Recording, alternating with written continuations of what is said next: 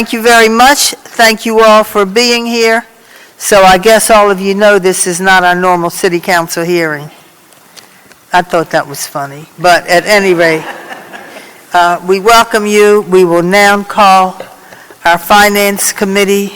We will now open this hearing, and we're going to ask the clerk to read the title of the first two bills. Bill 160402, an ordinance approving the fiscal year 2017 capital budget providing for expenditures for the capital purposes of the Philadelphia Gas Works, including supplying of funds in connection therewith, subject to certain constraints and conditions, and acknowledging receipt of the revised forecast of the capital budgets for fiscal years 2018 through 22, and Bill 160470, an ordinance amending the ordinance approved July 12, 1968, as last amended June 12, 2014, relating to pension benefits for employees working on behalf of Philadelphia Gas Works by revising the Philadelphia Gas Works pension plan to incorporate amendments thereto with respect to death benefits for certain plan participants, all under certain terms and conditions. Thank you very much. We note that we have a quorum. To my left, Councilman Bill Greenlee. To his left, Vice Chair Councilman Bobby Heenan. To his left, Councilwoman Blondell Reynolds Brown. To my right, Councilwoman Sherelle Parker. Next to her is Councilman Alan Dom, and to his right, Councilman David O. So we thank them for coming and thank all of you. We will now ask Janet Parrish, Esquire, Executive Director of the Gas Commission, and Douglas A. Moser, Executive Vice President, Acting CFO, PGW, to come forward.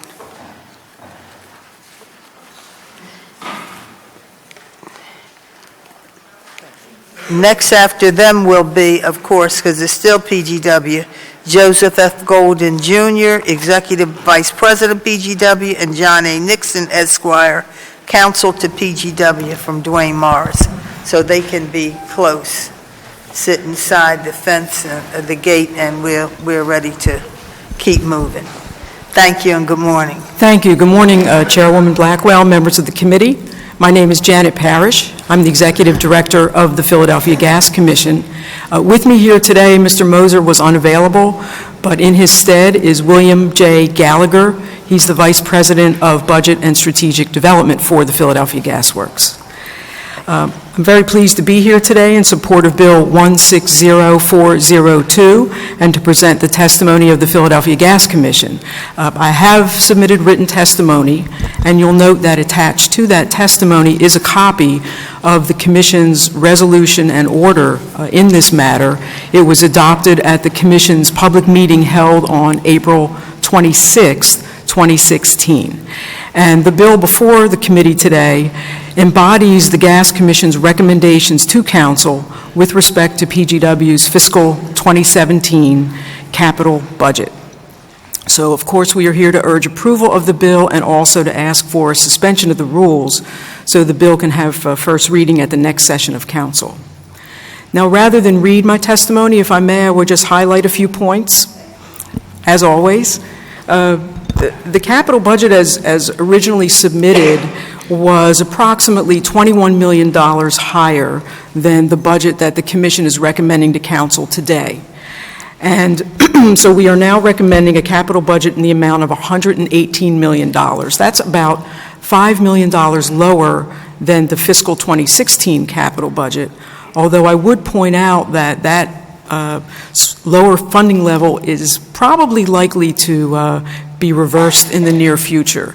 There was a large initiative called the Building Consolidation Project that PGW initially included in the proposed budget, but it's not quite ready. There's 2 phases to the project, and the Commission has asked that PGW go back and develop more specific cost estimates and really refine the project and then resubmit it as an entire package. So I do expect that we might be bringing a capital budget amendment your way at some point next year.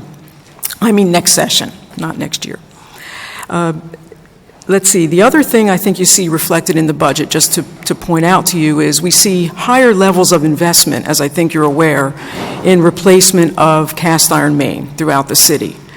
We are seeing now that through the DISC that I think you're all familiar with, the DSIC, or Distribution System Improvement Charge, there's about $33 million a year now that can be generated towards accelerated replacement of PGW's old infrastructure. So we are seeing more on the order of 33 miles or so per year reflected in the budget as compared to some years ago when 18 miles was the standard. So that you will see in the budget, and there are a lot of other details about the budget that are reflected in PGW's testimony. Just two other points I would touch on, and then, of course, we'd be happy to take any questions you might have. One is that, again, we are recommending that Council approve what we've come to refer to as the capital program protocols, also attached to the ordinance as an exhibit. These are the general rules of the game, so to speak, that Council and the Gas Commission have applied to the capital budget for PGW for some number of years now, and we're simply recommending that they be reauthorized one more time and applied to this particular budget. Among other things, it allows PGW and the Gas Commission to transfer funds within the budget as needed on occasion to address changing business needs. The other thing I would point out to you, as always, the capital budget is accompanied by a disadvantaged business enterprise participation forecast, which some of you, again, are very familiar that PGW does a pretty detailed analysis line by line of the budget, both the capital budget and the operating budget, which will be before the Gas Commission in the near future, and identifies the opportunities for DBE participation in those budgets. And this year, of course, is no exception. This fiscal year, to date, we've seen that on a rolling 12-month average, PGW's DBE participation is at about 15%, but unlike the city, that is actual spending, that is dollars out the door as opposed to the stated goal, or it is not based on contracts which potentially may be awarded or spent under in the near future, but is actual spending out the door. For fiscal 2017, PGW's targets are somewhat higher, reflecting a concerted effort to increase vendor outreach and also to enforce compliance against majority contractors. And so PGW recently has undertaken more detailed analysis that's trying to get a little more granular about where exactly the participation is coming from and where it is not, and to really be armed with the information to be a little bit more aggressive in enforcing and reaching those goals. And of course, we continue to meet periodically with the city's Office of Economic Opportunity to that end, to share resources and to pursue new outreach efforts. But that's pretty much it in a nutshell. Mr. Gallagher and myself are both here to answer any other questions you may have. Thank you very much. Thank you. Are there any questions? Yes, Council. Councilwoman Reynolds Brown. Good morning. Good morning. Thank you for your testimony. And yes, you are right. There are many of us on council who care about making sure there's a level playing field for economic opportunity for Philadelphia citizens. What prompted your action to take a closer laser beam focus and, to use your word, granular analysis of the enforcement side of MBE-WBE activity?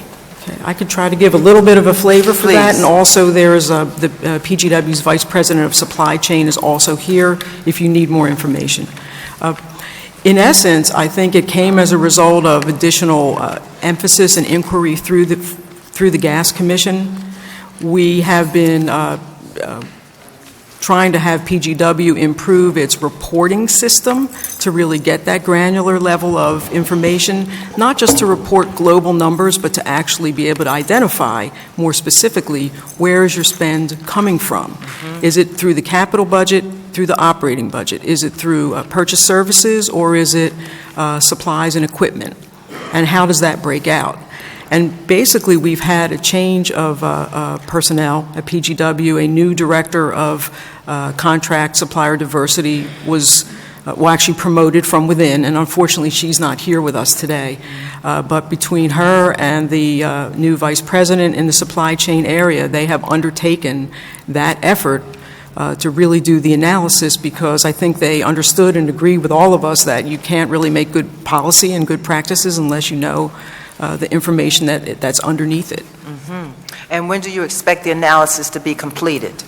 Well, the analysis is being done on an ongoing basis, so we are actually seeing reports now. There's a new dashboard identifying DBE vendor participation, which we'd be happy to share with you if you'd like to see it, you and the members of the committee. And PGW is now providing that to the Gas Commission on a quarterly basis. They have a plan together for updating the spend reporting system. There are certainly some information technology issues that have to be ironed out, and I know they are still trying to work their way through those. But again, if you would like to have more detail, we can ask Mr. Morrow to approach. Sure. You're certainly welcome to, sir. Or if he would like to add anything to Let me my ask you, high-level summary. Does that include professional services as well? Oh, yes, all areas of participation. Again, you're seeing here just the capital budget piece of it, and so we go through the same exercise on the operating budget side, which of course the Gas Commission has sole approval of, and then we have to kind of marry those two bodies of information. Okay. So this is really an ongoing effort. We're not there yet, I don't think, but I think we're starting to see some good steps in a good direction. Anything you care to add, sir? Do you want to add anything? Okay. Can you just identify the other professionals from PGW that are sitting behind you? Sure, who's here? Oh. I understand they're coming up on the next bill? Okay. Thank you. Thank you, Madam Chairwoman. Thank you. Councilman Dom and then Councilman Heenan. Thank you, Madam Chairwoman. Good morning. Good morning. Just a couple clarifications. You mentioned you're working on 33 miles per year of replacement. What's the total system miles? I remember the number, I just can't think of it offhand. What's your total number? We're starting approximately 1,500 miles. 1,500 miles. Yes. So if we do 33 a year, it sounds like the quick math is like 47 years it's going to take to replace our system? Yes, that's a reasonable estimate, yes, sir. And Please pull your mic up. I'm sorry. are we assessing the replacements based on the worst pipes that we have to replace first? Have we assessed what's the worst and we're going after those first? We've had a model in place that we use to prioritize which ones we're taking out first. The riskiest ones is to what we target. In the last 12 months, have we had any explosions along our system? No, sir. Last 24 months, any explosions? I think no, I don't believe so. Okay, well, that's good. I just wanted to make sure that we're Very on track good with news. that. Okay, thank you. Thank you very much. Thank you. Thank you. Councilman Heenan? Thank No, you, Madam. or is it Councilman, okay, Councilman Heenan, then Councilman, thank you. Thank you, Madam Chair. Good morning. Good morning. Good morning. Councilman Dom had just hit on the pipe replacement, the timeline, which I mean is easy to calculate. All right, you have in the budget here 18 miles for FY17 in at-risk pipe replacement. Is that correct? That's No. our traditional program we've done. That's your over the traditional, years. right? You're on an accelerated program. That's is correct, that correct? sir. Yes. Right. And what is that like? I mean, I think we did like 26 or 28 miles last year? A little bit more than that. And in the budget is about another 14 or 15, so that would make it about 33 in total. About 33, all right. Right. I mean, because I knew that we were on an accelerated, and I just wanted to make sure that everybody else, you know, that's watching, that's here, knows that PGW is on an accelerated pipe replacement plan for our at-risk, cast iron. Yes. For budget purposes, we separated out that the 18 miles has been our historical program, and the accelerated program is what we recover from DISC as far as our rates are concerned. So we've segmented them And both if in programs. FY16, it was in the budget for an expanded LNG or replacement of an LNG, It was on-site and then off-site? Actually, there was an initial proposal in the fiscal 2016 capital budget when filed for potential LNG expansion. That was withdrawn or eliminated from the budget because the project was not ready. And as I think you're aware now, it is in the RFP process as we speak. And there is nothing in this fiscal 2017 budget that provides for an LNG expansion. If and when PGW makes such a proposal to the Gas Commission, I think that would be in the form of an amendment to the budget, which of course we would then bring back to Correct. council. So we're still in the RFP process. Correct. Which, timing-wise, it doesn't make sense, actually, to have it in 17. So I agree with you, and it's already been approved by the board and went through the process for an expanded capital budget, right? Because we voted on it last year in 16. Well, again, conceptually, and again, Mr. Gallagher can correct me if I'm wrong, but I believe that the PFMC Board of Directors has approved to the extent of authorizing PGW to issue the RFP that is now outstanding. I believe the response date was just a couple days ago. Right. So I think we'll be seeing the results of that in the near future, but obviously we want it to be done quickly, thoroughly, and correctly.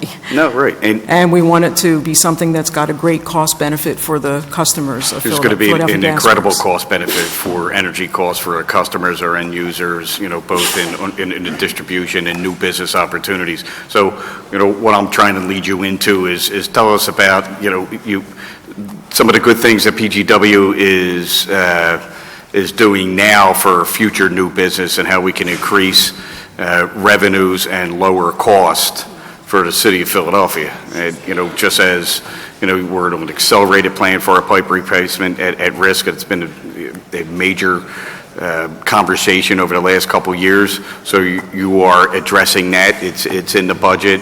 It's working. We exceeded the $18 million, normal, or 18 mile normal capital expenditure, but we're increasing that by 14 miles. But just being prepared for new business opportunities in the energy sector, and PGW being the centric driver of that for the city of Philadelphia. So can you talk about that quickly? Of the LNG, this is the biggest project that's driven by increasing our revenues. Like cast iron main is a safety issue. This is strictly, we're going to meet the load requirements of the city of Philadelphia, looking at new load. The marine market is something we're targeting with the LNG program. Transportation, so these are all new markets that we're trying to take advantage of with the LNG. Right now, we do have LNG, but we don't have sufficient amount to meet the new market demands. So this is strictly an investment in generating additional revenues. Correct. Right. All right, thank you. Thank you. Thank you very much. We note that Councilwoman Cindy Bass, a member of this committee, is also here, and we note that former DA Lynn Abraham is here. It's always a pleasure to see her. Thank you very much. Councilman O. Thank you very much, Chairwoman. So, in the appendix that you provided on page 4, under the governance standards section B, there's a paragraph 1, disadvantaged business enterprise participation. When we took action on the proposed FY 2016 operating budget, we directed PGW to submit its overdue plan for implementing a robust disadvantaged business enterprise, DBE, spend reporting system in accordance with ordering paragraph 5.b of our FY 2015 operating budget decision. This plan was required to provide a timeline ending by no later than December 31st, 2015 for completing the process of incorporating in PGW's quarterly DWE reports at least the specific categories of DBE spending identified in ordering paragraph 5.bi of FY15 operating budget decision. Is this completed, or it's going to be completed? It is not entirely completed. That's what I was referencing in response to Councilwoman Reynolds Brown's questions. I will add that through that process of having PGW work through developing the spend reporting system, we discovered that some of the categories of DBE spending that we threw out there as being reasonable, just because we had no other information to go on, we've sort of learned that going through the process that there may be better ways to parse and slice and dice the information. So to that extent, I think we were disappointed, to be honest with you, that there were delays in getting this project done. Okay, I'm going to interrupt you because I get what you're saying. So I have a hearing next Friday on this topic, and I will be sure to send you an invitation to participate as a witness. I think the issue is the city basically does not have a DWE process. Basically, people go outside the city, they apply online, or they go to some other entity to get certified as a minority, woman-owned, or persons with disability-owned business. After they're certified, I'm not sure what happens after that. What I mean is, what I would think would occur is that if it were me, once I've been certified as an Asian American 51% owned business, that in that application, it should also identify the competencies and categories. For example, if I'm a contractor, what type of contractor, what's my bonding capabilities. I'm not going to be able to get a $50 million bond, so I don't want to be in that category. And I'd like to have some feedback. I'd like to be alerted to when there are projects. I'd like to know the categories to be matched with. I'd like to talk to someone in the city when I bid for something. How did I do? Why didn't I get this work? I'd like some advice. I think it's a development process. I think these WBE programs are to be inclusive of qualified businesses that can do the job, to always provide opportunities for new businesses with new methodologies, new technologies, and they need feedback as to you may, you didn't get this work for this reason, and you could add this, you could try these things, how competitive. Without any feedback, without any process, without any categories of what type of work should I be applying for, this is what I'm trying to apply for. I think the process is not as intelligent as it could be, and I think the result is we have a lot of unsatisfied people that feel very frustrated about their chances of getting opportunities. And I would like to see that when this is done, that there is an intelligent format for providing real opportunities that can also provide feedback as to how these businesses are faring and what they can do to better position themselves. Okay. Well, that's obviously a very useful direction to go, and might I suggest that we try to see whether we can get Mr. Morrow and Ms. Patterson from PGW, who are the hands-on folks in that arena, Sure. to see if they can help I'd you out on love to see Friday. the forms they're creating, the categories they've created. I'd like to see their data, what they're basing it on, and how they intend to actually get the results of the best qualified and developing businesses, so that it isn't just like some words on paper that never get filled and that type of thing. And I think we could, kind of maybe put that process into the city for all its entities, be it PGW, the Parking Authority, or any other entity that is trying to contract and get qualified businesses. Okay, thank you. Thank you. Thank you very much. Are there any further questions? All right, we will now move on to Bill 160470. The one that just, okay, thank you. Good morning, thank you. Good morning. Please introduce yourself to the record and begin your testimony. Thank you. Good morning, Chairman Blackwell and members of the committee. My name is Joseph Golden, Executive Vice President and Acting Chief Financial Officer of PGW. Good morning. My name is John Nixon. I'm a partner at Dwayne Morris and outside counsel All right, to will you pull your mic PGW. closer, please? Good morning. My name is John Nixon. I'm a partner at Dwayne Morris in the Philadelphia office and outside counsel on pension matters for PGW. Thank you. Thank you, Chairwoman. I'm here today in support of Bill Number 160470. The bill makes certain changes to the Philadelphia Gas Works pension plan as negotiated with PGW's union, Local 686, in the last collective bargaining agreement.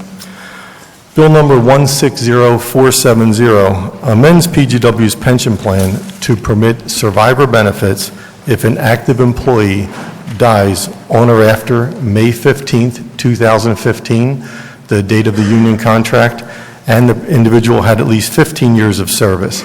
This was formerly 20 years of service. It will also permit survivor benefits if an employee who left the company on or after the union contract date of May 15th of 15 also dies with at least 15 years of service. This was formerly 20 years of service. The survivor benefit is limited to the employee's spouse or domestic partner.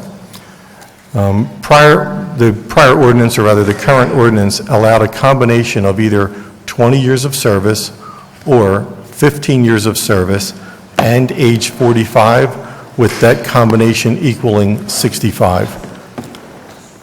So in addition to myself, the city's Director of Finance has reviewed the proposed changes contained in the bill as amended, and we have an actuarial report prepared by Aon Hewitt that was submitted to the committee concerning the same changes.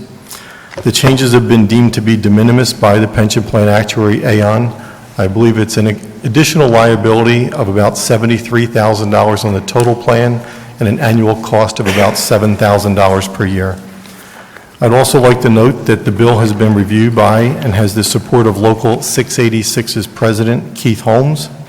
I'm accompanied today by members of PGW staff and council, as well as outside counsel, Mr. Nixon. He'll be happy to join me in answering any questions you may have on Bill Number 160470. PGW also respectfully requests a suspension of the rules so that the bill may have a first reading at the next council hearing. PGW thanks for your consideration, and with your permission, I'll turn it over to Mr. Nixon unless there are questions for me at this point. Thank you. Good morning. My name is John Nixon. As I mentioned, I'm outside counsel to PGW on pension matters. Rather than go through the testimony, I will just reiterate Mr. Golden's comments. The proposed changes would allow for the payment of survivor benefits to an employee who dies after May 15, 2015 with at least 15 years of service, or an employee who separates from service with the company after May 15, 2015 and dies with 15 years of service. This is it was a negotiated change from the pre-existing condition, which was 20 years of service or 15 years of service and age 45. So as Mr. Golden mentioned, Aon Hewitt has reviewed the cost of the change and found it to be de minimis, and this has the support of Local 686. So I'm available to answer any questions on this change. Thank you very much. Councilwoman Parker has a question.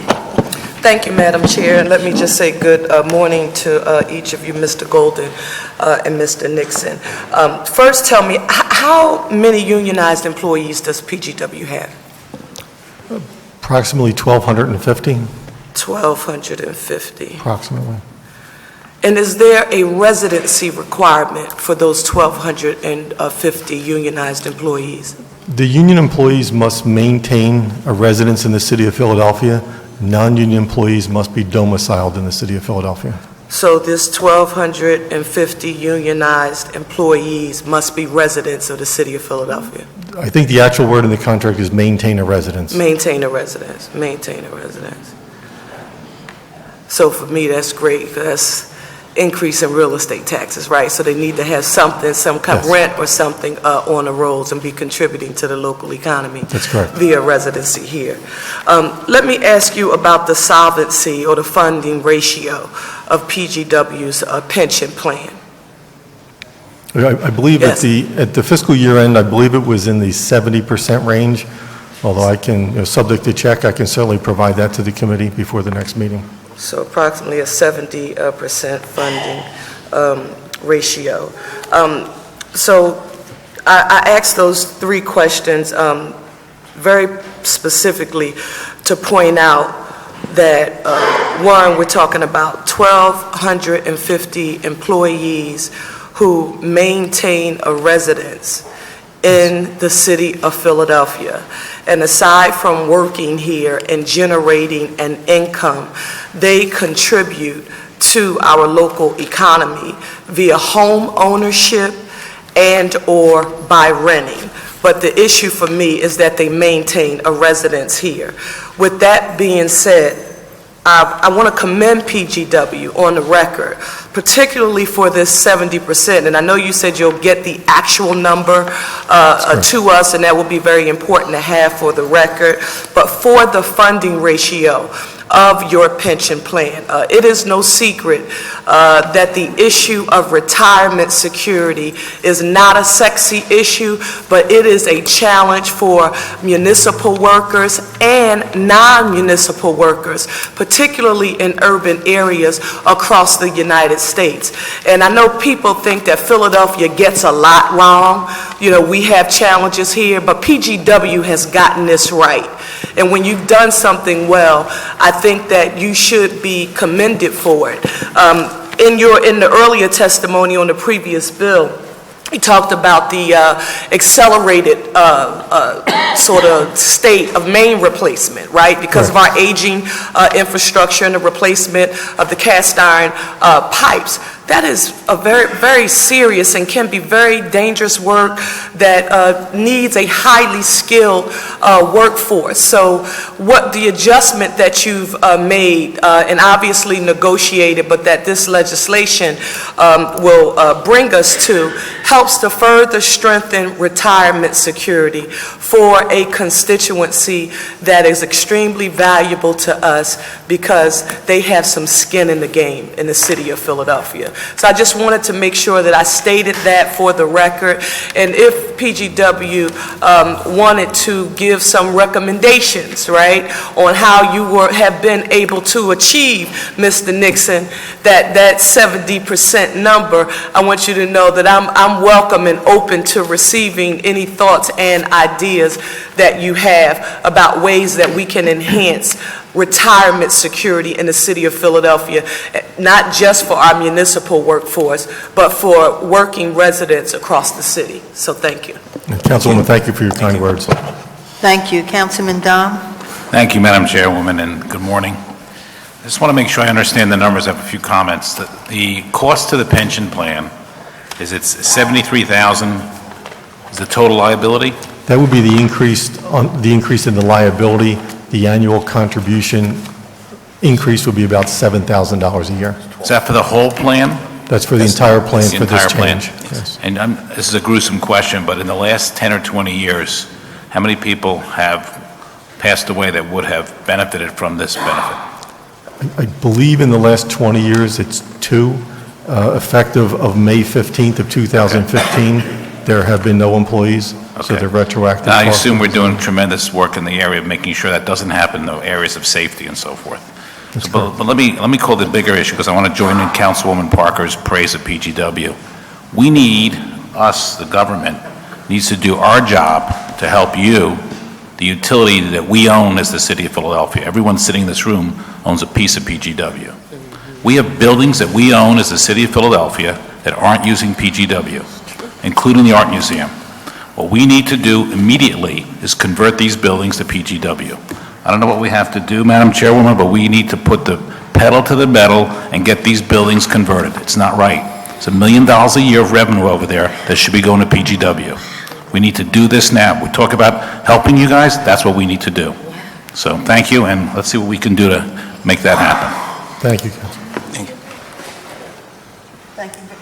Thank you very much. Are there further questions? Councilwoman Reynolds Brown? Good afternoon. Good afternoon. You stated in your testimony that Local 686 is okay with the resolution that you've crafted around the pension plan. Is there a letter stipulating that in writing? Is there anyone here from Local 686 to speak to that? There's, okay, that question has been answered. Let me further commend PGW for this.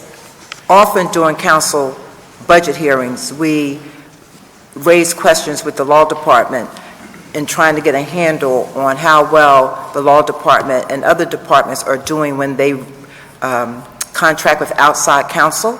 And what we've learned too often is that in the city with its demographics, we don't do well as a city in making sure that when we contract with outside counsel, that minority partners of those firms get opportunity.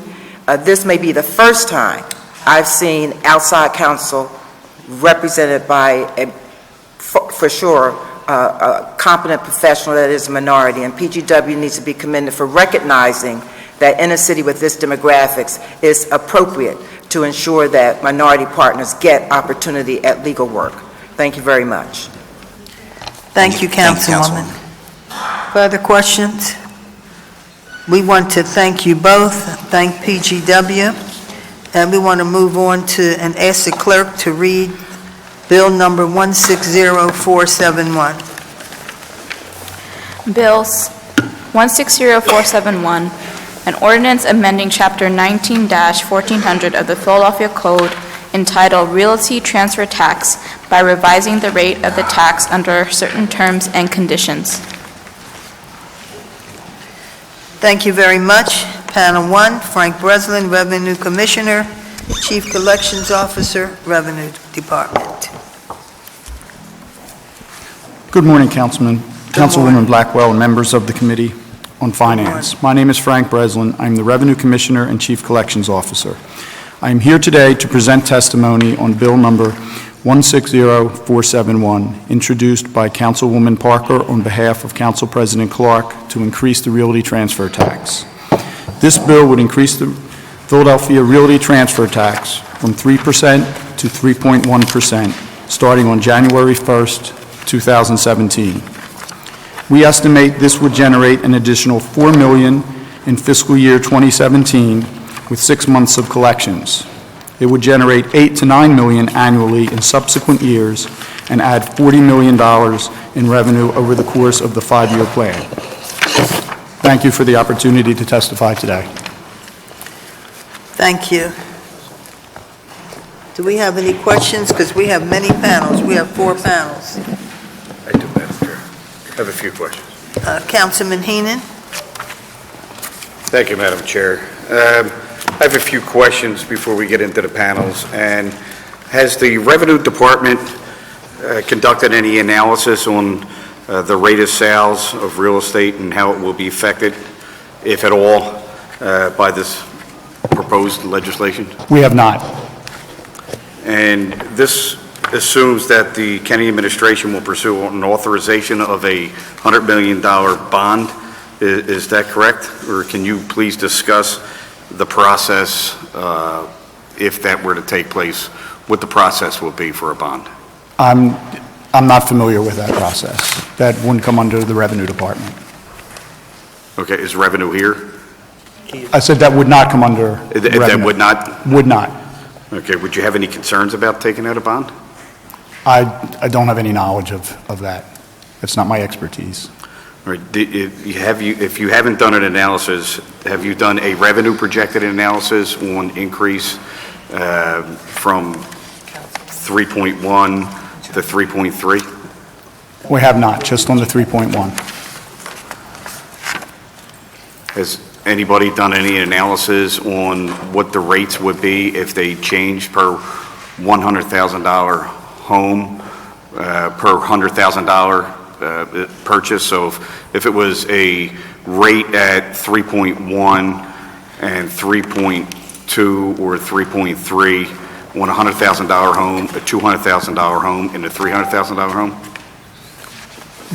What the difference would be at multiple rates, What would it be in the do. transfer? We obviously know $100,000. the transfer tax, what the additional transfer tax would be at the 3.1 rate. We didn't do any analysis of alternative rates. What would it be for 3.1 per $100,000 purchase? Oh, 3.1. Could you give me $100,000 home purchase? I don't have that in front of me, but I mean, we could do the math.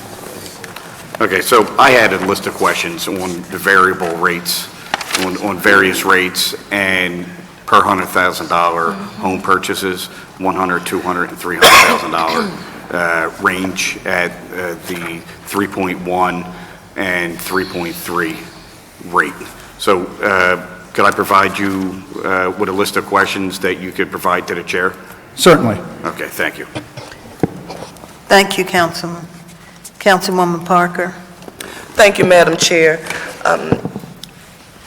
Mr. Breslin, is there anyone here from OHCD who could join you at the table? Is there anyone here from OHCD? Yes, I think someone's coming up. Thank you.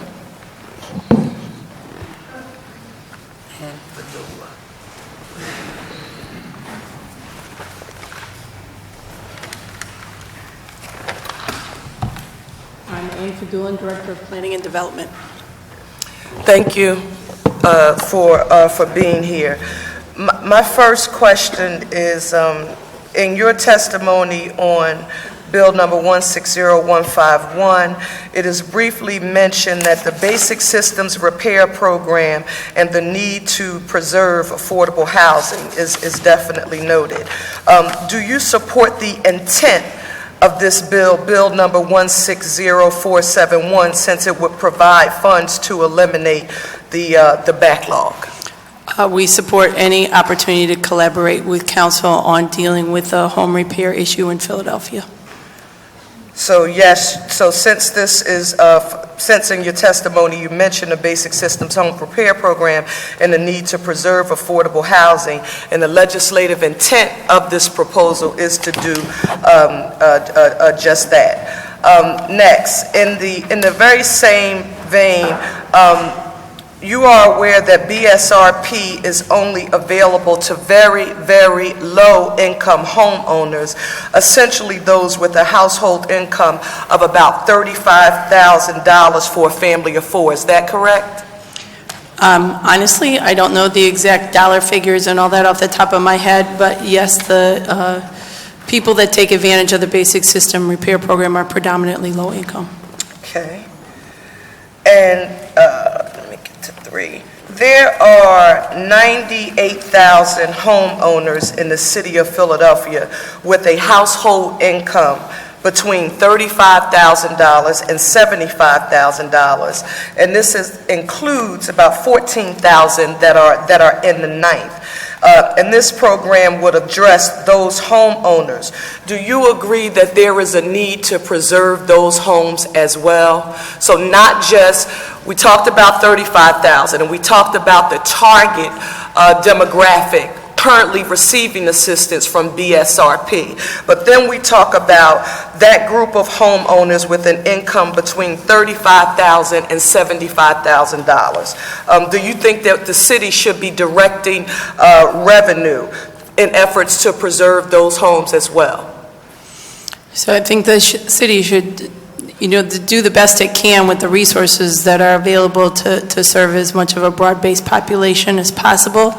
I believe that's why during the budget testimony that we had for the Planning and Development Department back in April, we mentioned that we're going to be looking at other cities for best practices, and in particular, we're investigating something that's happening in Cleveland Heights that is more of a combination grant/loan program to see if there's a way to potentially use our dollars or look for alternative dollars to treat homes that may not or households that may not necessarily qualify under the existing Basic System Repair Program. So in the location that you just mentioned, did you say Cleveland? Heights. Cleveland Heights. So in response to a question that my colleague, Councilman Heenan, mentioned earlier, and I want to make sure I state this for the record while both of you are here, just for the record, the impact of the 0.1% transfer tax increase. If the sale price of a home is $100,000, we're talking about an increase of $100. The buyer share of that would be $50, and the seller share would be $50. If that sale price was $250,000, the increase is $250, and let me go through this for the record. That would be a $125 buyer share, $125 seller share. And if the home was at $500,000, the increase is $500. Now $250 buyer share and a $250 seller share. And the reason why I wanted to state that for the record is because when Council President Clark worked on this legislation, it was because he had talked to members of this body who represent districts across the city of Philadelphia and that demographic that I just described to you. It's the demographic whose income is $35,000 to $75,000. And these are the people who maintain homes outside of the sexy growth areas where there are lots of development. And the city of Philadelphia is comprised of neighborhoods that consist of a very aging infrastructure. And many of the constituents that I'm referencing are those that I would consider to be house poor. They live in a structure that is brick, that is well made, that all of the new sexy development, it couldn't hold a candle next to the strength and the quality of those older houses. However, they don't have access to the market because they don't all have perfect credit. So they're not able either to get a low interest loan or a no interest loan to, let's say, fix the roof, fix the heater, work on the steps that are crumbling, all of those things that work to keep Philadelphia's neighborhoods stable and preserved. So for me and my constituency, and I'm sure I can speak for my colleagues here, when we travel across the city, we hear about the power of that 10-year tax abatement, incentivizing new development. And I've been a strong advocate because I support the abatement, because I think we need to grow the pie, the economic pie, and development and growth helps us. But at the same time we are subsidizing new development, we cannot forget the people who own homes in neighborhoods across the city that have had skin in the game for a very long time,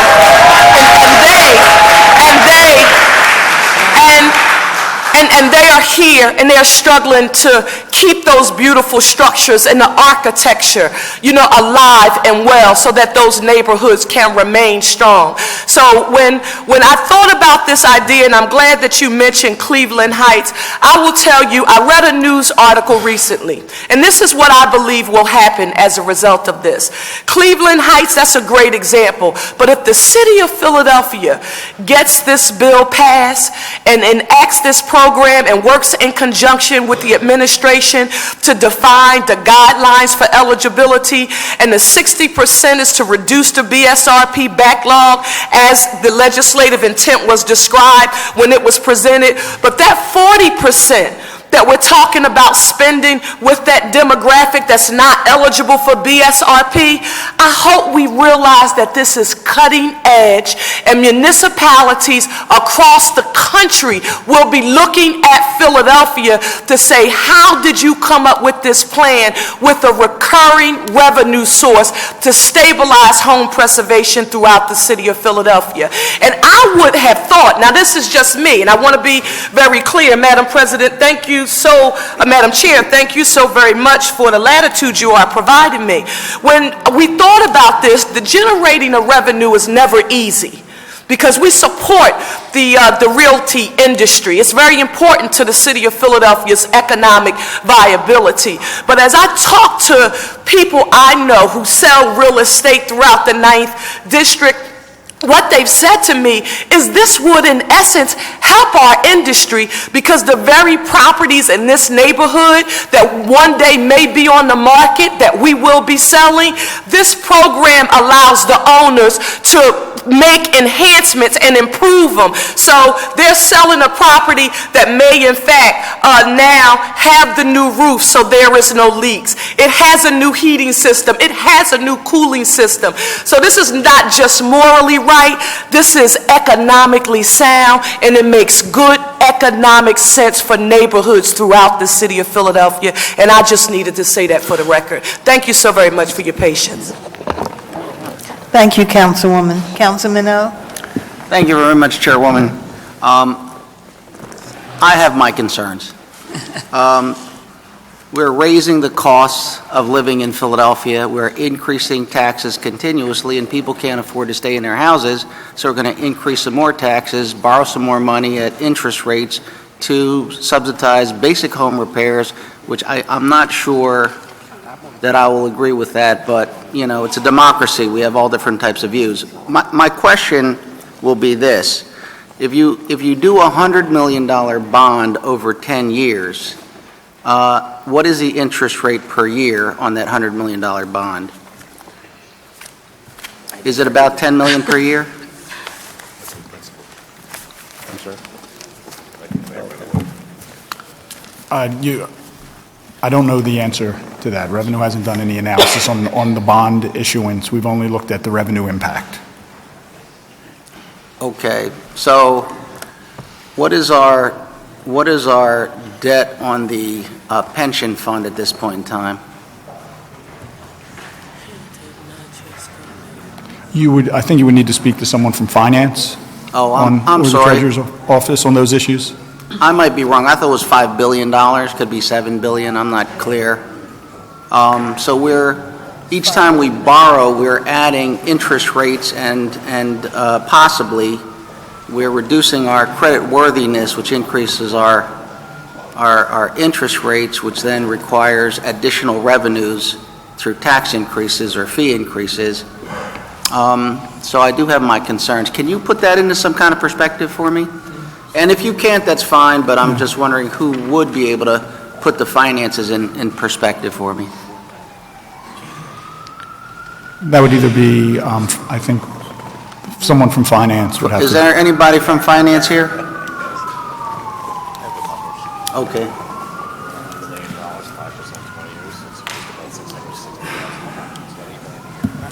Okay, so it's about $8 million a year. So we're going to, on a 20-year amortization, so we're going to borrow, we're going to issue a bond for $100 million and pay $8 million in interest every year. Plus, and principal? Includes principal. I'm sorry, it's principal and interest.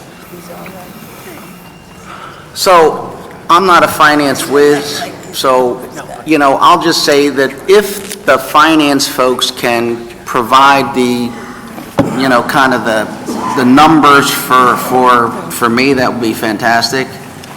But that is a concern for me. Okay. Thank you. Thank you, Chairwoman. Councilman Dom? Thank you, Madam Chairwoman, and good morning. Morning. So I think the initiatives are good. I think the issue that I see personally is raising the transfer tax, but the initiatives are good. But here's who I think benefits the most. Besides the people who are in the homes, it's the neighborhoods. And at the end of the day, by fixing up the neighborhoods, it's a great thing for the city, okay? And who benefits from that? The people who live there. Who also benefits from that? The city of Philadelphia. And less services, less everything, less issues, and more taxes. So in some ways, if this was a business, okay, the investment of this money is going to come back to OPA. And that's where the money probably should come from. And I can tell you this, and you guys know this, we have a lot of money in OPA that we're not assessing correctly. I mean, I sat with 50 abated commercial properties for 1 hour and pulled out $3 million a year. Give me another 5 hours and I'll get $40 million. You know, it's just like, it's like pickings are easy here. So what I'm saying is we should do the programs. We should just look at other alternatives on how to fund it, but I support the council president of these programs. I think they're great. I think it's important to invest in these buildings and to make these neighborhoods better. And at the end of the day, it's smart for us to do this because we're fixing up our real estate. It's very important. By the way, you let the real estate deteriorate, it's going to cost us way more money at the end of the day, way more. So we should do this. The only issue that I'm concerned about isn't the dollars of the raise, it's the message it sends in raising a transfer tax. Might not be the right message. We can get the money by correctly assessing more properties in other areas. We can get the money. We should do this, but look for another source in order to fund it. Thank you. Thank you very much. Any further questions? Councilwoman Sherelle Parker. Thank you. Let me ask you, Mr. Breslin, if you know, when was first of all, for the record, what is the current rate of the realty transfer tax? 3%. So it is 3%. Tell me, when was that rate established? When was the last time the realty transfer tax was increased? I don't know that for the record. No, I don't know that off the top of my head. Okay, well, maybe my colleague can answer that question for me. Unfortunately, I'm probably one of the oldest people here. Don't say that. But when I was chairman of the Board of Realtors, Residential Division in 1988, the realty transfer tax went from 4.0 to 5.07. And then there was a lawsuit, and the city lost. And it came back down to 4%. That was in 1990. The city actually paid out $31 million to homeowners who had their transfer tax illegally raised. Excuse me? Anyway, that was the history of it. It's been 4% since 1990. Okay. Total. That includes the city and the county, whatever. 4% since 19. So Councilman, just help me. So you're saying it hasn't been raised since, increased since 90? Well, you can say it hasn't been changed, but you have to remember that at the time, it was the highest in the free world. The transfer tax was the highest in the free world. So you have to also remember that the transfer tax collects more money as we do a better job with the values in the city.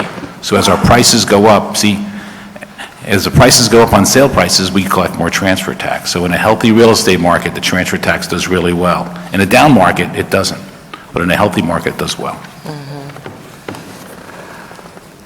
Let me also just a note for the record, and I want to reinforce this concept. And I think Councilman Dom in his response actually touched on this.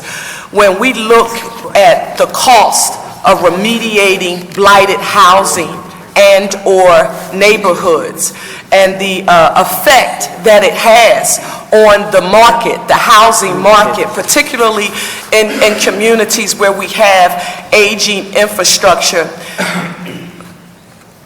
delaying remediation now means that we will pay more on the back end in the areas that he just mentioned. So yeah, I appreciate the thinking regarding Philadelphia having a robust market. Believe me, when you're in an area that people are not running to buy houses, when they're not selling like hotcakes, like all of the sort of other houses that we see in areas that are burgeoning with new growth and development, you want nothing more than to support the industry in that particular area, because it helps to sort of decrease the amount of vacancy that we have in the area, and we want to help to strengthen that market. But I will dare say to us that Philadelphia would be a case study for how to get it right if we have generated a recurring revenue source to address this. And the only challenge I will say that I have with it is that I know a sunset is included, and it is similar to what we witnessed with the cigarette tax that I know all too well because of work in the Commonwealth of Pennsylvania. And when we look at the school district's projected future deficit, we immediately are going to have to deal with that cigarette tax revenue being removed as income as the district struggles. So recurring revenue source, I wanted to make sure I note that, and also the sunset. Thank you. Thank you, Councilman. Councilman Greenlee? Thank you, Madam Chair. Just I want to be clear here. Mr. President, you say in your testimony the bill would increase the Philadelphia realty transfer tax from 3% to 3.1. I think Councilman Dom said it's 4? Well, the Philadelphia rate is 3% and would increase to 3.1, and then there's a 1% state rate. Oh, okay. So the two combined. We're just dealing with the Philadelphia, obviously. Yes. Here. Right. Okay. Okay. Thank you. Councilman O? Thank you very much, Chairman. I'll be brief. So I do think it's a wonderful program. What I'm saying is that we have a very large budget, $4.1 billion, the largest I've seen since I've been here. We have new taxes, we have increased fees. I know from our last hearing that the parking authority wants to increase the parking rates. What I'm saying is basically, I agree that we have to dig deep, but the commitment goes both ways. We have a very large budget. We have $179 million in unidentified over-allocation. That means if you need 10 million, there's 15 million in the budget. 5 million, I don't know what it's for. So why don't we take that money and give it to this program? Why don't we use that money for all these other things we're trying to do, rather than increase taxes, take the money that's in the budget that is unidentified and use it for these programs and other programs. If you're serious about it, if you want to be, you want to talk tough, walk tough. Don't raise the taxes before you dig into the budget and take the money that's not been identified and use it for the programs. If you need more money, that's another day's issue. But I wouldn't say conservative amounts of the money, I'd say there's deceptive amounts of money in the budget. They are not used year after year, they're transferred out for something else. Commit them to these projects. Don't try to add new money on top of existing money that could already be spent on this and many other programs that are coming up before the end of this term. Thank you. Thank you very much. Are there any other questions? Thank you very much. Then we will go to panel 2. Beth McConnell, Policy Advisor, Philadelphia Association of Community Development Corporations, or CDCs. We saw Rick Sauer here. Paul Garvey, President, Greater Philadelphia Association of Realtors. Stephanie Selden, Executive Director, Rebuilding Together, Philadelphia. Ruby Beckett, a homeowner for Rebuilding Together, Philadelphia. And David Feldman, Executive Director, Development Workshop. Take it. You need this pen? Good morning. My name is Beth McConnell. I'm the Policy Director with the Philadelphia Association of Community Development Corporations, PACDC, and thank you for the opportunity to testify. PACDC supports Bill number 160471, which would increase the city's portion of the realty transfer tax by 0.1% for 10 years. We support this bill because under a plan proposed by Council President Clark and with the leadership also of Councilwoman Parker, the intended purpose of the revenue generated is to make a significant investment in home repair programs for low-income homeowners, for which there's an overwhelming need. As you know, waiting lists for home repair programs can be 2 to 5 years long, which means that homeowners must live under unsafe or unhealthy conditions that worsen and become more expensive to fix as they wait for help. Under the proposal, PHDC, the Philadelphia Housing Development Corporation, would receive the funds for homeowners that are on the waiting list for the Basic Systems Repair Program, the Adaptive Modifications Program, and the Weatherization Assistance Program. While PHDC and its programs must get a boost in resources, also should many of the nonprofits, including CDCs and those that we'll hear from today, that have an excellent track record of making home repairs and adaptive modifications, as well as improving the energy efficiency of homes through weatherization. These nonprofits and CDCs leverage additional private and philanthropic resources with public funds and use a combination of volunteer and contract labor, allowing them to work cost efficiently and comprehensively to address a range of home repair needs. And their participation would allow the city to stretch its limited public funds further to benefit more homeowners more rapidly. PACDC is also calling on City Council and Mayor Kenny to at least double dedicated permanent revenue to the Philadelphia Housing Trust Fund. More than 100,000 low-income Philadelphians are on waiting lists for affordable rental units, which likely represents only a fraction of the need. This forces them to spend either way too much of their meager earnings on rent, leaving little for other basic necessities like food, transportation, and medical care. Low-income renters are also often forced to rent apartments that are in substandard conditions, threatening their health and safety.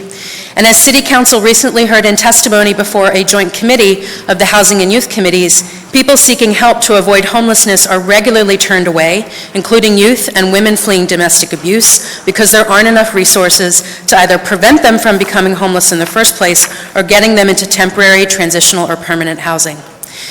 In addition to supporting Bill number 160471, PACDC and our allies under the leadership of Councilwoman Blackwell have already presented a series of suggestions to City Council and the Kenney administration for permanent dedicated revenue sources to the Housing Trust Fund. And we know under Councilman Dom's leadership we'll have an opportunity to share that with the full Housing Committee in 2 weeks. We look forward to that.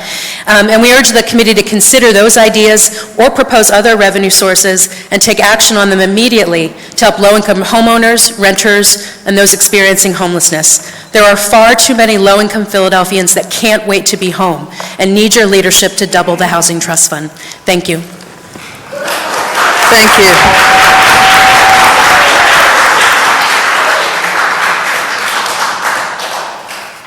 Good morning. My name is Stephanie Selden, and I'm the Executive Director at Rebuilding Together Philadelphia. Chairwoman Blackwell and members of the committee, thank you for the opportunity to testify today in favor of the ordinance to increase the realty transfer tax by 1.1% in order to repair the deteriorating homes of needy Philadelphians. Rebuilding Together Philadelphia renovates 75 owner-occupied homes a year by mobilizing 1,500 volunteers. We accomplish our work through a block build strategy where we repair 15 to 25 clustered homes in a targeted neighborhood over several days with 100 to 300 volunteers. Since 1988, Rebuilding Together Philadelphia has renovated 1,382 homes for low-income homeowners who are up to 80% of area median income. With Philadelphia's high rate of poverty and aging housing stock, there are an extraordinary number of families living in substandard housing. The 2 to 5 year waiting list that Beth just mentioned means 6,000 needy families are waiting for basic system repairs. The Philadelphians in need are both old and young. The Philadelphia Corporation for Aging estimates that there are 282,000 people age 60 or older, and 70% of those own their own homes, and 2/3 of those say that they are having trouble maintaining their homes. The statistics for children are even more disheartening. The Pennsylvania Department of Health reports that 1 in 10 children in Philadelphia have elevated lead levels. This is not from drinking water, but from lead paint dust. Substandard housing is also to blame for Philadelphia's status as the 3rd worst city in the United States for asthma. 16,000 Philadelphia children go to the emergency room for asthma each year, as Councilwoman Blondell Reynolds Brown mentioned in the hearing. Thank you for having that very important hearing last week and allowing us to testify there. Home repair is not only essential for the health and safety of residents, but it's critical to keeping our neighborhoods diverse. Long-term low-income homeowners in gentrifying neighborhoods should not be involuntarily displaced due to rising home values. It is especially difficult for homeowners to remain in their homes if they need extensive repairs, but they cannot afford them. I also want to highlight the environmental impact of renovating deteriorating homes. Energy efficiency upgrades for homeowners not only make homes more comfortable, but also save limited resources. Over 22% of housing expenses for Philadelphians goes towards utilities. The Department of Energy estimates that 10 to 20% of a homeowner's energy costs could be going to waste from drafts, air leaks, and outdated heating and cooling systems. And of course, the greenest building is the one that is already built. Rebuilding Together Philadelphia's repairs are extraordinarily cost-effective because RTP leverages volunteer resources. Our average cost is just $8,000 per home. There are many practical, effective measures to make housing healthier and safer that can be accomplished by volunteers. Volunteers can remove old wall-to-wall carpeting and patch exterior holes to prevent infestation and eliminate pests, allergens, and other dust mites that trigger asthma. It is easy for volunteers to secure loose thresholds, install grab bars, and secure guardrails for injury prevention for older adults. I point out that it costs $37,000 for a hip replacement, but only $37 for a grab bar. Rebuilding Together Philadelphia commends Council President Clark for recognizing home repair as a critical need in Philadelphia, and we wholeheartedly endorse the ordinance to increase the real estate transfer tax. We do, however, urge City Council and the administration to include Rebuilding Together, Habitat for Humanity, the Energy Coordinating Agency, and other nonprofit repair providers, including CDCs, with a proven track record as beneficiaries of the revenue generated from the increased transfer tax. Unfortunately, there is nothing in any of the written documentation provided by Council President Clark that includes any of these agencies as beneficiaries. RTP has two distinct advantages over solely using PHGC to conduct repairs. First, volunteers significantly reduce the cost of repairs. Second, RTP can actually do more types of repairs than BSRP, including repairs that allow seniors to age in place and children to grow up healthy, such as the grab bar installation and the carpet removal that I discussed, but also other additional work to make homes healthier and safer, such as adding outside lighting, including carbon monoxide detectors, fire extinguishers, smoke detectors. These are all things that Rebuilding Together does that BSRP does not do. We also urge Council not to allow the transfer tax increase to sunset after 10 years. The city should establish a permanent source of funding to allow all Philadelphians to live in a safe and healthy home. I invite all of Council who have not already been to our Rebuilding Day tomorrow in Councilwoman Parker's district in West Oak Lane. We'll be renovating 9 homes there. Two of our volunteers are here today. One is Ruby Beckett and her daughter Andrea. We had the pleasure of working in their homes in Mantua this past April. I believe Councilwoman Blackwell took a tour of that home, and many folks from Councilman Dom's staff were also in that home.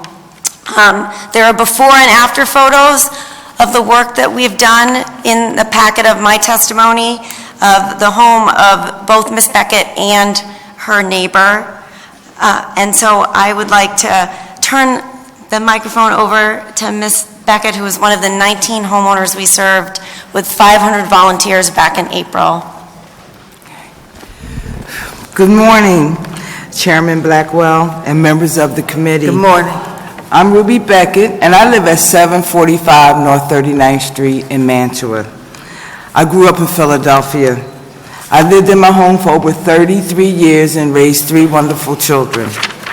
I call my house my baby. It's my love and pride and joy. I needed a new roof a couple years ago, for years, and all I was able to do is patchwork. I got a loan. I hired contractors.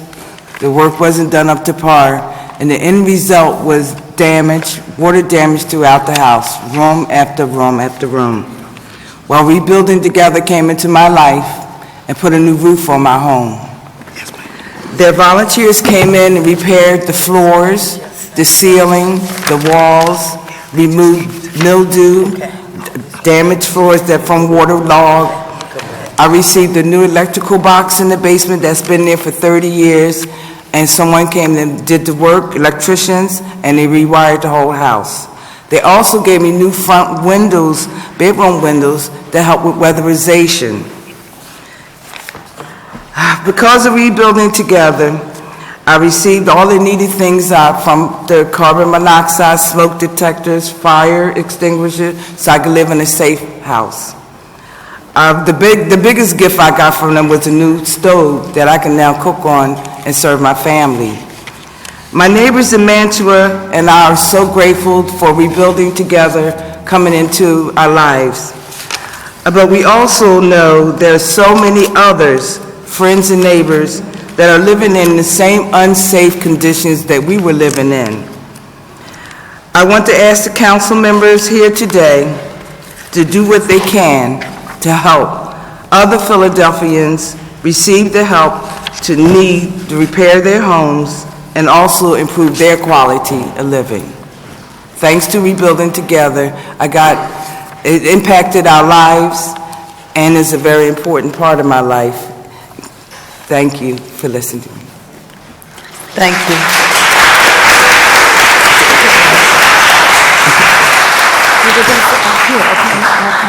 Thank you, and thank you for the principal and the program and the school and all that you all have done.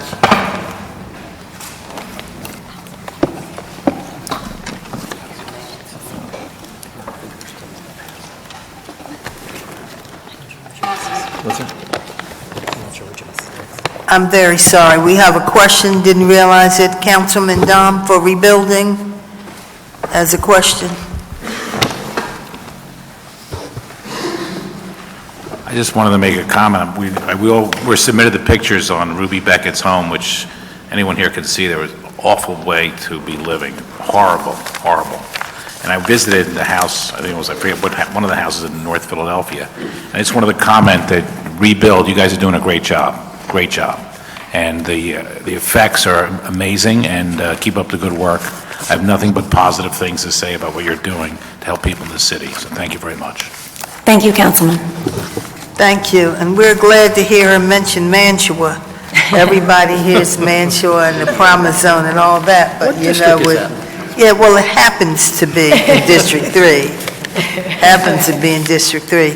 But we're also glad because so many people there are worried that they won't be able to stay, and they're worried about the new building pushing them out. So we're glad to hear about programs that help people to remain where they are. We thank Dwayne Drummond, who's here, who's president of Mantua. And so we thank you as well. Wonderful program. Thank you, Councilman Dowd. I totally agree.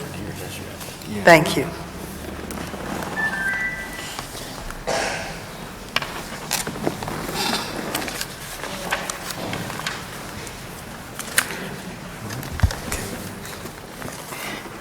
Good Chairman, morning. Thank you.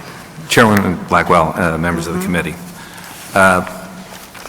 My name is Paul Garvey, and I serve as president of the Greater Philadelphia Association of Realtors. We're comprised of 2,000 licensed real estate professionals and related service providers. We work on every block in this city and are the leading advocate for professionalism and integrity in Philadelphia real estate. We provide the resources necessary to advance our members' education, encourage and enforce ethical business practices as they help our neighbors buy, sell, and lease their homes. We work to preserve private property rights and strengthen the community we serve. Thank you for the opportunity to testify today regarding Bill number 160471. Over the past 100 years, the Greater Philadelphia Association of Realtors has been dedicated to promoting home ownership and encouraging investment in real estate in the city of Philadelphia. We fully support efforts to address the city's home repair preservation needs and the programs that you have. They're phenomenal and necessary to our community. We believe, though, that increasing the realty transfer tax compounds what is already a major cost burden for home buyers. As we continue to promote Philadelphia as a world-class city where young people desire to live, families want to raise their children, and businesses want to invest, this proposed tax increase sends the wrong message. So the purpose of the funds and the objectives of raising the funds we're fully aligned with, but the message that this tax increase sends is just wrong, and we would like to embrace the committee to find other sources of funds for this necessary expense and service. An increase in the realty transfer tax makes housing less affordable for everyone, but it hits hardest on our seniors, low-income, and younger members of our community. This tax increase punishes fixed-income senior citizens who have spent a lifetime building equity into their home by making them surrender a portion of their equity to taxes when they downsize to a smaller home or to a senior living arrangement. To a much greater extent, this tax increase will be the burden of the low-income and the first-time home buyer. Most first-time homebuyers struggle to qualify for mortgages and save for down payments. They pay premiums because of their lack of credit and are often required to purchase mortgage insurance. Upfront costs are the biggest constraint to home ownership for the first-time and low-income homebuyer. For every 1% increase needed for a down payment, home affordability decreases by up to 70% for potential homeowners. Attached is our testimony as a sample of the estimated closing costs for a $172,000 home, the average price of home sales in Philadelphia for 2015. As you can see, any potential buyer would be daunted by the myriad fees and taxes related to the real estate transaction. Why, we ask, would we want to add another cost on top of what they are already hard-pressed to afford?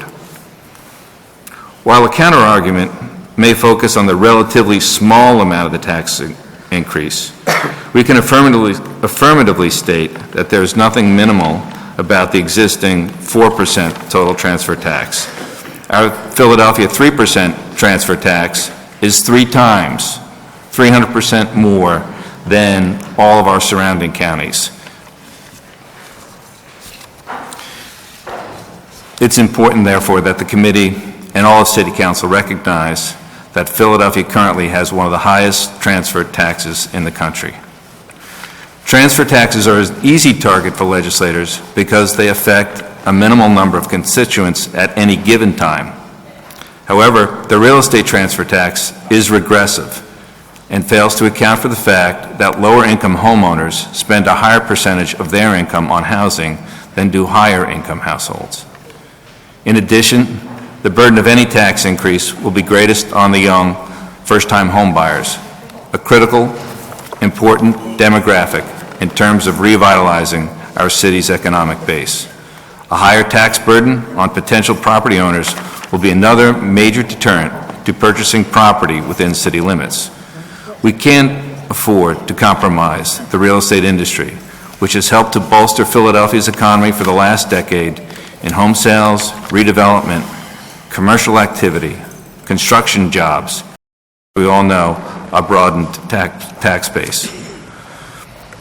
We also believe that this tax increase makes Philadelphia less competitive at a time when we can least afford it. When businesses recruit new employees to the city, housing and related costs, transaction costs, are considered as they may be borne by the employee or employer. Higher transaction costs will limit a company's ability to attract new employees or increase the cost to relocate jobs to Philadelphia. Please let it be clear that GPAR is not, Greater Philadelphia Association of Realtors, is not opposed to funding for home repair and modification programs.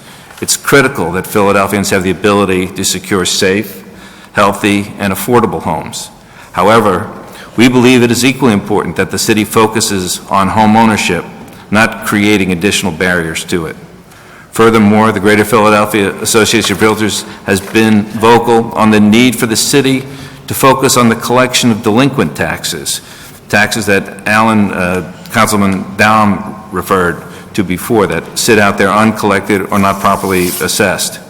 It is our belief that with improved collection practices, millions could be allocated to improving our city's homes, schools, and infrastructure, all necessary expenses. We welcome the opportunity to participate in further dialogue to come up with a common-sense funding solution to address housing needs in Philadelphia.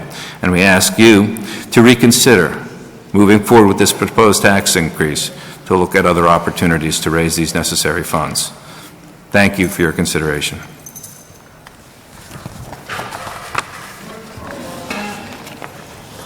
Good morning. Still for another couple minutes anyway. Good morning, Councilwoman Blackwell and members of the Finance Committee. My name is David Feldman, and I serve as Executive Director of the Development Workshop. The Development Workshop is a consortium of companies involved in the development of buildings that, simply put, are of a scale that requires a crane to erect them. We include developers, real estate attorneys, construction companies, architecture and engineering firms, real estate professionals, and economists. And I'll be reading an abridged version of my full testimony, so I'll direct you to that for more detail in your packages. Thank you. The development workshop is concerned with issues related to the health of the city of Philadelphia and its development climate, realizing that an economically healthy and growing city is beneficial to the development community. Conversely, visitors and companies looking to locate in Philadelphia understand that seeing cranes on the skyline is an indicator of a vibrant and growing city. So a healthy development environment is a sign of a healthy and robust city. It is in this spirit of mutual benefit that I'm here this morning to testify on Bill 160471 regarding an increase in the real estate transfer tax targeted to use the additional revenue generated to fund housing preservation and repair programs. We are in support of this bill, recognizing that reducing blight and addressing deferred maintenance issues in homes whose residents don't have the means to undertake needed repairs will stabilize housing quality citywide, while stemming loss of decent, affordable housing units during a time of increased housing cost burden for lower-income Philadelphia residents. Although Philadelphia already has one of the highest real estate transfer taxes in the country, we realize that also having one of the highest poverty rates and some of the oldest housing stock in the nation justifies this limited time increase to fund a targeted and productive housing stabilization and preservation program. We want to work closely with Council and with the administration, along with other stakeholders, to provide our expertise in developing programs that would be funded by this increased real estate tax. While supportive of the goals of the Council President's plan, we have some concerns that are addressed in our testimony today. These concerns include specifics in the design of the program, especially the not yet defined loan program. 2, the capacity of stated recipient of the funds, Philadelphia Housing Development Corporation, PHDC, to increase capacity at the scale and in the time frame proposed. Limited flexibility to adjust the program over the 10-year period in response to needs and outcomes, especially if use is limited to PHDC, instead of having the funds go to the Housing Trust Fund, which can fund PHDC as well as other city and nonprofit service providers. The need for repair and weatherization loan programs among small-scale landlords with low and moderate income tenants to preserve quality affordable rental units. We have a concern with the use of a bond to front-load a program that would be better served by a steady, increased source of funds on an annual basis and not using funds for interest payments. We're also concerned about the use of a bond that would commit a fixed annual repayment based on a source of funds that will fluctuate unpredictably with local real estate market conditions from year to year. We understand that with extreme cuts in HUD funding since 2000, wait lists for services, especially BSRP, have grown long with homeowners waiting years for critical repairs to go unaddressed. In Philadelphia, many homeowners are seniors on low fixed income with little ability to pay for repairs or borrow to pay for repairs. This is the most important population that needs to receive these grant-based repair services in a timely fashion. We propose other types of occupancy as well, where loan programs are more appropriate, including high or moderate income homeowners and small-scale landlords with low-income tenants.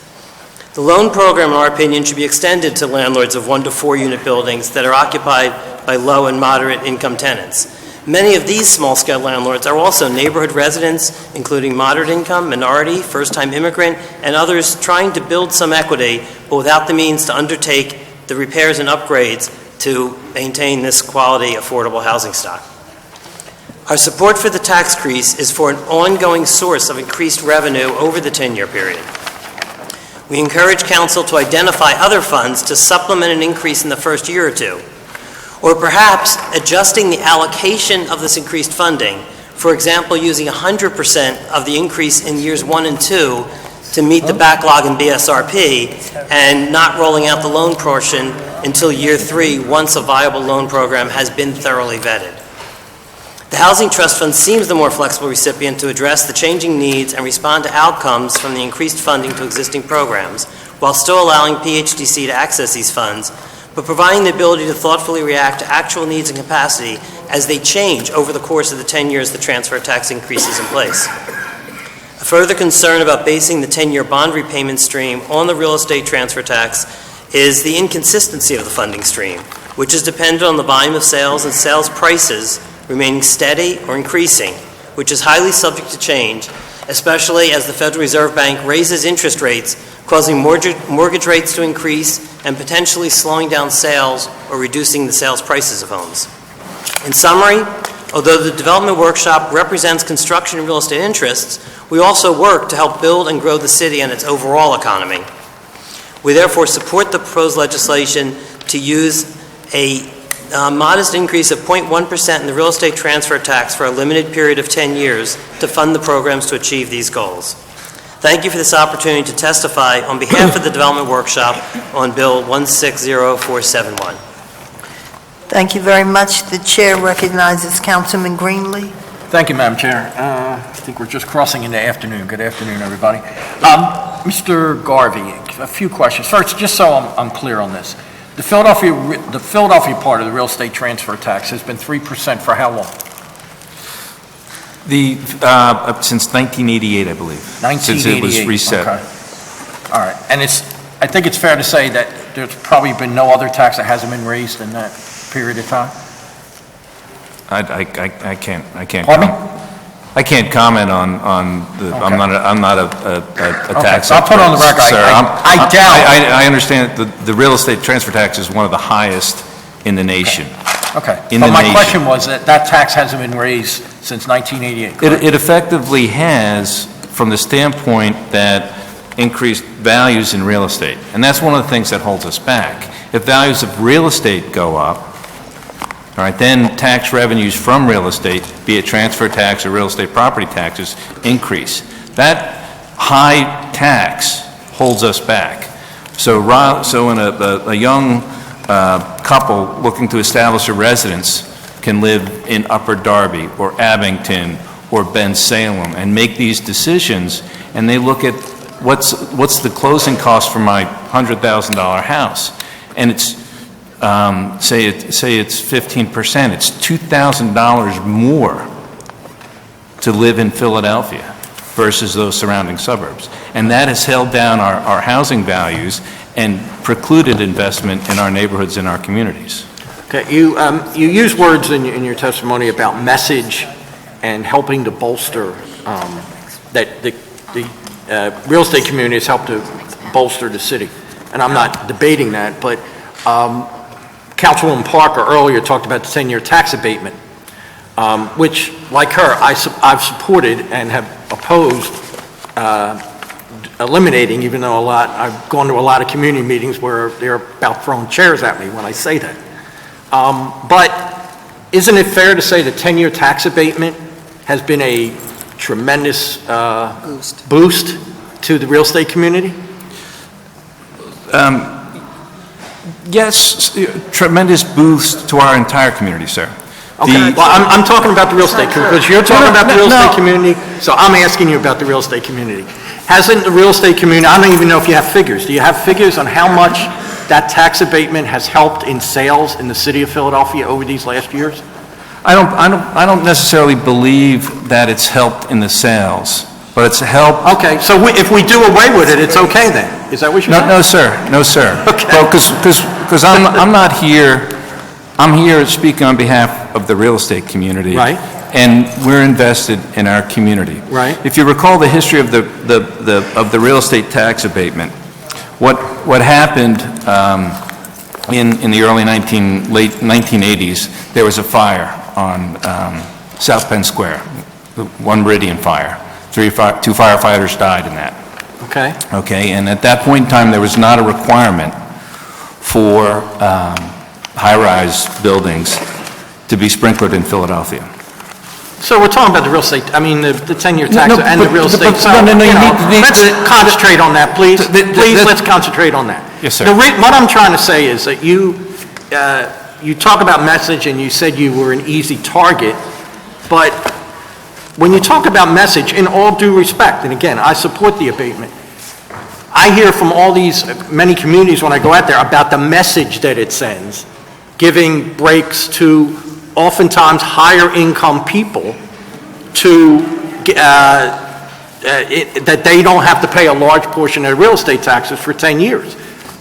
I counter, and this I think I'm making your argument, that, yeah, but it helps the overall community because has more people buying in areas that they might not have bought or where there might not have even been development. I think that's good. But I think the real estate community has gained a lot by that, and I don't see how you could not. If that 10-year tax abatement was there, would it be fair to say you would not have sold as many properties, and certainly not at the level that you sold them? We wouldn't have the properties to sell. You're absolutely right, sir. Okay, so that has been, so when you say you helped to bolster, I'm trying to be respectful here. When you say the communities helped to bolster, hasn't city council and government helped to bolster also? What is going on? Yes. So it's not, so when you say you're an easy target, we haven't targeted you for a long time.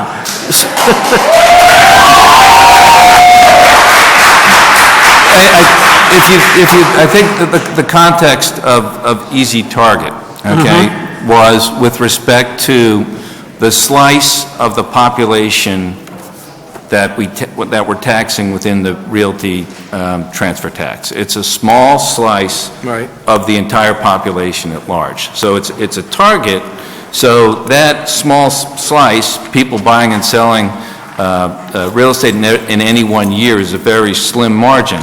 So for and again, this is global. This is a global issue. When any legislative body considers new taxes, or anyone that hits a narrow slice is an easy target. Okay, I don't quite follow that, but okay, let me move on to something else. You also talk about that this would particularly hurt seniors and low income, right? But wouldn't that, what I call, at least as far as the increase, a small increase, you're talking about it would help seniors and low income that might be selling properties.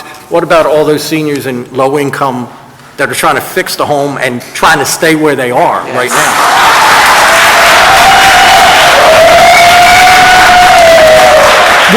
Which I may add, because you used the word, the people who buy are small slice. I think those people that are trying to stay in their homes are a bigger slice. No, we are firmly in alignment in terms of investing in real estate and helping the impoverished. All right. What we don't, and we want to sit down and embrace and try to figure out ways to increase funding here.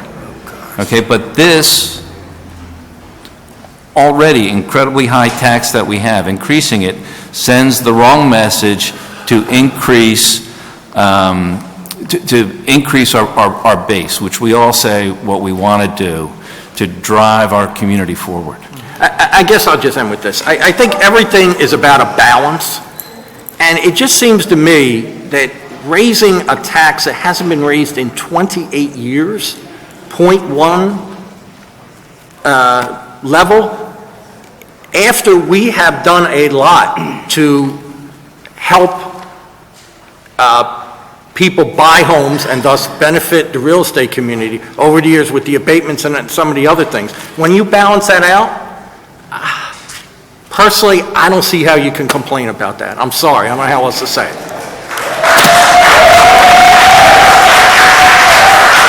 Thank you, Madam Chair.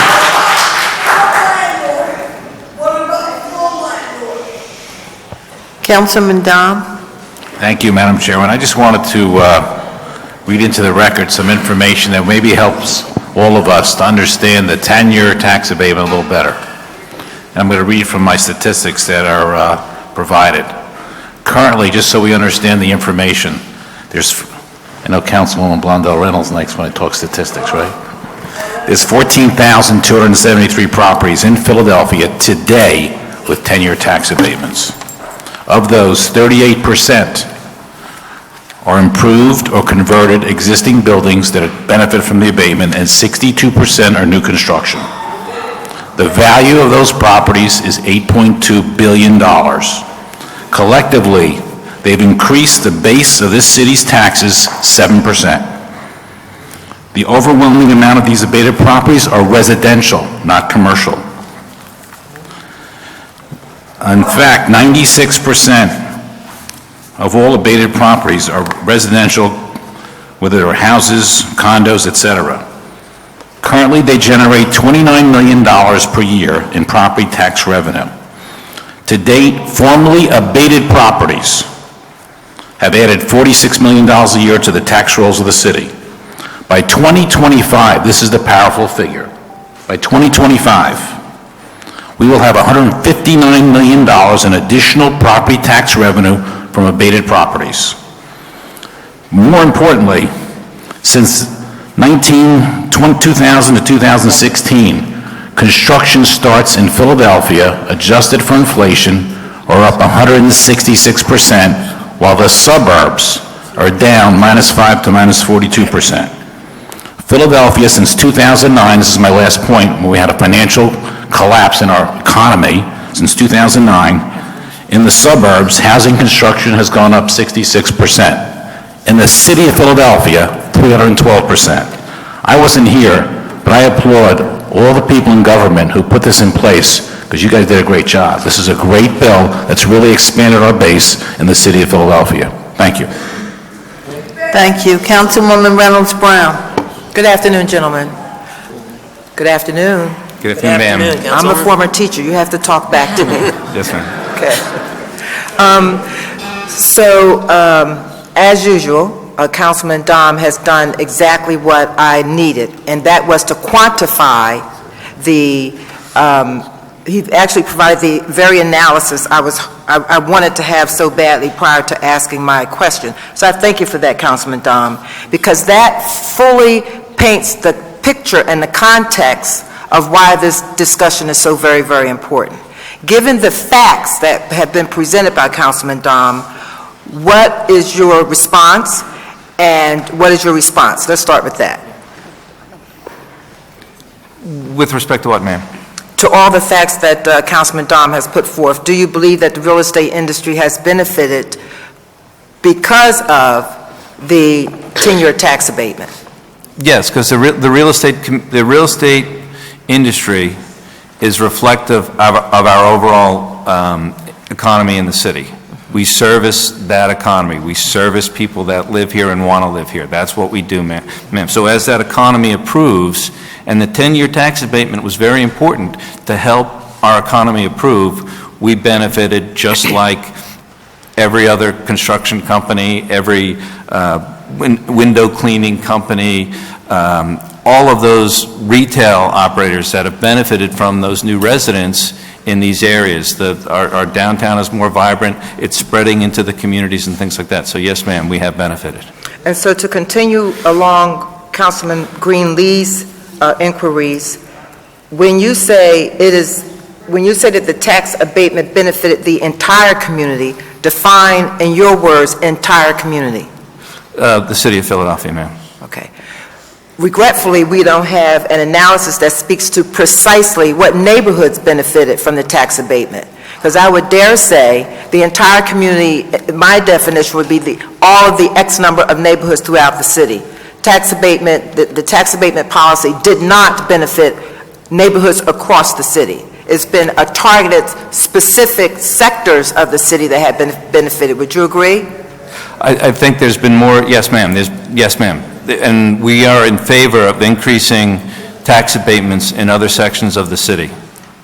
Well, that's encouraging to hear, because there are conversations in council to make sure that we look more closely at that, to ensure that every single neighborhood gets a fair opportunity to brand new construction with tax abatements. Yes, ma'am. Please, sir. Yes, Councilwoman. Yeah, I have some information. I didn't have it all in front of me, but Kevin Gillen at Drexel had done a study to show that, in fact, throughout every council district, there has been benefit. Granted, the higher income and the higher activity is where there is more, no argument.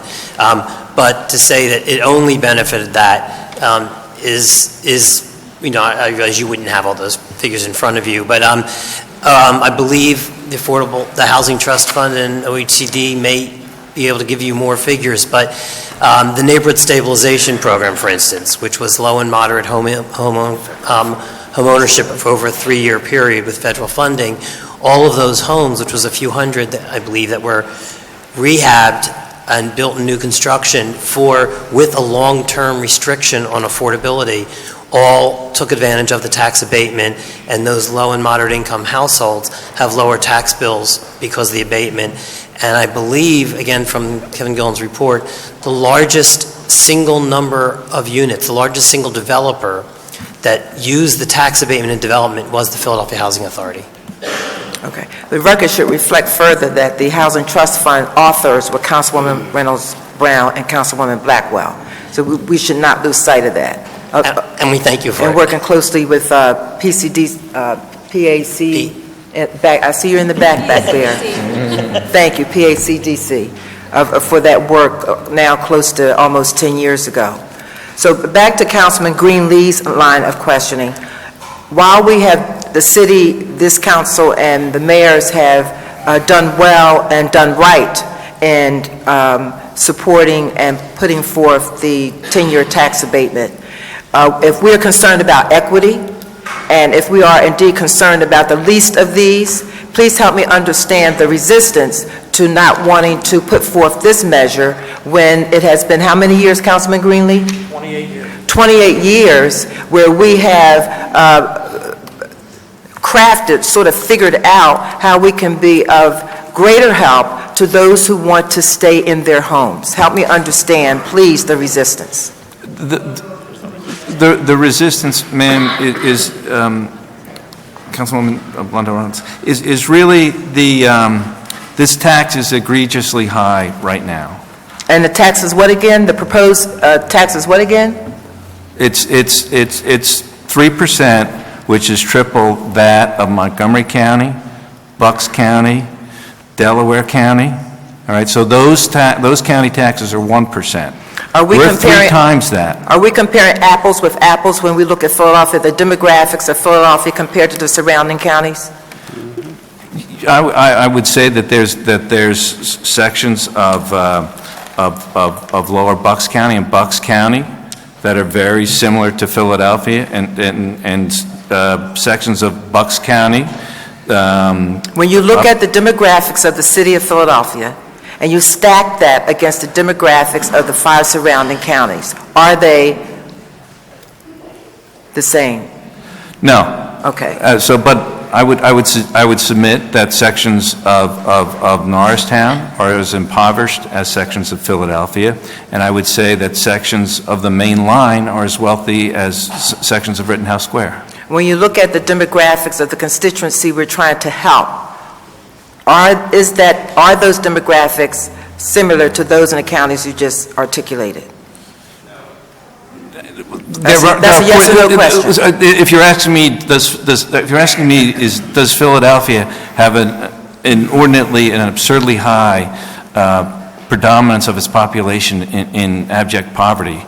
Is that what you're asking? Because I will agree with you that when you stack the demographics of the city of Philadelphia and the constituency that we're trying to service here, are those demographics synonymous with the surrounding counties? There's analogies. There's a greater proportion of poverty in Philadelphia than there are in the suburban counties. And so given your answer, and given the fact that we haven't acted on this type of measure in how many years? 28 years. And if you and we want to be a city of equity, if we can do well for developers, after 28 years, can we not do well for seniors and the elderly and those who are disabled to stay in their homes? We want it.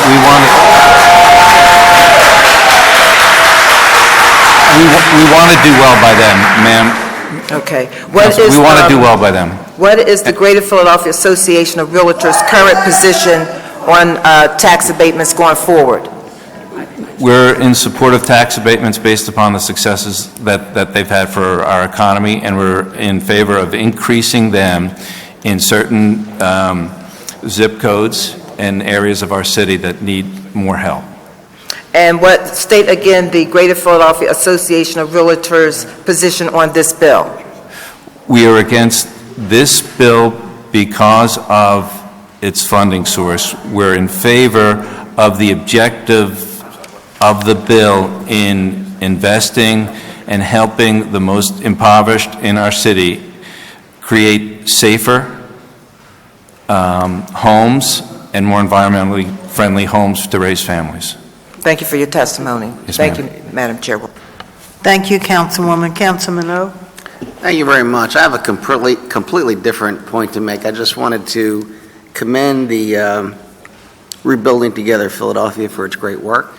It does, however, concern me and how we could deal with this, that, you said the utility, the rates of utilities, those fees are really very high, so you put in, for example, more efficient home heating or air conditioning, block off things, which is wonderful work. But, my concern is the right hand giveth and the left hand taketh away. So once you have put this efficiency in, and if it is really successful, the utility rates go up. I remember when we met with the water department during my first term, we were all on this very big effort to conserve water. And apparently it was so successful that they didn't get enough revenue, so they had to increase the revenues on everybody to pay for the water functions. And it would be perhaps a good idea, and I don't know who would be for it, that if we took people who are unable to afford, maintenance of their homes, to give them a discount, a serious discount, for basis of their inability to afford to contain or to maintain the payments, a freeze on their utilities and things like that. I'm concerned because I understand we're going to have rate increases. I'm concerned because I understand there's going to be other types of increases.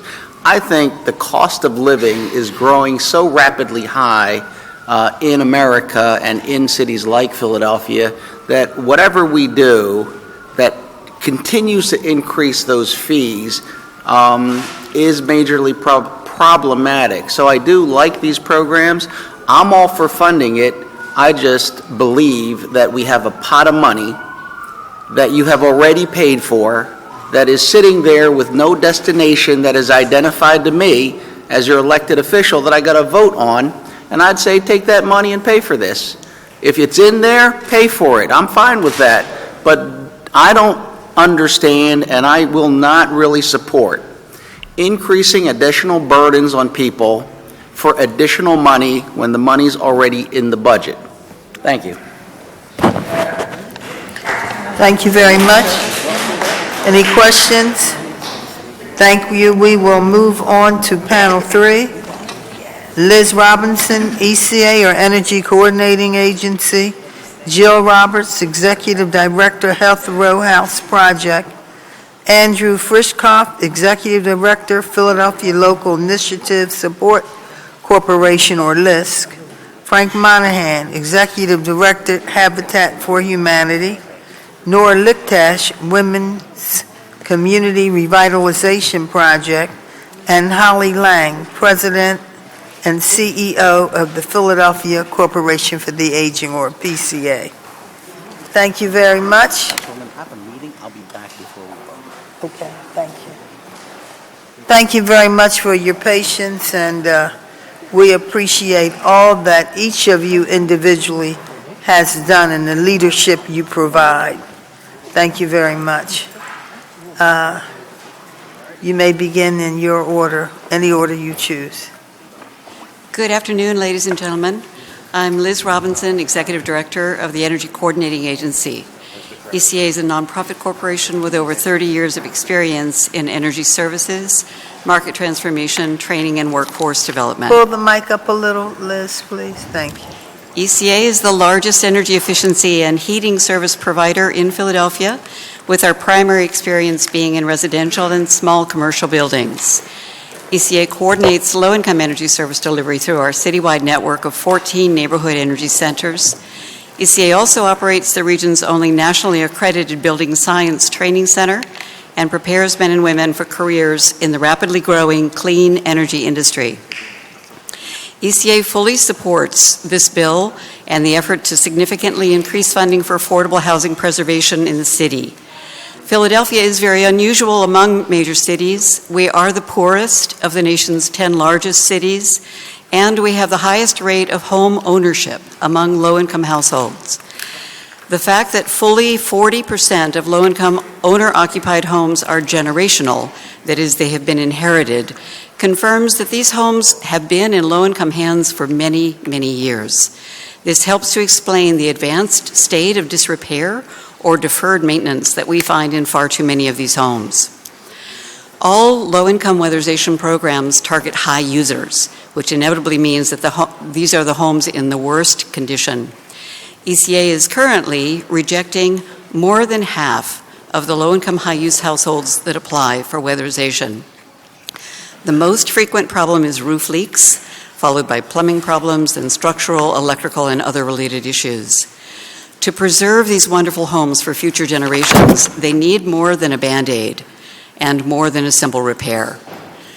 To maximize the benefit of all its housing efforts, a much higher degree of energy efficiency needs to be incorporated in both new construction and preservation of existing homes.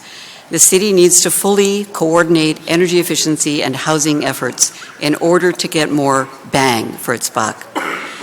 ECA launched the Energy Fit Philly program 2 years ago to demonstrate an innovative approach to the prevention of homelessness by preserving and stabilizing affordable housing, which is currently ineligible for energy conservation programs due to roof leaks and other issues. By targeting entire blocks, the program aims to reverse the downward slide of low-income neighborhoods that have concentrations of homes in poor condition. We've been measuring our energy savings and our cost effectiveness and have adjusted the program to maximize its impact. Our goal is to double our normal energy savings of 20% to reach 40% or even higher whenever possible. Energy Fit Philly is dramatically cutting energy costs, increasing durability, and improving health and safety in the homes of high users. The program brings energy efficiency, health and safety, education, bill payment assistance services together with home repair to reduce and stabilize low-income homeowners so they can remain in their neighborhoods while they steadily rise in value. We're just beginning to understand the health benefits of this approach. While Healthy Homes programs have been operating in Baltimore, Boston, and many other cities, they're new to Philly. Healthy Homes treatments can be integrated into existing weatherization and housing preservation programs to maximize their benefits even further. Specifically, Healthy Homes programs reduce the severity and frequency of asthma, reducing hospital visits and days lost from work and school. As you may know, Philly has the highest rate of asthma in Pennsylvania, and as we just heard, the third highest in the nation. Too many Philadelphians are living in homes that are literally making them sick. These problems are all related, and we need to support innovative solutions that can solve multiple problems at the same time. ECA strongly supports doubling the funding of the Housing Trust Fund to $25 million per year.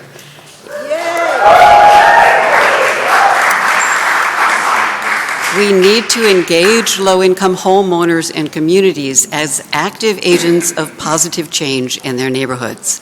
Philly is blessed to have many strong nonprofits and community development corporations with considerable expertise and resources to bring to bear to help solve these problems. Expanding the Housing Trust Fund will enable the city to find the best solutions to these persistent problems. ECA supports the proposal to increase the real estate transfer tax by 0.1% and strongly advocates that the increased revenue be made available to the HTF for a range of affordable housing programs. ECA also firmly supports a revolving loan fund, although the definition of this particular bond issue is not terribly clear. But the notion of a revolving loan fund to support energy efficiency home improvements is extremely important to preserve the working class homeowners who do not qualify for low-income services. In order to be successful, such a loan will have to be very consumer-friendly, have a very low interest rate, under 3%, and provide innovative solutions to the problems of poor credit history, which prevent approximately 30% of Philadelphians from qualifying for traditional bank loans. ECA strongly supports the integration of the Philadelphia Energy Campaign and the city's housing preservation efforts. We look forward to working closely with Council and with the administration to design and develop and deliver innovative solutions to Philadelphia's persistent housing and energy problems. This is a time of renewal and reinvention for Philadelphia. With the public, nonprofit, and private sectors working together, we can improve the quality of life in all our neighborhoods, even those in the worst condition. Thank you for this opportunity to testify. Thank you very much. Any questions? Thank you very much. Good afternoon, Chairwoman Blackwell and other members of the Finance Committee. I'm Jill Roberts, Executive Director of the Healthy Row House Project. The Healthy Row House Project is an initiative of the Center for Architecture begun in 2015 to research and propose innovative financing and program service delivery methods to bring home repairs to scale in Philadelphia and improve the health of the residents living there. Philadelphia is a city of row houses, and 75% of those row houses are over 50 years old. In 2012, 38% of homeowners in Philadelphia had household incomes of less than $35,000. For a family of four, that is about 140% of the federal poverty level and considered extremely low income by HUD. These row houses are deteriorating rapidly, and once they are gone, they cannot be affordably replaced. The deterioration comes in the form of roof and plumbing leaks, cracks in walls, major system failures, and a host of other deferred maintenance issues that residents do not have the financial capacity to remedy. Those damp, moldy spaces with tripping hazards and substandard heating, among other problems, are causing our citizens to become ill and unable to get well and stay well.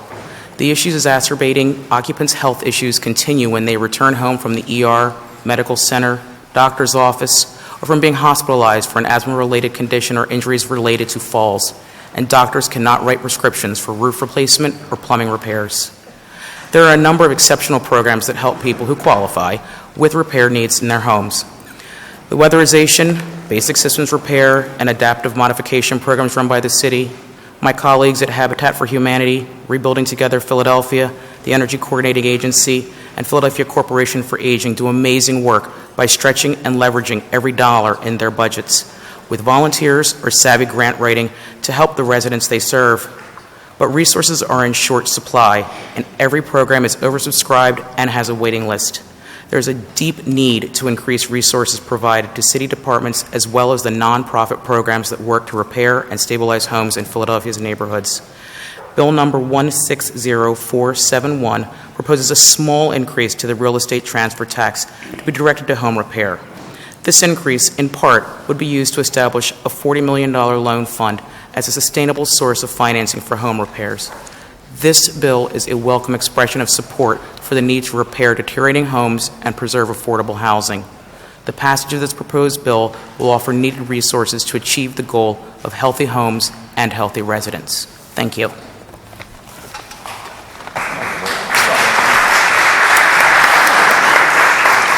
Thank you. Good afternoon, Chairwoman Blackwell, members of the committee, and other members of City Council. I am Andrew Frischkopf, Executive Director of Philadelphia Local Initiative Support Corporation, also known as LISC. I would like to present testimony supporting using revenue from this tax increase, as well as other local public funds, to support preservation programs to help low and moderate income Philadelphians stay in their homes, and to maintain safe, decent, and affordable housing in all 10 City Council districts. First, LISC would like to thank City Council and the Kenney administration for continuing to support Philadelphia's lower-income people and neighborhoods under difficult conditions. As the nation's largest nonprofit organization supporting neighborhoods, LISC recognizes the challenges confronting our communities, especially in light of significant federal funding cuts in the past 2 decades. Second, LISC would like to express thanks for Council President Clark's leadership in proposing to boldly scale up essential home repair programs. This proposal aligns with goals of the Healthy Row House Project and with LISC's support of community-based home repair programs, including the Home Preservation Initiative in the 3rd Council District. The Home Preservation Initiative is a new collaborative service delivery model for home repair and weatherization that has completed more than 100 home repairs in West Philadelphia. Partners include Habitat for Humanity, Rebuilding Together Philadelphia, People's Emergency Center, CDC, Mount Vernon Manor, CDC, Philadelphia Corporation for Aging, Drexel University, and the Healthy Row House Project. There is no doubt that Philadelphia needs to invest more in home preservation. According to the city's consolidated plans, 91% of Philadelphia homes were built before 1980, and more than half are more than 65 years old. Many are owned by low-income and minority households. Recent data compiled by council staff indicate that low-income homeowners and homeowners who cannot afford to fully fund their own repairs are evenly spread across all 10 city council districts. Therefore, LISC supports a goal of $100 million in new local funding for home preservation and weatherization. However, we offer several cautions. One, LISC agrees with PACDC and others that the Philadelphia Housing Development Corporation will need the help of CDCs and other nonprofit partners to address the proposed scope of home repairs. CDCs and organizations like Rebuilding Together Philadelphia, Habitat for Humanity, the Energy Coordinating Agency, and the Philadelphia Corporation for Aging have the expertise and systems to perform repairs, but they will need funding to build their staff and programming capacity in the ramp-up to the program's launch. Second, home preservation must be complemented by tax and utility supports. According to OHCD staff and housing counseling agencies, an increasing number of lower-income homeowners are delinquent in their property taxes and at increased risk of foreclosure. According to the Community Lawyering Clinic at Drexel University, although hundreds of thousands of low-income residents are delinquent in their water bills, only 7,200 had been approved for assistance under the Water Revenue Assistance Program, and thousands have no access to water due to shutoffs. This presents a public health hazard and an additional threat to our older housing stock. Thanks to OHCD and local nonprofit organizations, Philadelphia is one of the strongest housing counseling and foreclosure prevention systems in the nation. However, it is not yet equipped to handle a rise in tax foreclosure cases and water shutoffs. Additionally, the city must ensure that policies and programs of the Revenue Department and the Water Department are designed to assist as many low-income residents as possible. Finally, LISC agrees with PACDC and others that today's focus on owner-occupied home preservation must not detract from our collective efforts to address the city's other housing needs. LISC supports PACDC's campaign to increase the Philadelphia Housing Trust Fund, as well as the Philadelphia Coalition for Affordable Communities' call for new resources to expand and protect affordability in neighborhoods undergoing gentrification.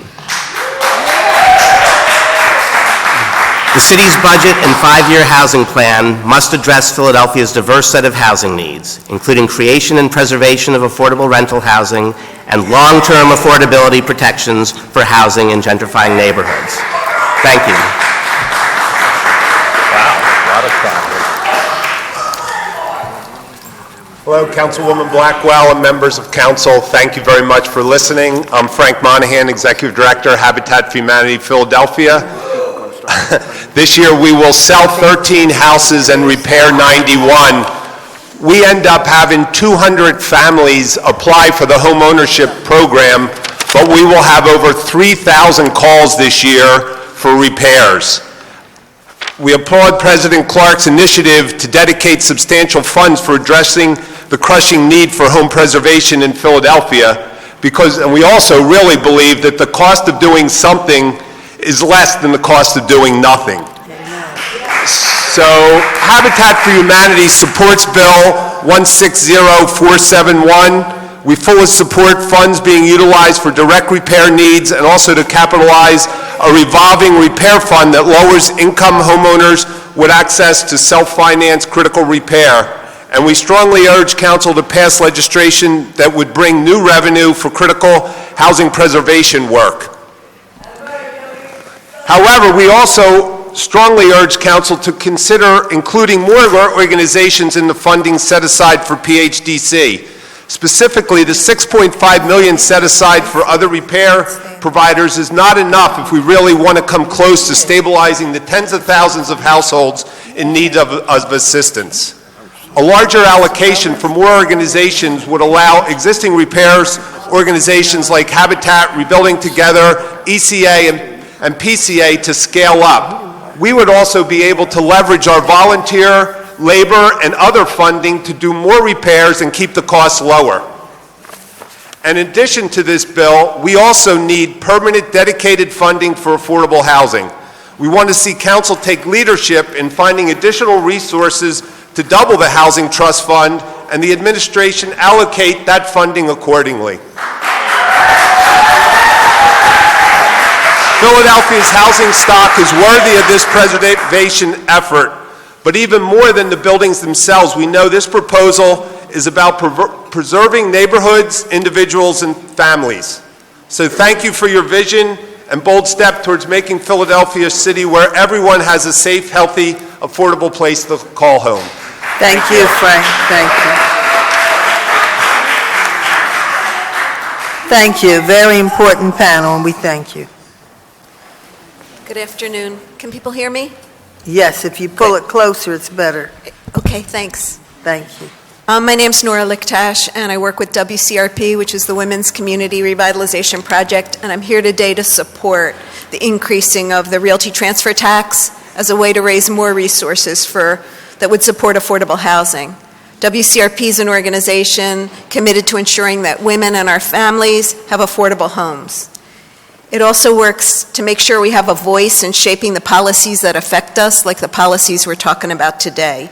We've done most of our work in North Philly, and in 30 years we've built 250 strong, beautiful homes, and we've supported hundreds of leaders in campaigns that have pushed for policies that benefit all of us in the city. WCRP is also a proud member of the Philadelphia Coalition for Affordable Communities.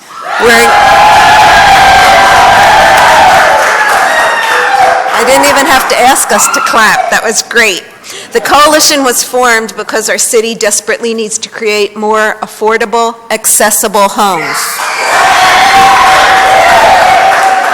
Our coalition was created because we need to preserve the affordable homes that we have now. And we need to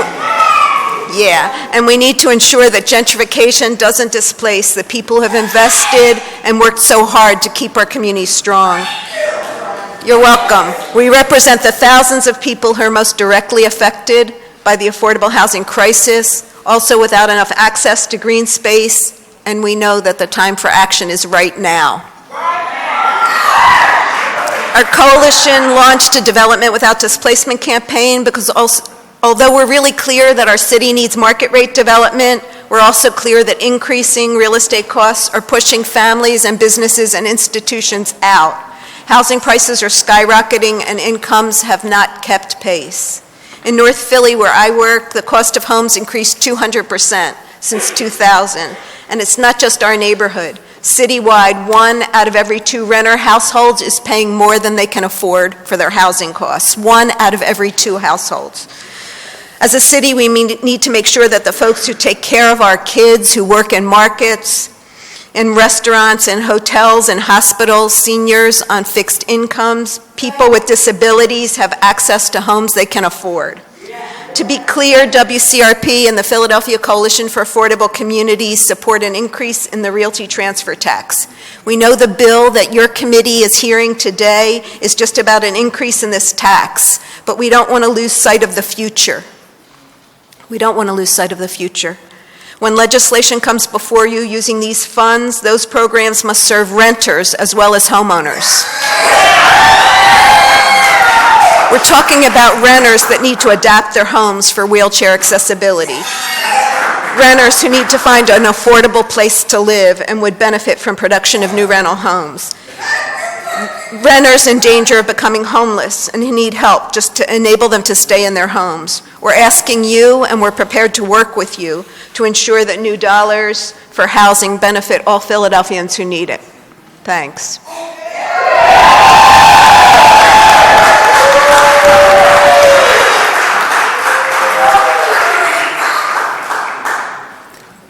Good afternoon. My name is Holly Lang. I'm the president for Philadelphia Corporation for Aging. Madam Chairwoman, members of City Council, thank you for the opportunity to present this testimony today. I'd like to applaud Council President Clark on the new efforts to address the housing preservation crisis in Philadelphia. Housing is one of the key pillars necessary to foster neighborhood stabilization and to enable successful and healthy aging in place. Seniors who do not have safe and accessible housing are significantly at greater risk for falls and other health concerns, which can lead to hospitalizations and costly nursing home placement. 70% of the Philadelphia seniors own their own homes, many of which need new roofs, electrical systems, windows, and much more. Almost two-thirds of senior homeowners report that it's difficult for them, because of the high poverty in the city, to afford any maintenance and repairs to these older homes. We talked about earlier testimony about the aging infrastructure. I'm talking about the aging population here in our great city. PCA's mission is to help older adults remain in their homes and communities to be safe in their neighborhoods. PCA is the state-designated Area Agency on Aging responsible for coordinating and administering federal and state funds for older individuals who live in the city and county of Philadelphia. We provide and fund a wide range of services to the city's elderly, from funding senior centers, adult daycare centers, and home care to over 20,000 low-income older individuals. We're here today to testify on the housing preservation in the city. We're also here to talk about being the gateway for aging services in the community. Our call center is receiving 500 calls a day, and the number one item on those calls are issues relating to housing, affordable and accessible housing, and home repairs. Since 1980, PCA has provided home repairs and modifications for seniors in Philadelphia that are 60 and over. Last year, we provided 1,200 repairs to seniors and 600 home modifications to Philadelphia seniors who live in their own homes and in all of our communities. Given all these facts, PCA is appreciative of the initiative to address these housing concerns in the city of Philadelphia. We would love to work with the Basic System Repair Program as well as the Adaptive Mod Program so that we can decrease the waiting list for seniors to receive more home repairs. Another possibility would be for you to designate a specific percent of the funds for senior households. There are currently over 500 seniors on a waiting list for home repairs. Together with shared resources from the $100 million, we can more quickly make these senior homes safer and keep our seniors in the community so they won't have to go to a nursing home. We welcome the opportunity to talk with you at any time, any of your staff or any of the other city agencies, to eliminate waiting lists for home repairs in the city. Thank you for holding this hearing and listening to the feedback from the community, and thank you for making housing preservation a priority. Thank you very much. Thank you all. Excellent testimony. Any questions? Thank you very much. We'll now hear panel 4. Norma Robertson, if we have that microphone. Norma Robertson, Liberty Resources. Bruce Connors, Liberty Resources. German Perotti, Disabled in Action. Johnny Rashid, Circle of Hope Church. Becky Jones, Resource Generation. Angel Rodriguez, Association of Puerto Ricanos en Marcha, and Richard Harris, Firm Hope Baptist Church.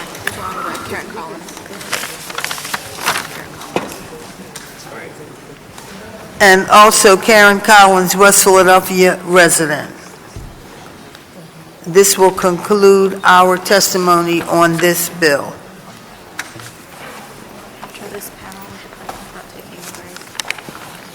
Does she want one? Probably. I'll ask her. If not, I'm going to keep going, but I'll ask her.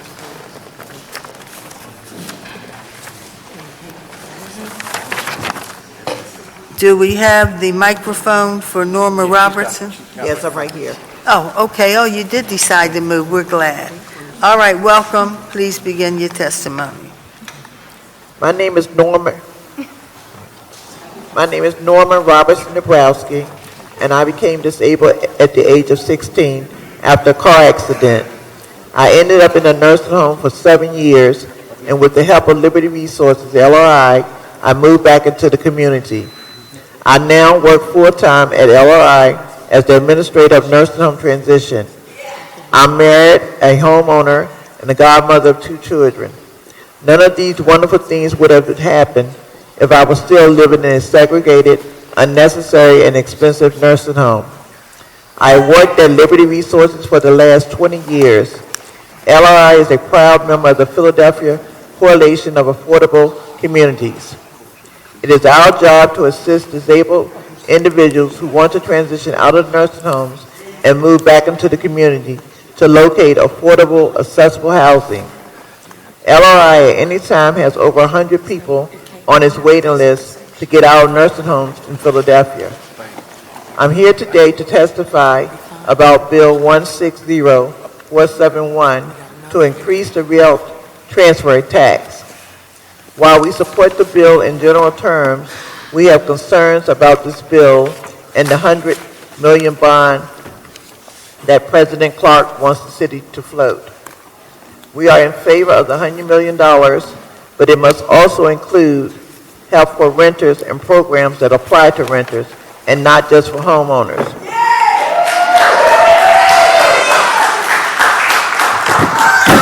Over the past 25 years, LRI has transitioned over 750 people out of expensive nursing homes into community. The biggest barrier to getting out of the nursing home is the lack of permanent, affordable, accessible housing. It is also the reason many people with disabilities and seniors end up in nursing homes. The cost to taxpayers for a stay in a nursing home, like Philadelphia nursing home, to share a room with 3 other people is $100,000 to $150,000 per person per year. The disability community is 13% of the population of Philadelphia, and this does not include the additional people living in the 44 nursing homes in Philadelphia. Yet there are so few housing options for this most vulnerable population. Most of the disability community live at 18% of AMI, which is extremely low income. Approximately 1 in 6 Philadelphians has a disability, while accessible housing units make up approximately 1% of Philadelphia's total housing stock.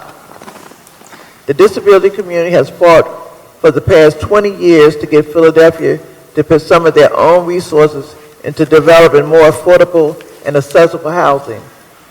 We finally have a chance with this legislation if this money also helps out renters. The goal is to increase the number of accessible homes through new construction and rehabilitation of existing housing. This is from year 42 consolidated plan we just heard about. This is a statement from Out of Reach 2016 paper, National Low-Income Housing Allowance. In no state can a person working full-time at the federal minimum wage afford a 1-bedroom apartment at the fair market rent. Liberty Resources and PCAC request that City Councilman please amend this legislation to include renters and the good programs that relate to their ability to stay in their communities in our great city. Thank you.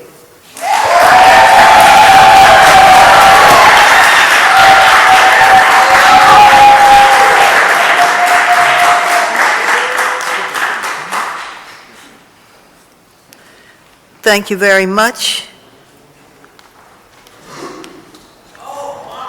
Herman Perotti from Disabled in Action couldn't be here, so I'm just going to summarize his statement. But as far as Disabled in Action of Pennsylvania, the organization's been around for 40 years, and we are in support of this bill, but we would like it to be amended to include renters. The disabled population, as you heard, is 13% in this city of Philadelphia. We have 70% unemployment, so we are dependent on subsidized housing. And if you're going, we love the $100 million, great, but it also needs to go to renters because that's a huge part of this city. Thank you. Excuse me. Give your name for the record, please. It's for Herman Perotti, but I'm Nancy Salandra. And that's it. Thank you. Thank you.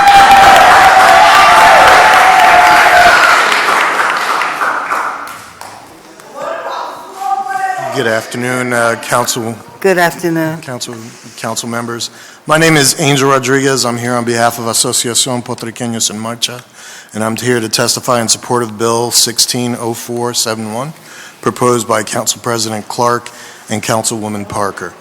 APM supports this bill because it will provide for additional revenue that will be targeted to the City of Philadelphia's Basic Systems Repair Program, reducing the significant backlog of homeowners on the waiting list, some of whom have been on that list for more than 5 years. It'll provide additional funding for adaptive modification programs, which we encourage the city to expand to those houses in the rental market, and weatherization program, which can be leveraged with the Basic Systems Repair Program, ensuring that the homeowner benefits from this energy efficiency program, along with the much-needed Basic Systems Repair Program. Since 1999, APM has preserved and stabilized over 200 units of homeownership in Eastern North Philadelphia, in partnership with the city, the Local Initiative Support Corporation, foundations, and Rebuilding Together Philadelphia.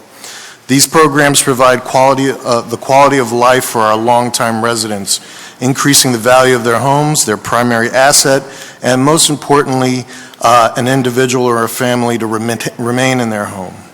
Nonprofits like APM and Rebuilding Together Philadelphia leverage additional funds, volunteer contract labor, allowing them to work cost effectively and target neighborhoods block by block. Our participation allows the city to stretch its limited public funds further and benefit more homeowners more rapidly. APM is also calling on the City Council and Mayor Kenny to double the dedicated amount of revenue to the Philadelphia Housing Trust Fund. More than 100,000 low-income Philadelphians are waiting for affordable rental units. The lack of affordable rental units compounds the adverse effects of income volatility for Philadelphians in need. It forces citizens to spend more on rent, leaving little for food, transportation, and medical care. In conclusion, APM strongly encourages the passage of Bill 160471 so that all of our citizens, homeowners, and renters can live, work, and play in a healthy and safe environment and call Philadelphia their home. Thank you. Thank you. Let me note that we've watched your career over the years and appreciate all that you do for the community. Thank you.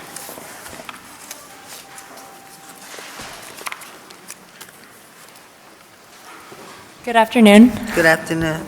My name is Becky Jones, and I'm a part of Resource Generation, a group that organizes young people with access to wealth to redistribute land, wealth, and power, and I'm here today as a part of the Coalition for Affordable Communities to testify about Bill 160471. While we support this bill and know that the waiting list for programs such as adaptive modification, BSRP, and weatherization is full of people who need them to be fully funded, our main concern with this proposal is that it supports homeowners but does not support renters. Over half of renters in Philadelphia are cost-burdened and pay more than 30% of their income on rent. Since I moved to Philadelphia 2 years ago, I've watched many of my neighbors who are long-term residents of West Philadelphia move out and be replaced by grad students or recent college graduates who are generally less connected to and invested in the future well-being of our community. Because renters lack the stability of homeowners, they may not be able to afford to stay in rapidly gentrifying neighborhoods. Personally, I'm a college-educated millennial from a wealthy family who's committed to Philly's future as a vibrant city, part of the target market for new development in Philadelphia. But I do not want to live in a city that makes me comfortable at the expense of those who have lived and struggled here for their whole lives. The long-term residents of my neighborhood are what make it a community. Many renters who are at risk of being pushed out are the glue that holds this city together. In the interest of making housing safe and affordable for all Philadelphians, we would like to see the money coming in through the $100 million bond go to the Housing Trust Fund, a tried and true program that needs resources to continue to serve Philadelphians in need of stable housing. We want to see the realty transfer tax become permanent and able to continuously support the great work of the Housing Trust Fund. At the bare minimum, the new money coming in must support renters as well as homeowners, including homelessness prevention, new affordable housing development, and renters who need adaptive modification.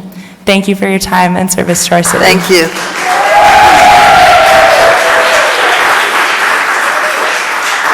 Hello, good afternoon, Council. Good afternoon.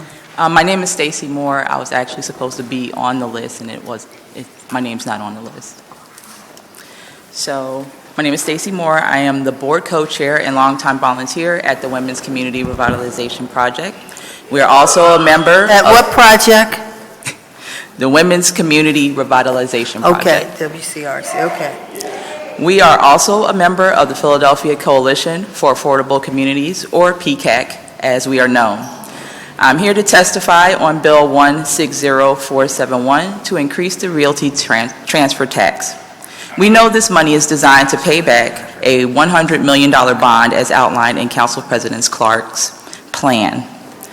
As a member of our 53-member coalition, we have concerns about this bill and the $100 million bond that Councilman Clark wants the city to float. We're in support of finding additional resources for programs of the Housing Trust Fund, such as the adaptive modification, basic systems repair, and weatherization assistance programs. And we believe that it's time to clean up each of these programs' waiting lists. One of our biggest concerns stems from this proposal only supporting homeowners and not renters.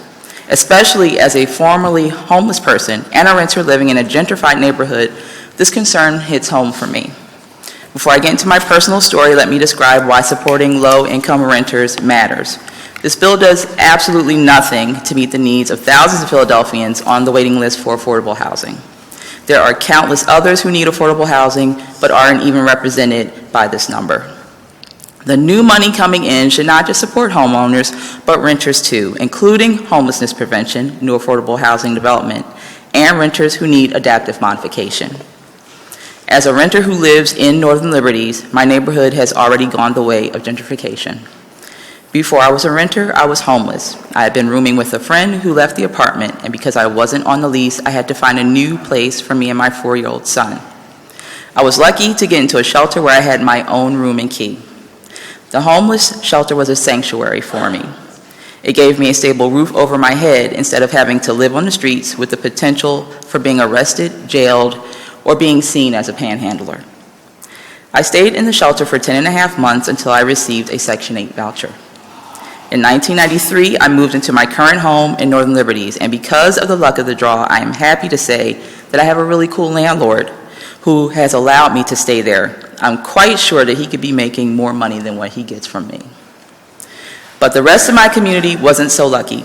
Too many luxury homes have pushed out my son's friends who went to Kearney Elementary and can't live there anymore because they can't afford it. They were displaced. I was happy to see development in my neighborhood, but it has been unbalanced. Those homes were built, but were never meant for the residents already in my neighborhood.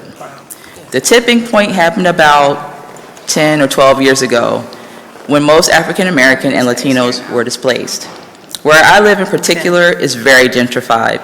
Today, I barely feel welcome in my own neighborhood. It is exhausting to be around people who want your land and buildings, but don't want to be around you. This is why it's important that the new money support renters, including the homeless. This bill doesn't even help the homelessness issue that is in this city. If we are really going to have these mixed income neighborhoods, then we have to be about true balance that supports all constituents' housing needs, especially in neighborhoods where gentrification is strong. We also want to see council make the increase to the realty transfer tax permanent so that we don't immediately re-establish long waiting lists and can continue to support the great work of the Housing Trust Fund beyond the next 10 years. We are asking you as members of the Finance Committee to amend Bill 160471 to extend the increase of the realty transfer tax beyond 10 years, to make it permanent, and to make a commitment that if the bond gets issued, the money will be used for renters as well as homeowners. Thank you very much. Thank you. Thank you. sir. Hello, Councilwoman Blackwell, and to all of you, Councilwoman Parker, all of you. My name is Richard Harris, and I serve as the senior pastor at the Firm Hope Baptist Church for the last 8 years. We're also a member of the Philadelphia Coalition for Affordable Housing. We serve with New Kensington CDC, Somerset Neighbors for Better Living. We're rather active in the outreach ministry within the community in which we serve. And I'm here today, just as many other of my colleagues, to testify in support of the Bill 160471 to increase the realty transfer tax. As we know that this money is also designed to pay back $100 million bond per the plan that Councilman President Clark has outlined, and we as a 53-member coalition have some concerns about this bill and the $100 million bond that Councilman wants the city to float. A lot of my statistics are the same as my colleague here, Stacy, so I'm going to omit them and just get right to the personal story as it relates to renters. I grew up in a household that was rented all my life up until I moved out. My mother, who is now 80 years old, she has never had the luxury of owning a house, and she's always rented. And she rented raising 7 children, and we started out in 1968 at 21st and Norris, and we moved to 29th and Gordon, and we moved to 13th and York. We moved to Boston and Park Avenue, and every house that my mother rented and moved from, she always left it in a better condition than when she first went in.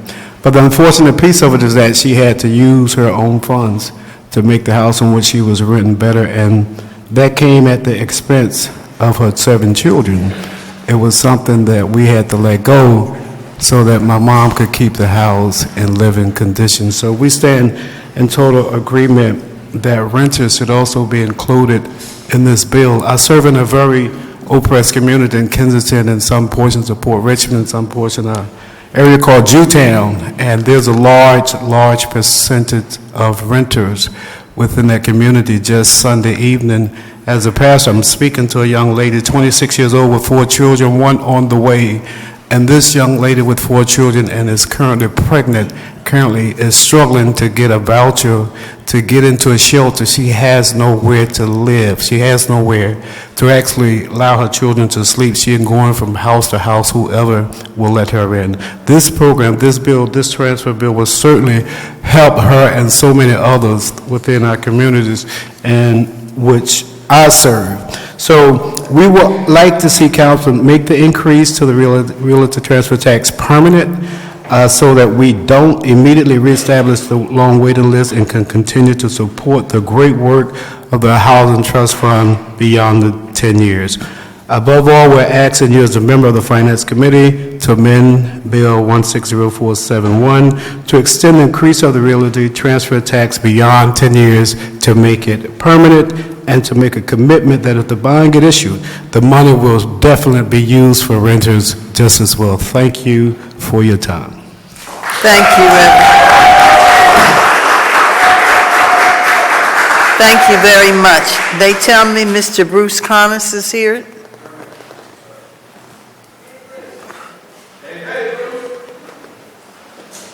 Is Mr. Johnny Rashid here?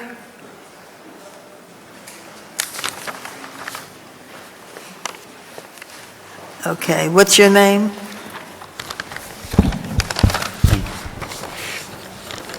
Hi, Councilwoman Blackwell. Nice to see you again. You too. My name is Bruce Carnes. I am the CEO of Liberty Housing Development Corp. Yes. We develop accessible, affordable housing for people with disabilities throughout the city. I also oversee Liberty Adaptive Modification and Durable Medical Equipment Company called Liberty Wheels. Each week of the year, Liberty Wheels is busy installing stair glide, vertical platform lift, and grab bars. Liberty Wheels also installed ramps, modified kitchens and bathrooms, so that many of our residents and seniors with disability can live independently in the community instead of expensive, undesired nursing homes. Much of the city's housing stock, both homes and apartment rentals, are not accessible. The current waiting list for the city's adopted modification program is 1,074 people. An accessible home modification prevents unnecessary institutionalization of elderly persons with disabilities. Therefore, while we support President Clark's bill, we as a city need to do much more, especially for our many renters with disabilities. It's hard to find accessible housing in Philadelphia, especially the many folks we work hard to move out of nursing homes each year. Also, the adopted modification program should include some kind of a repair program, because there's no funding for repairs once we put the equipment in. Many people wait months and they're stuck in their home because the repairs cannot be funded. Thank you. Thank you very much.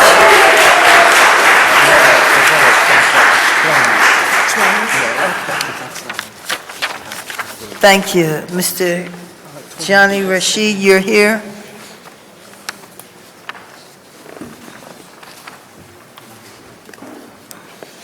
Are you here? All right. What about Karen Collins? All right, then we're going to call on Councilman O for a statement.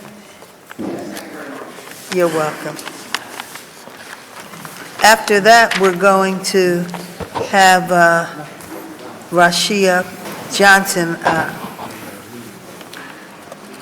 Councilman, I just wanted to make the statement that the points are very, very well made. When we look at the nature of the changing urban landscape, particularly Philadelphia, more and more people are renters and less people are homeowners. And as we look at the increased changes in many neighborhoods where the costs are just going so high that there really is a need for persons who are unable to afford, who are poor, who have a disability or seniors, to receive the help. I'm not sure if this bill or is not, but anyway, I believe that it is very important that we do acknowledge that many of the people that we're trying to help, in fact, are renters. The other thing I'd like to just point out, because I'd like to separate the issue of supporting programs and funding them from a tax increase.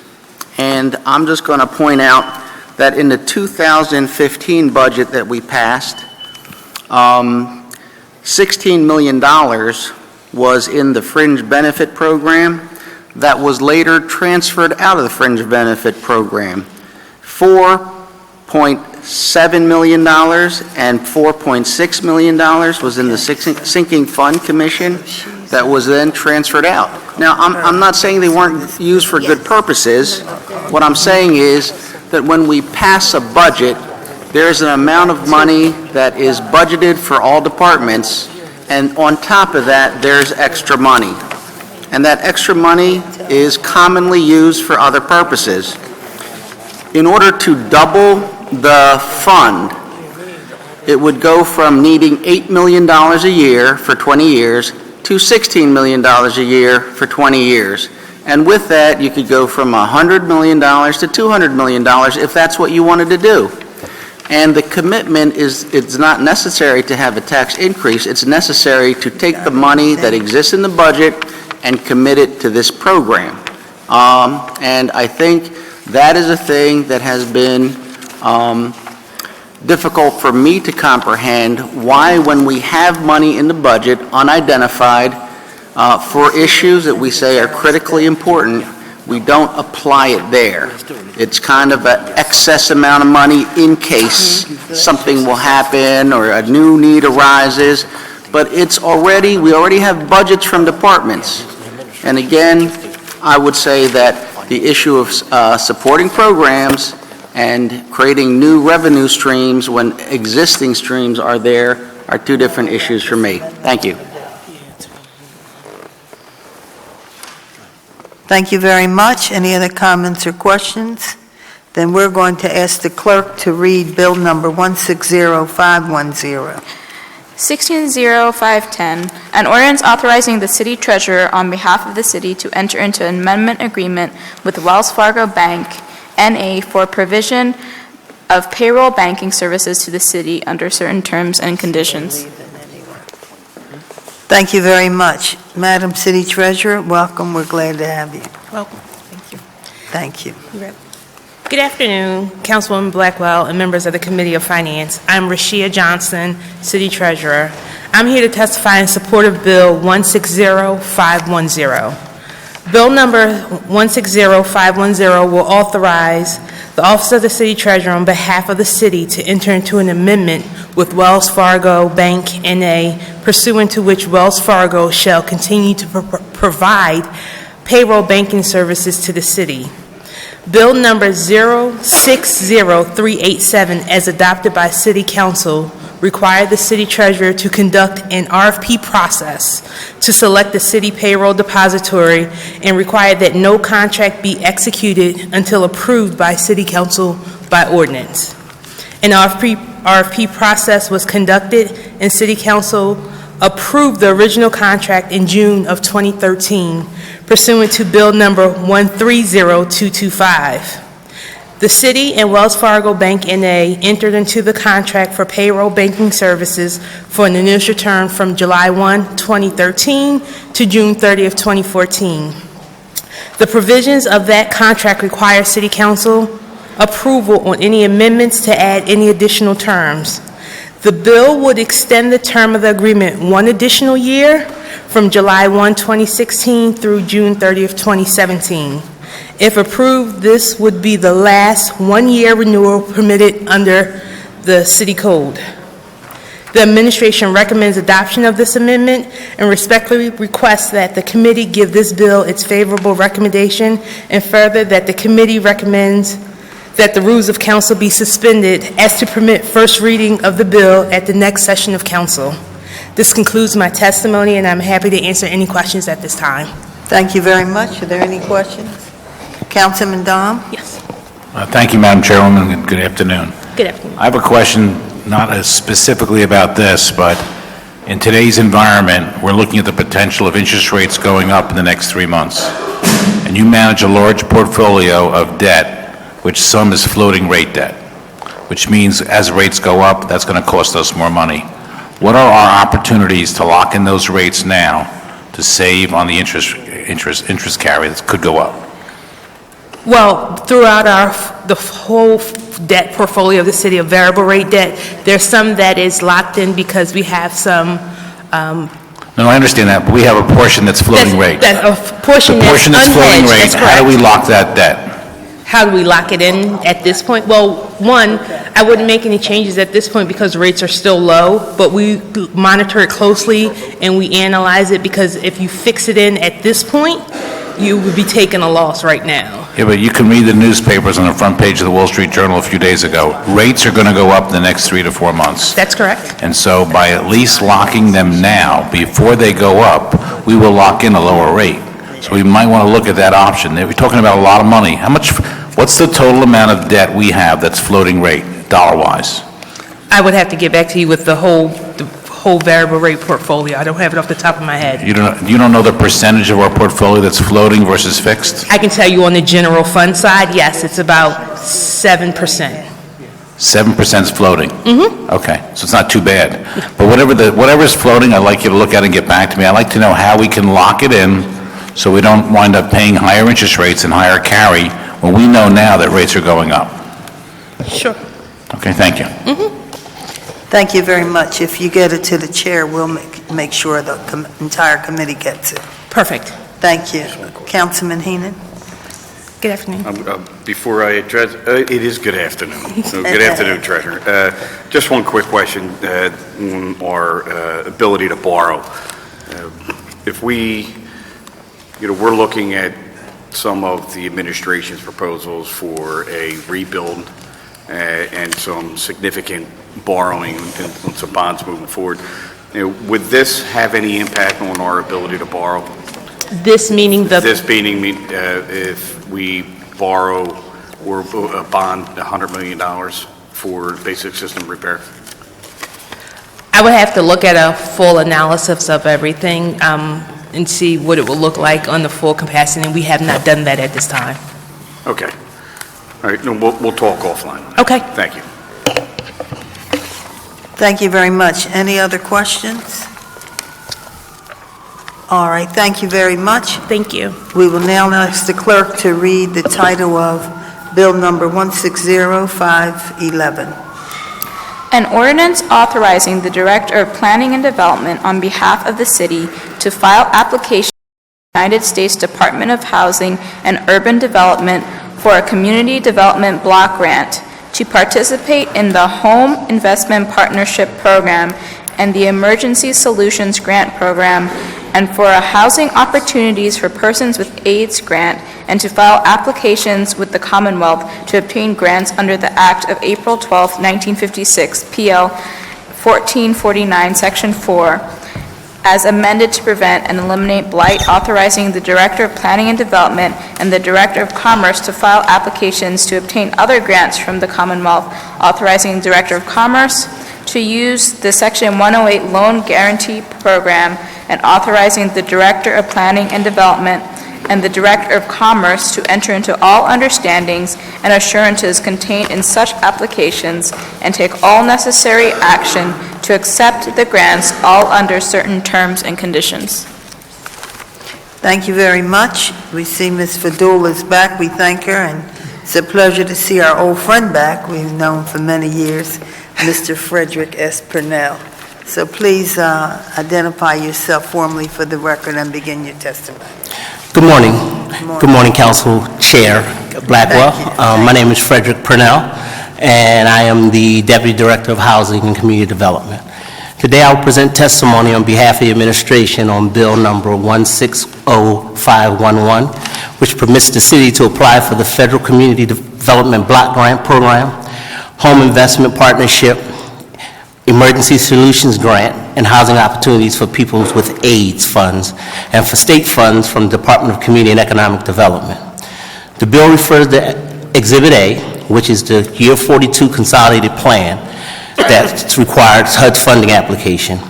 In order for the city to receive funding from HUD, the city is required to submit an approved consolidated plan to HUD no later than August 15, 2016. The consolidated plan also includes a budget for the Housing Trust Fund and related funding sources. With me today are my boss, Ms. Ann Fadulin, Director of the Office of Planning and Development, representatives from the Department of Commerce, which administers funds allocated for the community economic development, and related agencies including the Philadelphia Redevelopment Authority, the Philadelphia Housing Development Corporation, and the Philadelphia Industrial Development Corporation. The Year 42 Consolidated Plan for Fiscal Year that begins July 1, 2016 details our plan for spending funds from our four primary federal sources, the state's Department of Community and Economic Development and the Housing Trust Fund. As detailed in the Year 42 proposed consolidated plan transmitted to City Council on May 12th, the city will receive $38.807 million in federal CDBG entitlement funding, a decrease of $229,000 over Year 41 funding levels. The city's Year 42 federal home allocation is $8.402 million, which represents an increase of $377,000 from Year 41 funding levels. In Year 42, based on the current rate of earnings, the Housing Trust Fund budgeted amount is $11 million. Our overall resources continue to shrink as they have for the past several years. The Year 42 Consolidated Plan maintains initiatives and programs to achieve the city's priorities to prevent homelessness by keeping people in their homes, increase affordable housing by producing new units, strengthen communities by eliminating blight and promoting neighborhood planning, and create jobs by creating and retaining businesses. The city has identified programs and services that are most effective in achieving the city's priorities.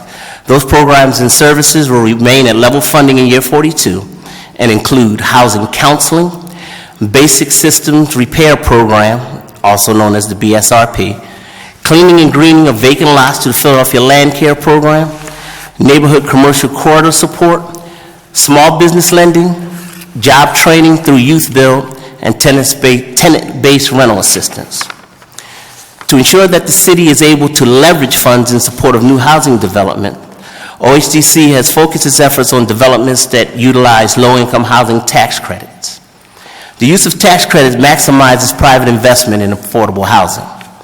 As an example, in year 40, a total of $8.7 million in city funds going to 5 developments that received tax credit awards last year will leverage $70 million in non-city funds. In addition, OHCD continues to partner with the Philadelphia Housing Authority to make developments receiving tax credit eligible for annual contribution contracts, or ACCs, and in the last round of funding award selected a development seeking 4% tax credit as a means of making our funds go further. There's an urgent need for the preservation of existing affordable housing.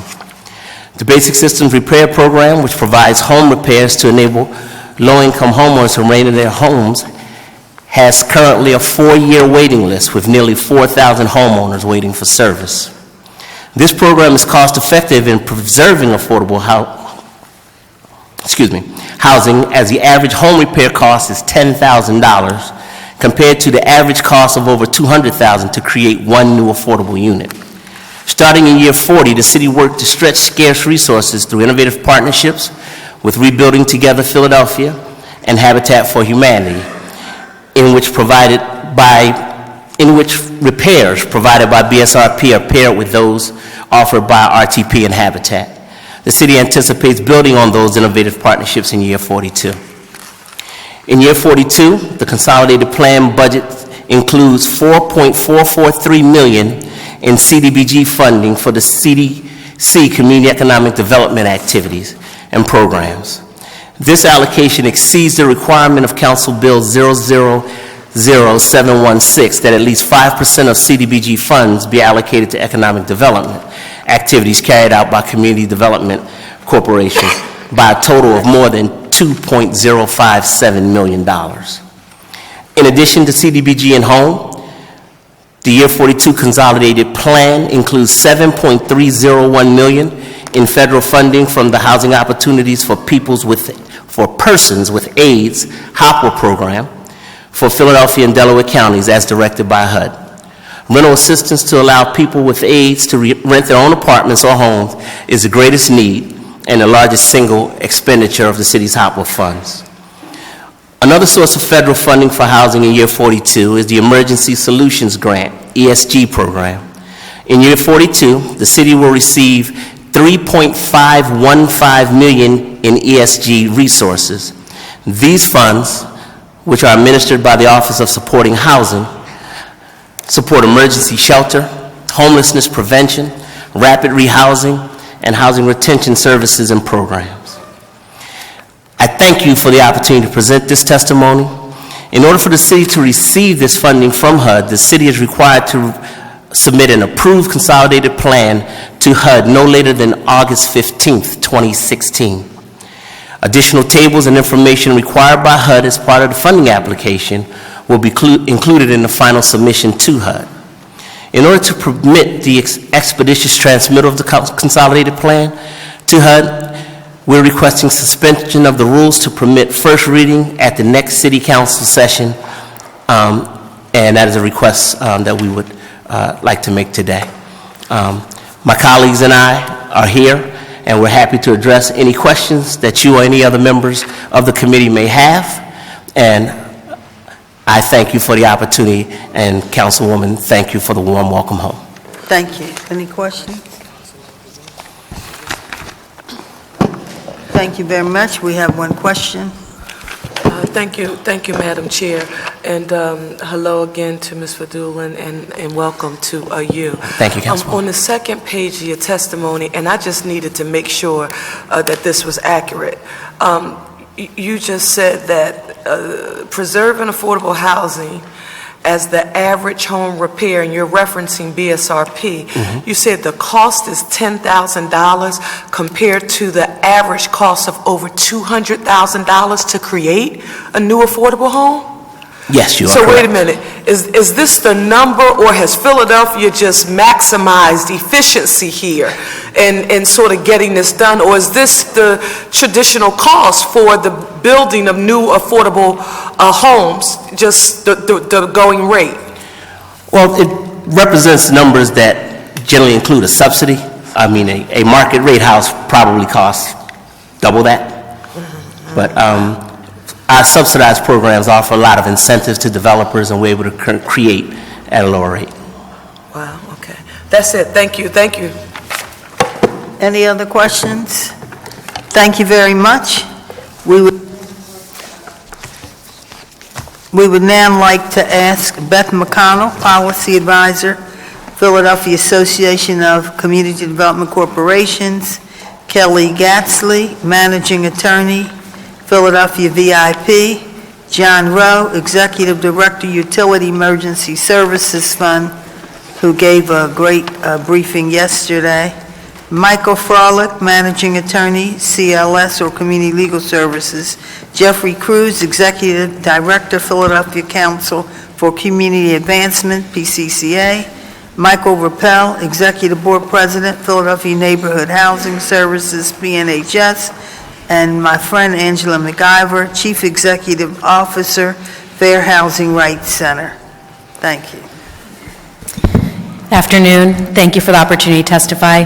My name is Beth McConnell, Policy Director for the Philadelphia Association of Community Development Corporations, PACDC. And before I begin my testimony, which I will summarize, Councilwoman Parker, I wanted to come back to the point that you were making just earlier. I just want to point out there are a couple of our members, CDC members, that are, have recently broke ground on new subsidized affordable housing projects that cost more than $360,000 per unit. So the high cost of construction of subsidized low-income housing is a real challenge, and we would look forward to working with council and the administration to identify what those cost drivers are and see what we can do about maximizing our resources. So thank you. And I'll subsidize my, I'm sorry, I won't subsidize, I will summarize my written testimony. The Year 42 Consolidated Plan before Council today proposes smart and critical investments in our neighborhoods and our neighbors. OHCD has proposed increasing resources to targeted preservation by about $315,000 over Year 41, which is in addition to the resources that go to the Basic Systems Repair Program. And as we discussed in the earlier hearings on preservation and the need for it, in recent years, OHCD has awarded grants through an RFP process to Rebuilding Together Philadelphia and Habitat by offering basic systems repair services in kind instead of cash grants that they would use. Now, this has been useful and successful, but we have urged OHCD, and we would continue to urge the administration, that with this increase in funding, that they consider making more of those grants available as cash grants to help those organizations do their really critical work. We also would applaud the proposal in the consolidated plan, and that the mayor proposed, to increase general fund support for the storefront improvement program to $635,000 in Year 42.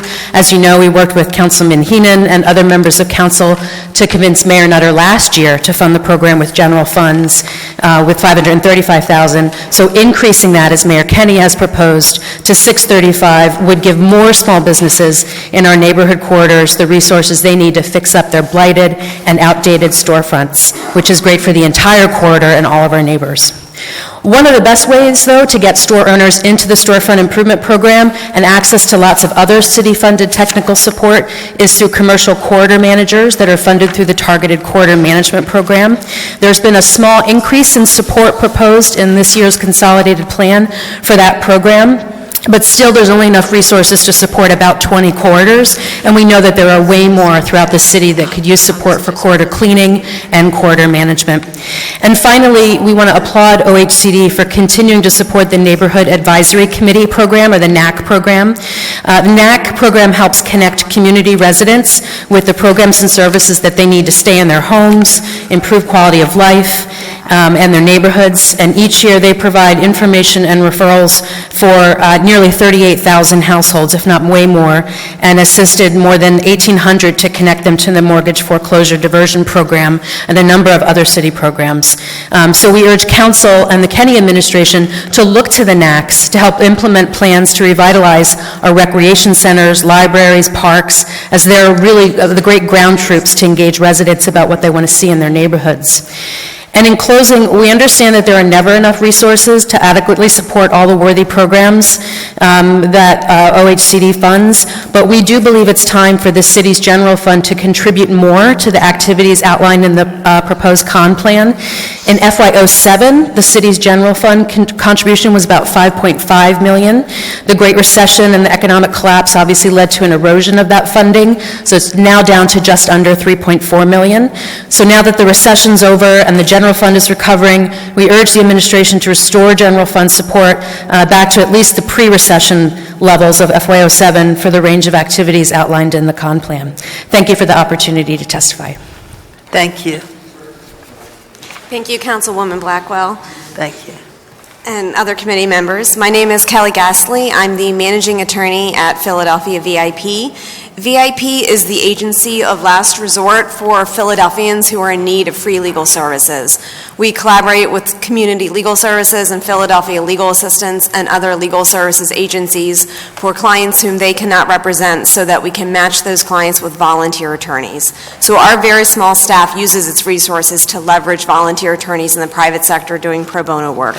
I'm here today to thank OHCD and the city for its continued support of our homeownership work. Because of that support, VIP is able to serve nearly 500 homeownership clients every year. Many of these clients have tangled title issues, which I'm sure you're all familiar with. It's a pervasive problem in the city. We did a study with the Cartographic Modeling Lab about a decade ago that gave a minimum of about 14,000 homes in the city with tangled title issues.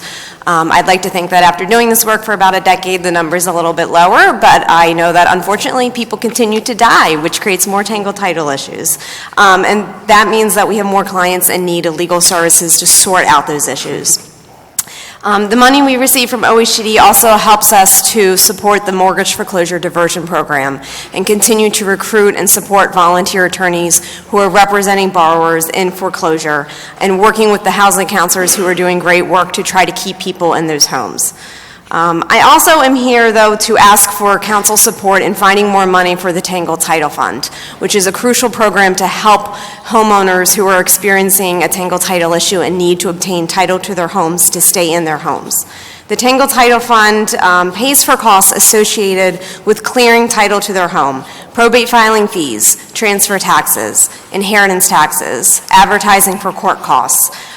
We have seen that the biggest expenses that clients are coming to the Tangled Title Fund for are probate filing fees at the Register of Wills and transfer taxes. In fiscal year 2012 to 2013, the Tangled Title Fund started getting $50,000 a year, up from about $30,000 before that. It continued to get $50,000. We were very fortunate in the current fiscal year to get an influx of NTI money that brought our total for the year to $105,000.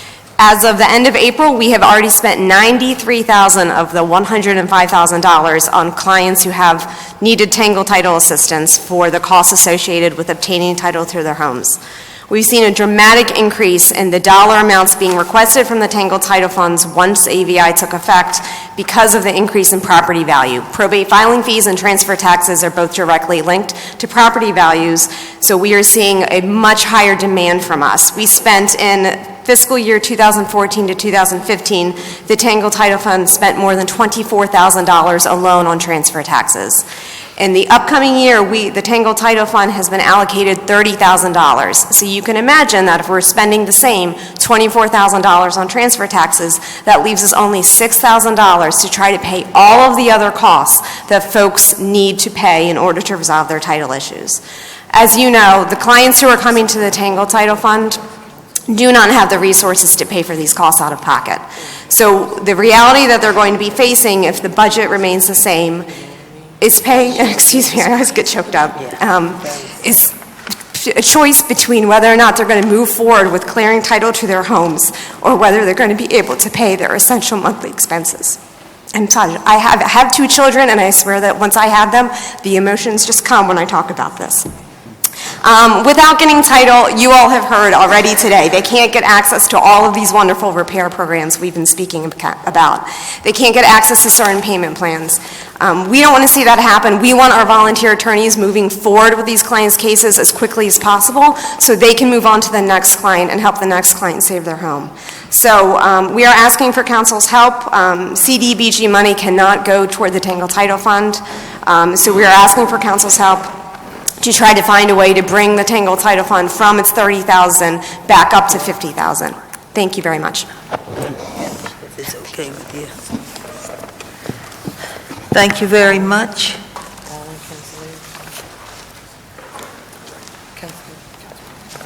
I'm sorry, hold on, please. Alan Dom wanted to make a statement.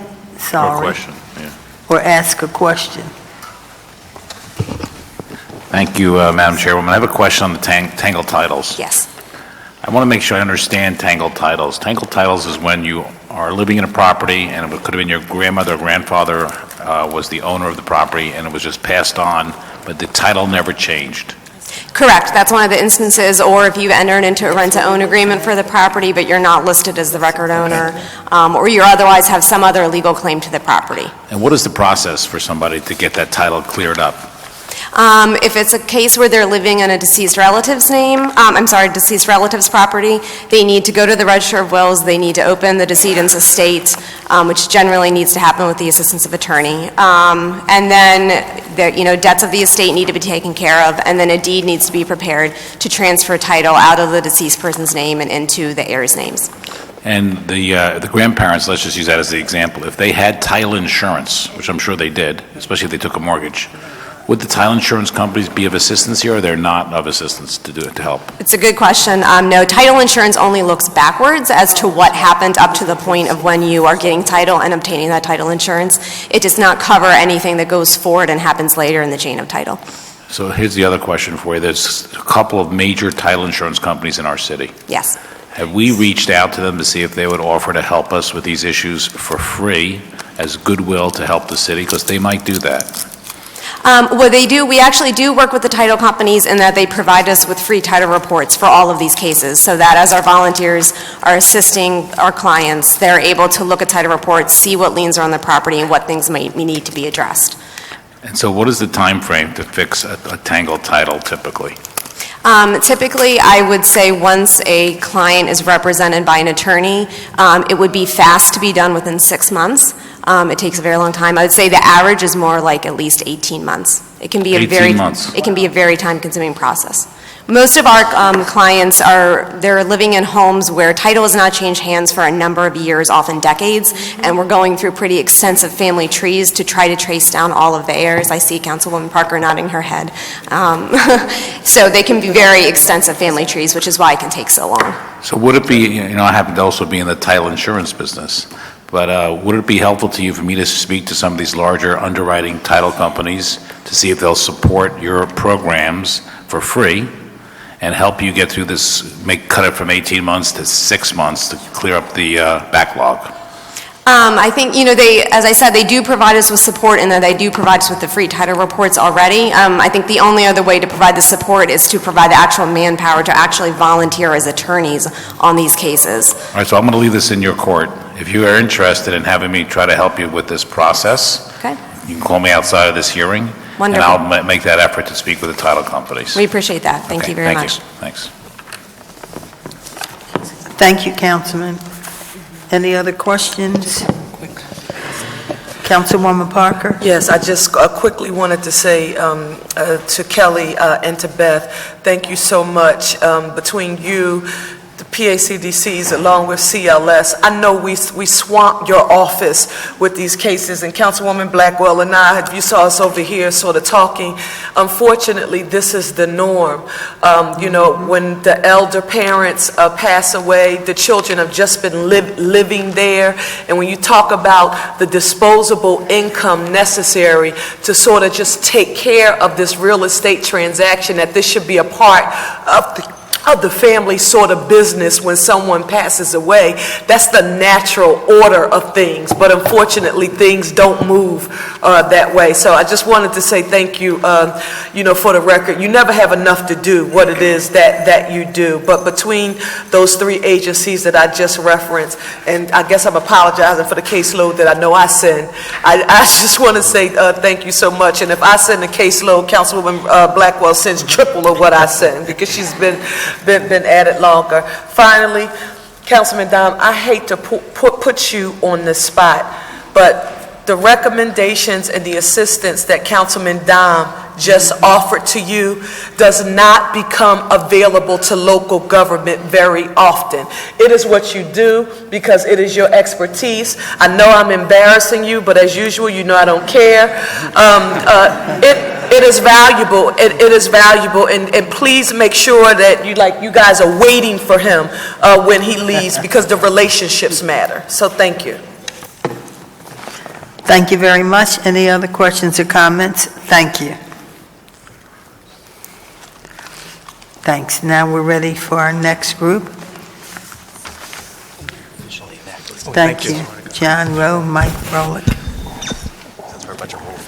Thank you again for the session you had, giving advice to our staff, and we appreciate you over the years. Thank you. Thank you.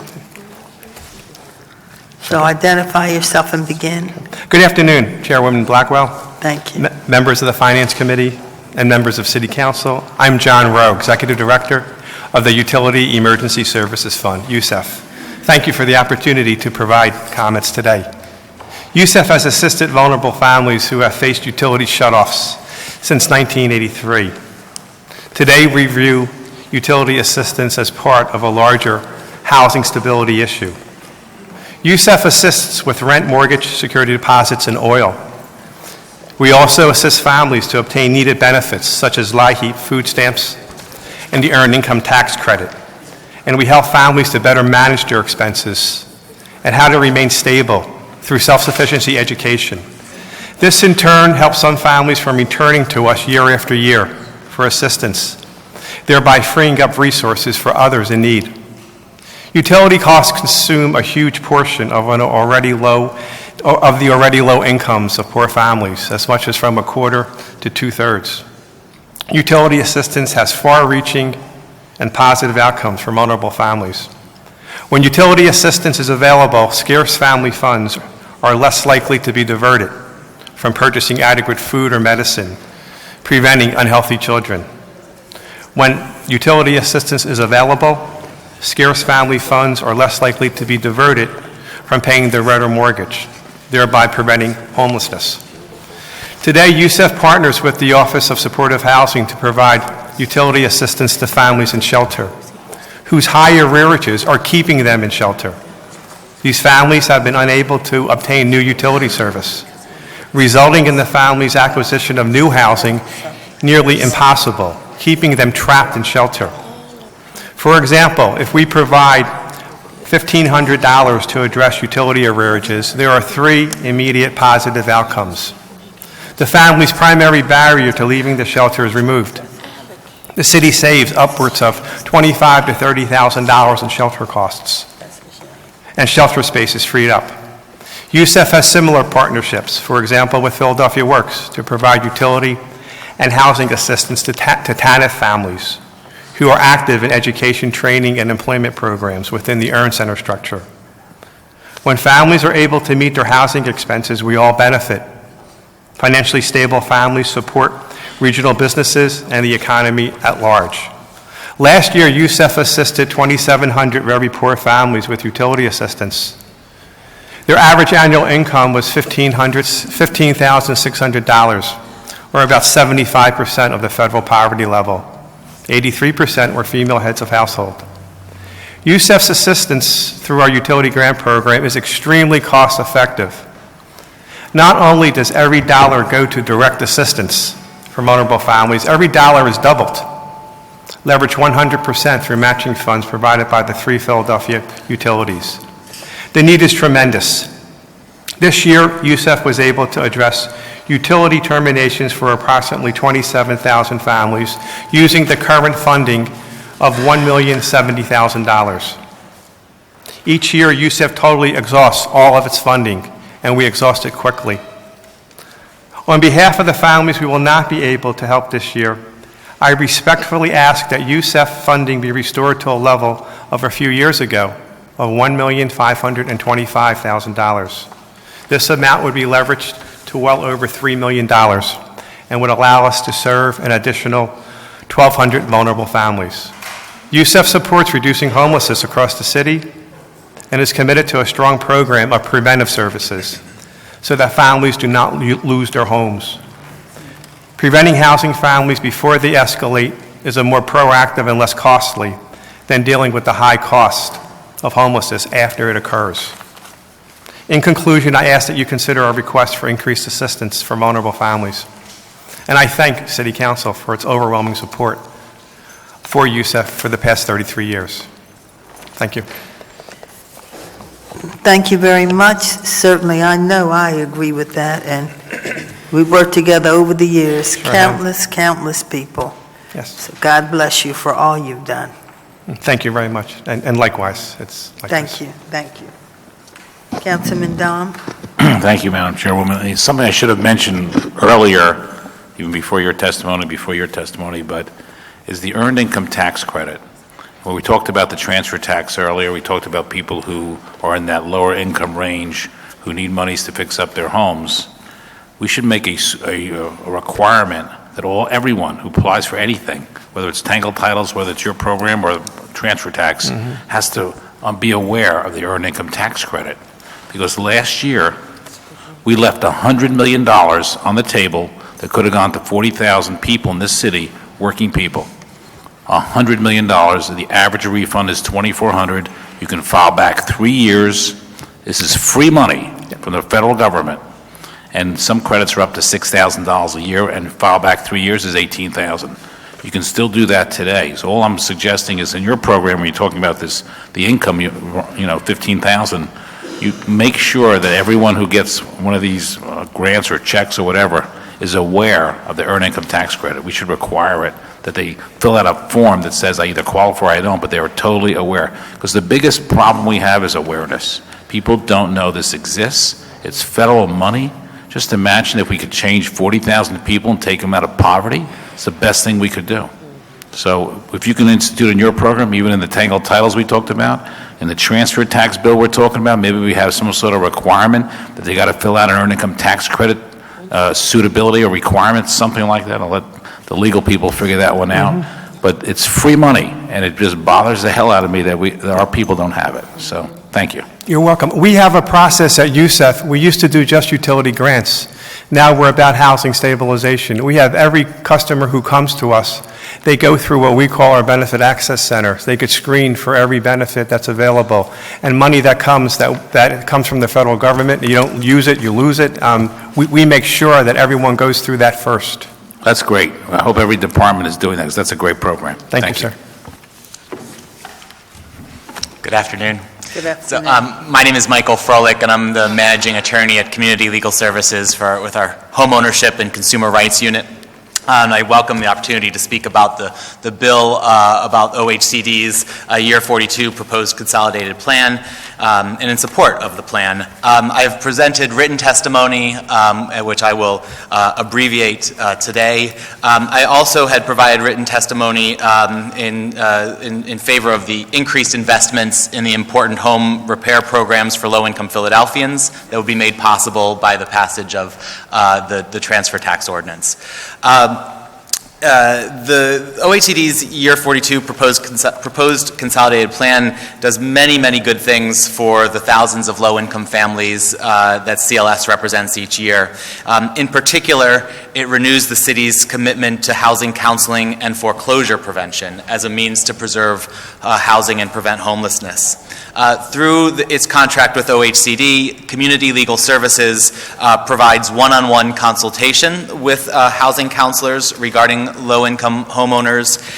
We accept referrals of cases from housing counselors for legal representation so that we can represent these homeowners in court.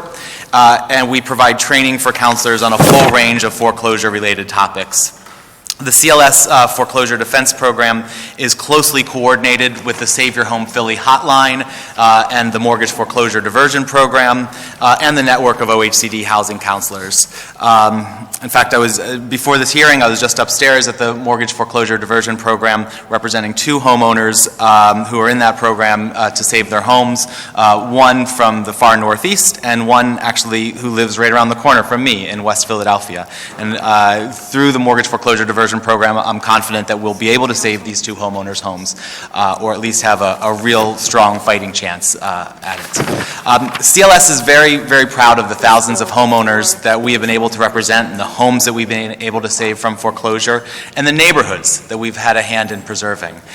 Today in Philadelphia, however, 350 residential foreclosures continue to be filed every month. And approximately 100 residential tax foreclosures continue to be filed every month. And while the number of residential foreclosures is down from its peak in 2009, 2010, it continues to be way too high for our communities.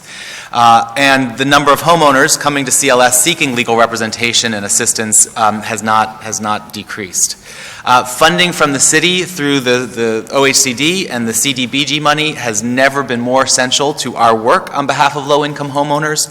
And so on behalf of the thousands of low-income and working-class families that CLS represents each year, we support OHCD's Year 42 proposed consolidated plan and look forward to continuing the productive foreclosure prevention partnership between OHCD and CLS in the years ahead. Thank you so much. Thank you, and thanks for your efforts, Michael. Any questions? Thank you very much. Thank you. Jeffrey Cruz and Mike Rappel.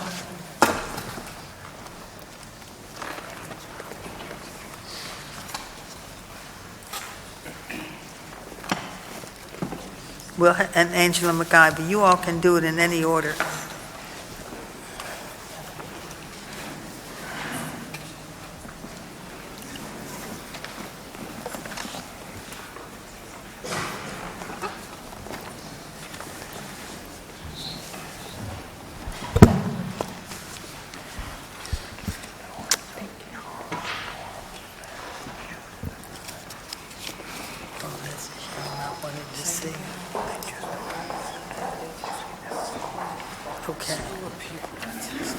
Okay.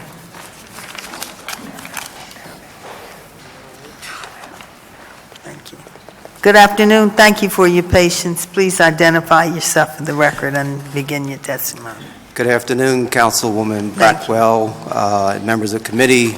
My name is Jeffrey Cruz. I am the Executive Director of Philadelphia Council for Community Advancement, better known as PCCA.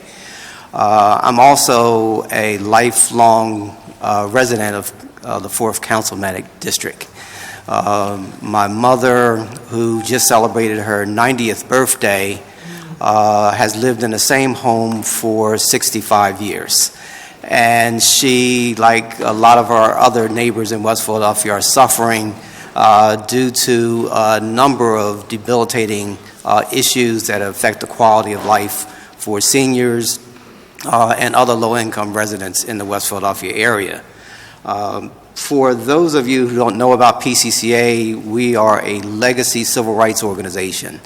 We were founded in 1962 to support the issue of affordable housing, to fight discrimination, to build up a stable economic base in low-income communities around the city of Philadelphia. One of our predecessors is former Mayor W. Wilson Good, who led the fight for community development and spearheaded the movement for community revitalization. We have assisted in the development of over 4,000 units of affordable housing over that 55-year period of time. And we have also, as a HUD-approved housing counseling agency, provided assistance to over 86,000 residents. You heard Community Legal Services comments about the work we do with foreclosure, with our housing counseling program. We today have 4 housing counselors upstairs fighting for the rights of families to avoid foreclosure. We also have been working diligently to educate consumers about issues related to the homestead programs, the UPA program, assistance to senior citizens, and other programs that assist low-income families stay in their home. It is, in fact, cheaper to keep people in their home than it is for us to move them out and to keep them in shelters. What I'm doing today is basically asking for support for the Community Development Block Grant funding for year 42, but I want to bring to Council's attention the inequity of funding that excludes a large portion of West and Southwest Philadelphia. Currently, of the 28 housing counseling agencies funded by OECD, there are only 3 agencies in West and Southwest Philadelphia. We receive less than 10% of the funding from housing counseling dollars, which is about $4 million this year. And we have really suffered there in West and Southwest Philadelphia. PCCA has been working with Achievability and other organizations in the community to expand from our current operation, which is in the Carroll Park area, to move further into Haddington and the Cobbs Creek area, where there are large numbers of people losing their homes, having tax foreclosures and mortgage foreclosures, utility shutoffs, and other problems that are facing homeowners and residents in that community. The gap in funding is so vast that in some areas that have 5 or 6 or more housing counseling agencies, they're receiving upward to $900,000 in those communities. In West and Southwest Philadelphia, we are receiving $300,000. So I'm asking for OECD and Council to be cognizant of the fact that we need a better allocation of funding based on the needs in the communities that we serve. Again, PCCA is happy to be here. We have been here since year 1 of the Community Development Block Grant funding. We'll stay here. We are committed to providing affordable housing, preserving home ownership, and we really do want to make certain that families who have held down these communities get to stay in their communities. Thank you very much.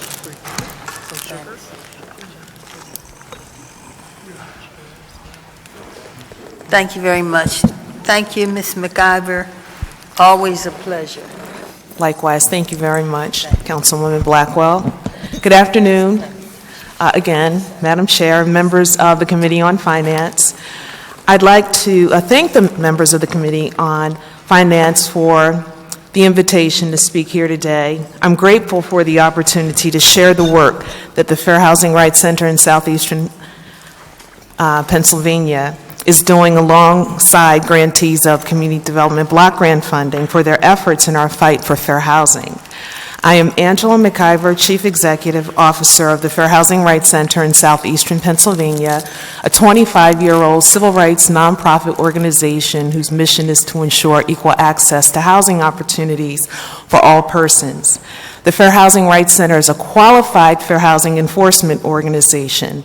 This means the organization has earned authority under the U.S. Department of Housing and Urban Development to investigate and file fair housing complaints against parties that unlawfully discriminate in their housing practices or policies against protected classes on the basis of race, religion, color, gender, national origin, familial status, and disability.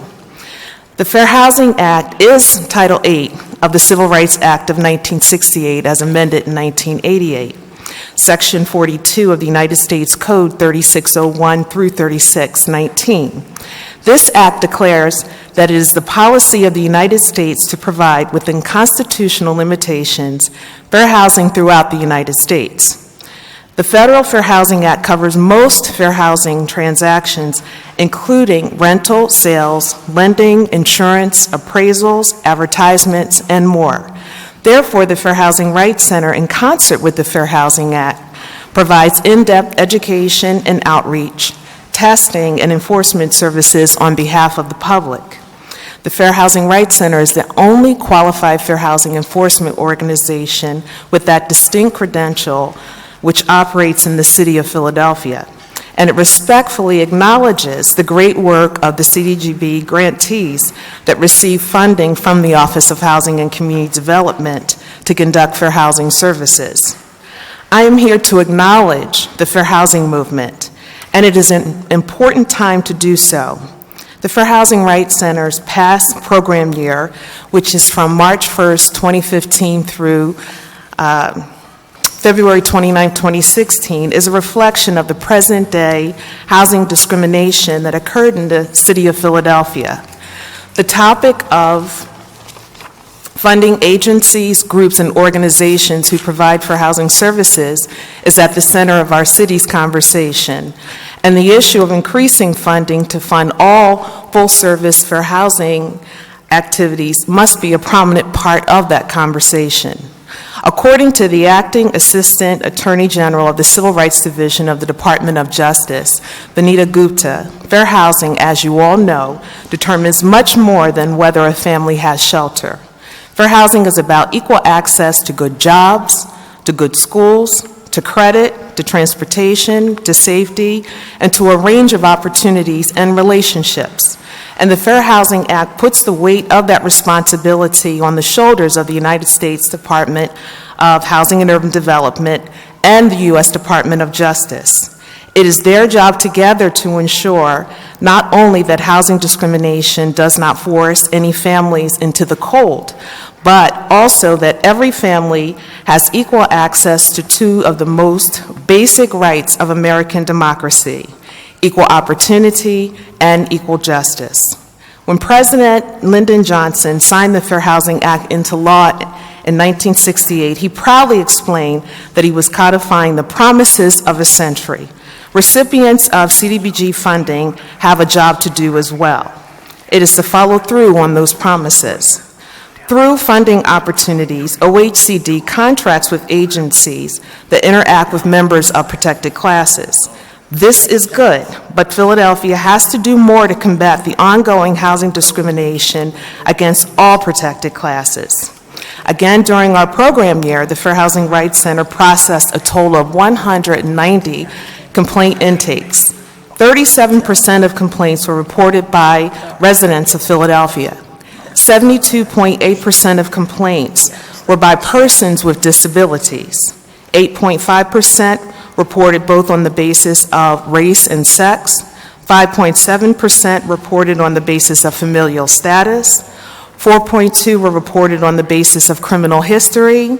2.8% were reported on the basis of national origin, and 1.4% of the complaints were both on the basis of income and domestic violence. Through persistent and even-handed enforcement of the Fair Housing Act, the Fair Housing Rights Center has rooted out discrimination and upheld basic civil rights for those who live in Philadelphia, often for the most marginalized members of our most vulnerable communities. We have made great strides forward, and we certainly are clear to realizing our nation's most fundamental commitments to equality, to dignity, and to freedom. But my presence here today cannot just be about the appearance of highlighting services that were on behalf of the public during our last program year. It must be an occasion to recommit ourselves to securing real, unrestricted choices to ensure that all protected classes in Philadelphia will be aided by a sufficient number of organizations that specialize in fair housing services. This act increases the likelihood that the most disenfranchised neighborhoods might experience revitalization. When that happens, more Philadelphians may increase access to credit, which breaks down the vestiges of hypersegregation, and it opens the doors to equal access to opportunity. Acting Assistant Attorney General of the Civil Rights Division, Gupta, stated that we must ensure that these promises of the last century continue to have meaning in people's lives in the century to come. Because despite our great strides, despite what have certainly been remarkable achievements, it is all too clear that challenges to fair housing endure. As President Johnson warned, the roots of injustice run deep. Racial barriers continue to divide our communities. Eligibility for apartments, houses, and mortgages continue to influence by where you were born, the color of your skin, our sex, our disabilities, and the presence of our children. Almost half a century after the Fair Housing Act was signed into law, we continue to see basic and blatant forms of housing discrimination, as well as the emergence of more subtle but equally pernicious variations. In 2012, HUD released the findings of the Housing Discrimination Study 2012. The study is done every 10 years. The Fair Housing Rights Center is proud to report that it was one of many private fair housing enforcement organizations that contributed 682 test parts to a total of 8,000 paired match tests that were conducted in 28 metropolitan areas, including the Philadelphia MSA. HUD measured the incidence and form of discrimination experienced by Black, Hispanic, and Asian renters and home buyers. However, the Fair Housing Rights Center is not proud to report the key findings of the report, which include taking into account the ability to make an appointment, the availability of units and homes, and the agent's willingness to show units. Minority renters and home buyers are told about and shown fewer homes and apartments. In October of 2013, the Fair Housing Rights Center and other agencies were granted opportunity to testify before the joint hearings by the Committee on Public Safety and the Committee on Housing, Neighborhood Development, and Homelessness to explore methods of detecting and mitigating subtle forms of discrimination that create barriers to Blacks, Hispanics, and Asian renters and home buyers in Philadelphia. That hearing was pivotal because it afforded me with an opportunity to provide a detailed report on the key findings of the Housing Discrimination Study 2012, as well as recommend several action steps, including the need for Philadelphia to conduct more targeted education and outreach activities among protected classes. Education helps consumers identify and react to unlawful housing discrimination. When discrimination is not detected, it is not reported.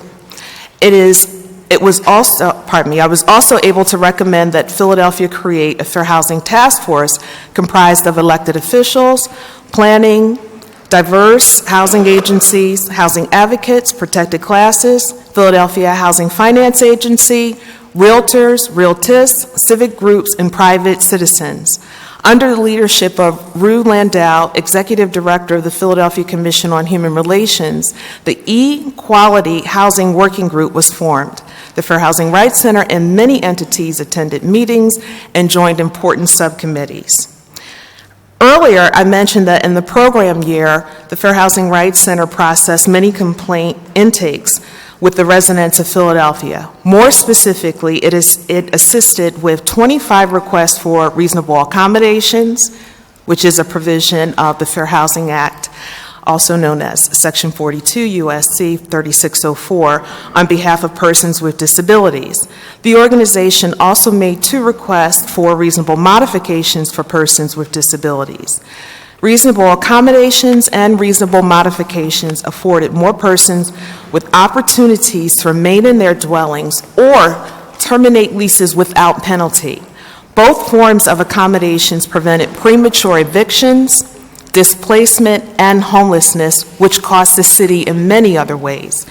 When requests for reasonable accommodations were denied, the Fair Housing Rights Center drafted administrative complaints and filed complaints on behalf of the most vulnerable individuals in Philadelphia. Some complaints were resolved, while other complaints will be processed as soon as HUD and the Pennsylvania Human Relations Commission schedules investigations or conciliation hearings. This accomplishment ties into OHCD's current analysis of impediments to fair housing choice barriers, number 2, which reads, approximately 1 in 6 Philadelphians has a disability, has access, pardon me, I'm going to read that over. Approximately 1 in 6 Philadelphians has a disability, while accessible housing makes up approximately 1% of Philadelphia's housing stock. OHCD's stated goal is increase the number of accessible homes through construction and rehabilitation of existing housing. OHCD's actions are to, number 1, continue the adaptive modification program to make residences more accessible to disabled renters and home buyers. 2, increase the amount of accessible housing through new construction of affordable and accessible housing. And 3, continue to require all new construction housing developments to include visitability design features to that extent possible. Until those goals are manifested, the Fair Housing Center proposes that OHCD creates a funding opportunity for a qualified fair housing enforcement organization to conduct targeted education and outreach in areas in which members of protected classes reside and schedule fair housing training for staff at human service agencies that work with protected classes, particularly on the topic of reasonable accommodation and reasonable modification, a provision of the Fair Housing Act. If OHCD creates a new funding opportunity to offer targeted education and outreach services, the Fair Housing Rights Center would apply because it has already developed numerous training and educational materials, as well as provided technical assistance for several grantees that appear in the Year 42 Proposed Consolidated Plan, Action Plan, Fiscal Year 2017. Also, the Fair Housing Rights Center has already provided technical assistance for at least one municipal agency, as well as many private nonprofit groups over the years. Almost finished. Ironically, the Office of Housing and Community Development contacted the Fair Housing Rights Center to complete surveys that were used to compile its current analysis of impediments to fair housing choice. Additionally, on April 28, 2016, the Fair Housing Rights Center and the Housing Equality Center of Pennsylvania made a concerted effort to provide in-depth technical and experiential training for the Office of Housing and Community Development on the new Affirmatively Furthering Fair Housing Rule, which includes the new assessment of fair housing, which is required by all recipients of CDBG funding. This is under the Obama administration. The training was monumental for several reasons. First, it occurred during Fair Housing Month, which is April.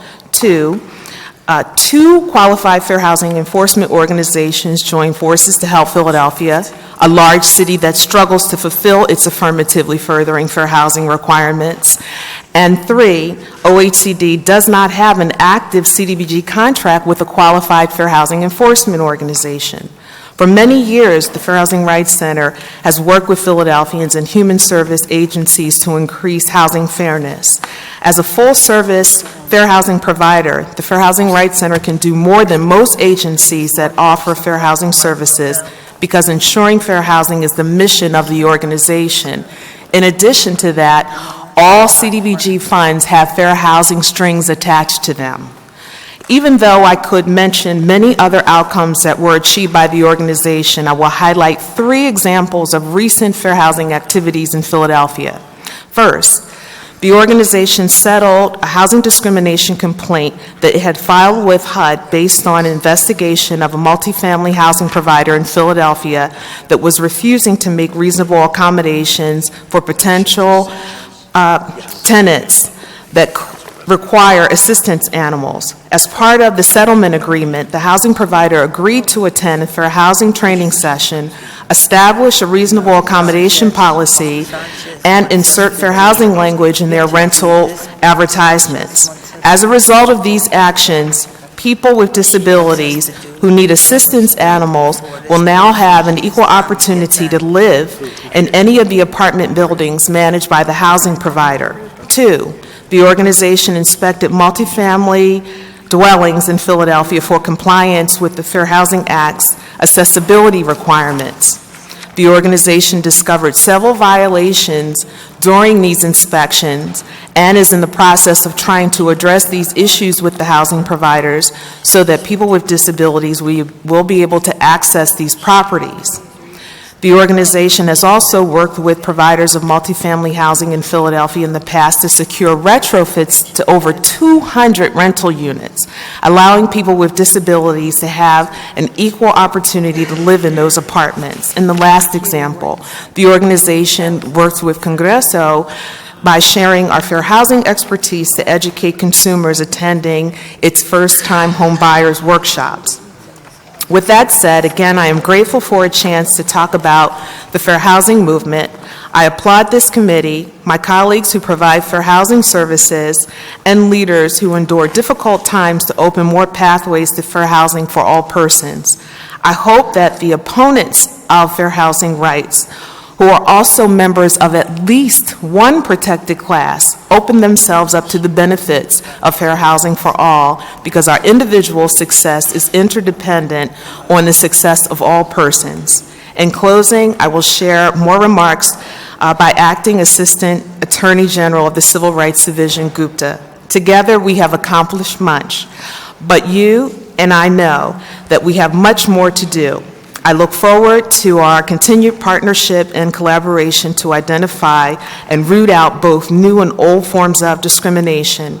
Through those efforts, we can ensure that fair housing remains part of the American way of life, that all individuals who live in this country have access to housing free of discrimination, and that all communities are protected and supported by the promises of the Fair Housing Act. Thank you very much for our opportunity to testify. Thank you very much. Any questions?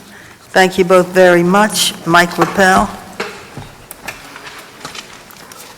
After this last testimony.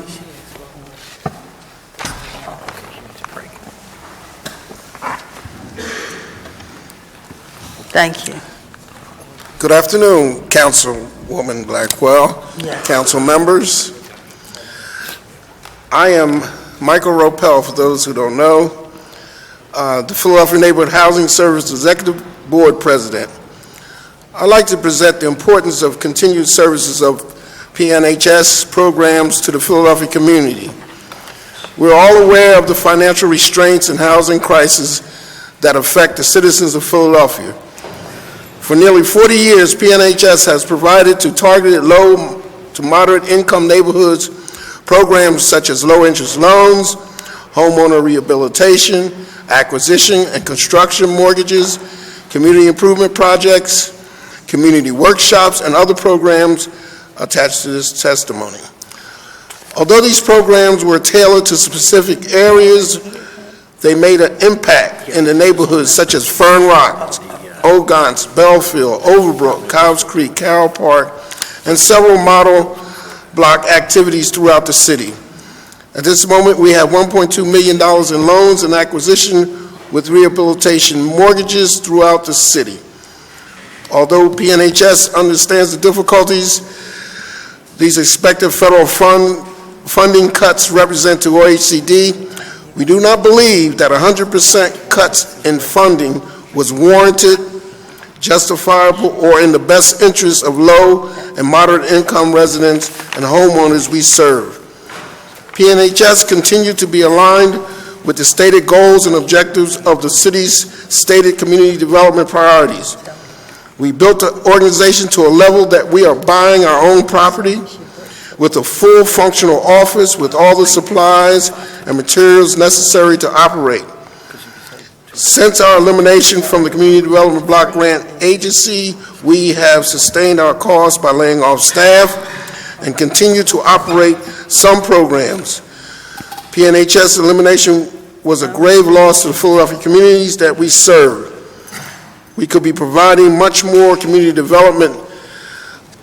PNHS is one of, if not only the local program administrator in Philadelphia for the Pennsylvania Housing Finance Agency's loan program.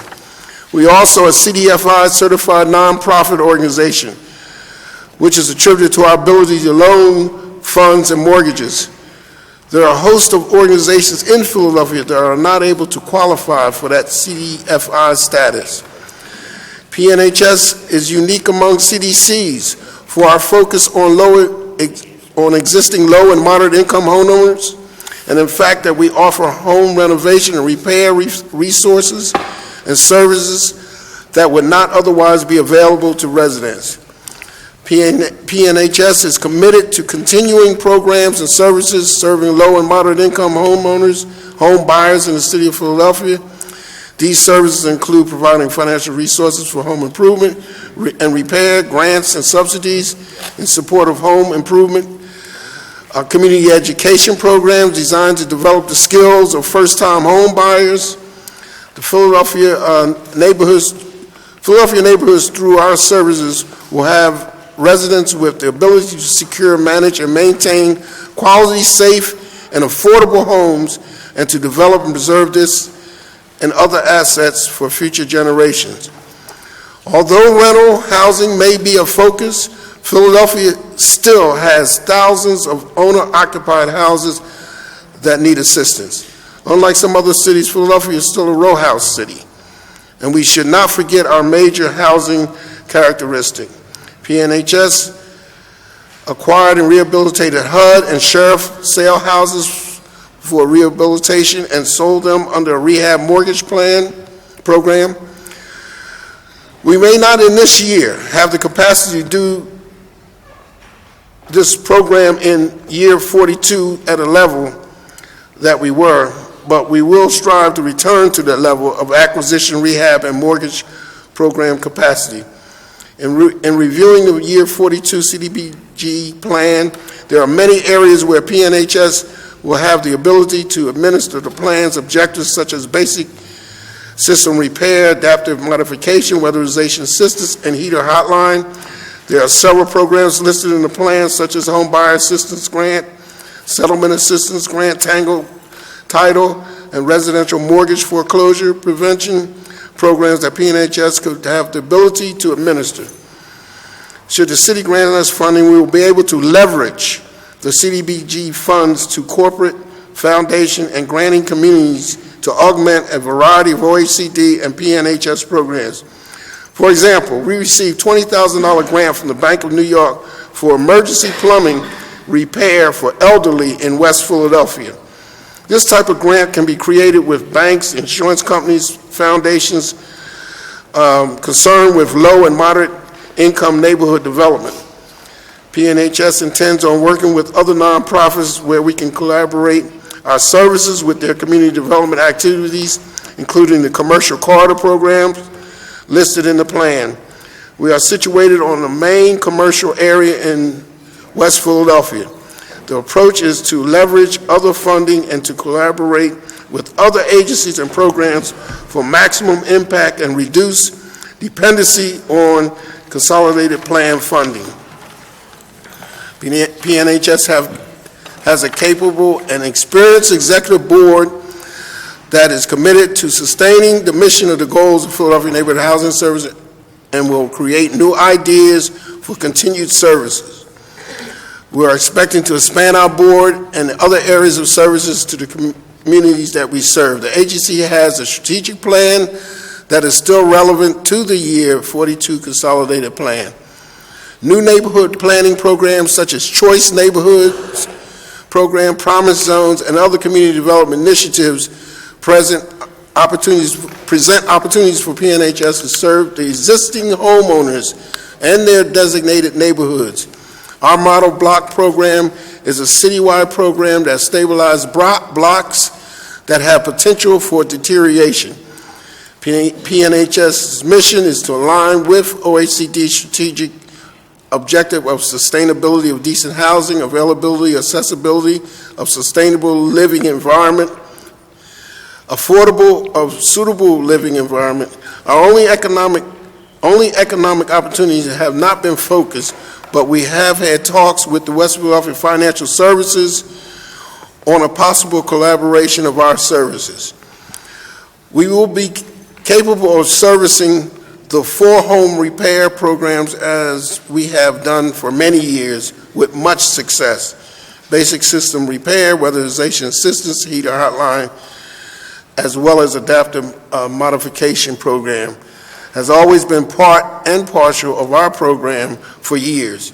In addition, PNHS programs have always prevented homelessness by keeping people in their homes, which is a major objective of the Year 42 Block Grant Plan. In closing, PNHS and the Office of Housing Community Development need to discuss the reactivation of our agency.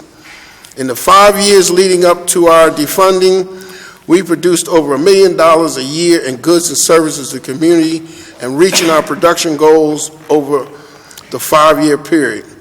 PNHS is an agency in the city of Philadelphia that have programs with missions, objectives that matches the consolidated plan. A major size office building with equipment that we're buying. $1 million revolving loan fund, a certified CDFI agency with 1 staff member at this time. We need to be part of this year's consolidated plan in some capacity, get back to the business of providing services to low and moderate income residents. Once again, PNHS goals are to foster sustainable change through education, training, increase home ownership, reduce neighborhood blight, provide resources for home improvement, and encourage private investment by banks, insurance companies, homeowners. Given the opportunity to receive the funding from year 42, we will continue to provide a neighborhood's quality community development service. Thank you. And I'd like to just say off script, introduce Bernie Williams. He's our financial, he's Director of Operations and financial person. He's been with the agency for quite a few years. The testimony earlier by Mr. Cruz sort of talks about especially the West Philadelphia area and how there's a lot of service in that area. We are prepared to go back into operation. It doesn't have to be at full force, but it's senseless to have a building with all the equipment and no staff. So ends my report, my testimony. Thank you. Certainly, we agree. We know of your fine work, and we'll ask OHCD if they will review all that you have said. Okay. Thank you. We have any questions or comments? All right, we're going to have to take a 10-minute break for our stenographer if we want to keep her. So we've got a break for 10 minutes, and then we'll finish up. Can I make one quick comment? She's got to take a break. It'll take me 2 seconds. Promise. Good afternoon. Good afternoon. Councilwoman Blackwell. I just wanted to make an announcement. Say your name for the record, please. My name is Melissa Long, Deputy Director of Planning and Development at OHCD. This is Belinda Mayo's last consolidated plan. Yep, and I just wanted to do a little shout out and thank her for all her years of service. Yes, we agree. Thank you.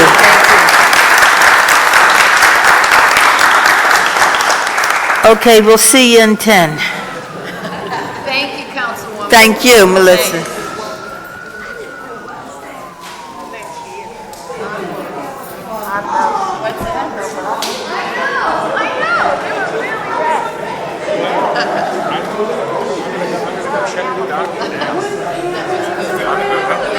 I don't think there's anybody after us. Thanks for the shout out.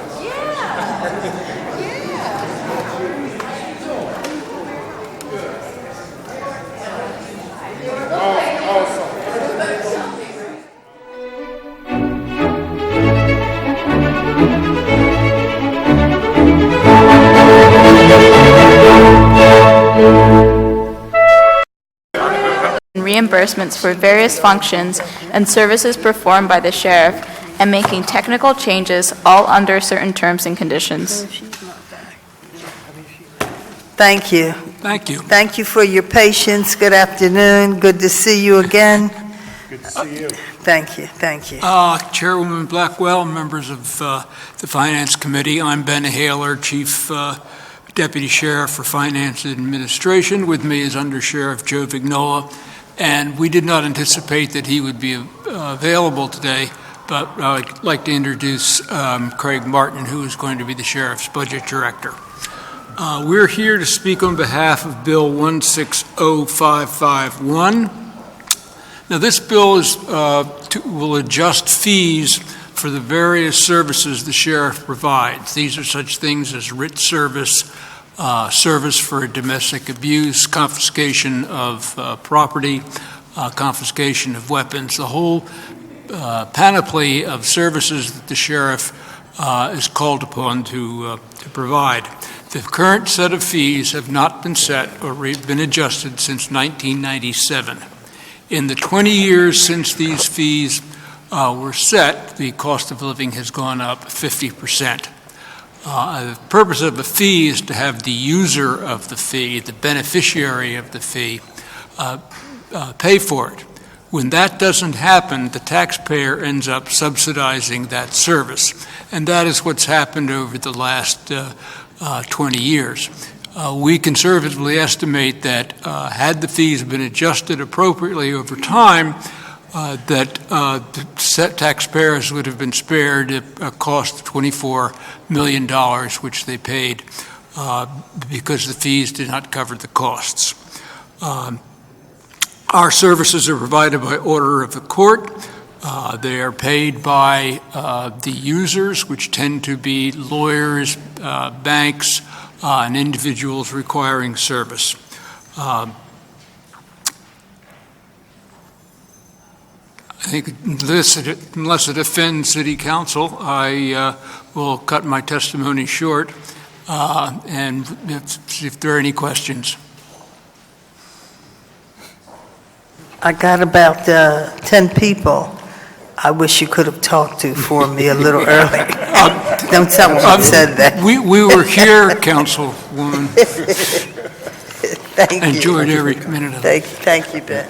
Yeah, thank you, Madam Chair. I just want to put on the record, Mr. Haler mentioned particularly the serving writs on domestic violence, and I just want to compliment the Sheriff's Office of really making that a priority.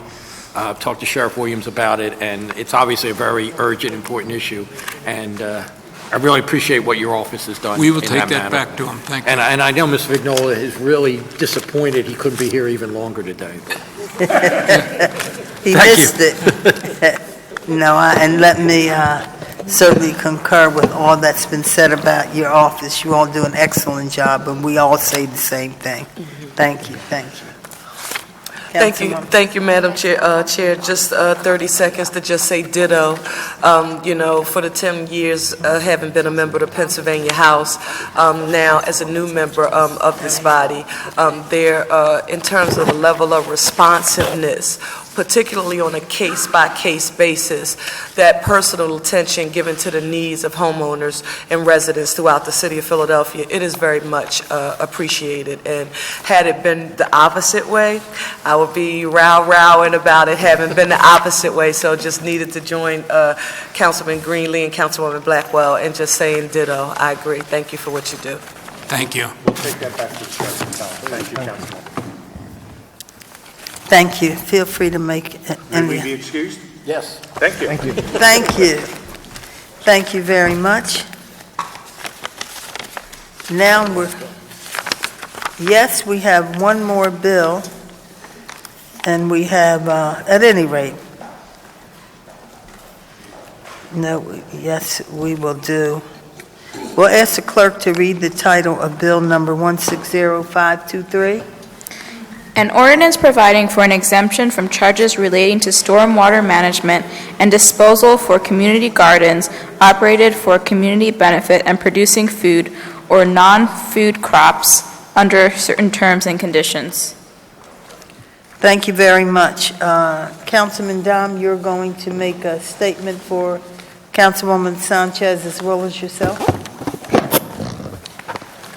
Well, I guess I'm just, Madam Chair, on behalf of Councilwoman Sanchez, just offering this amendment.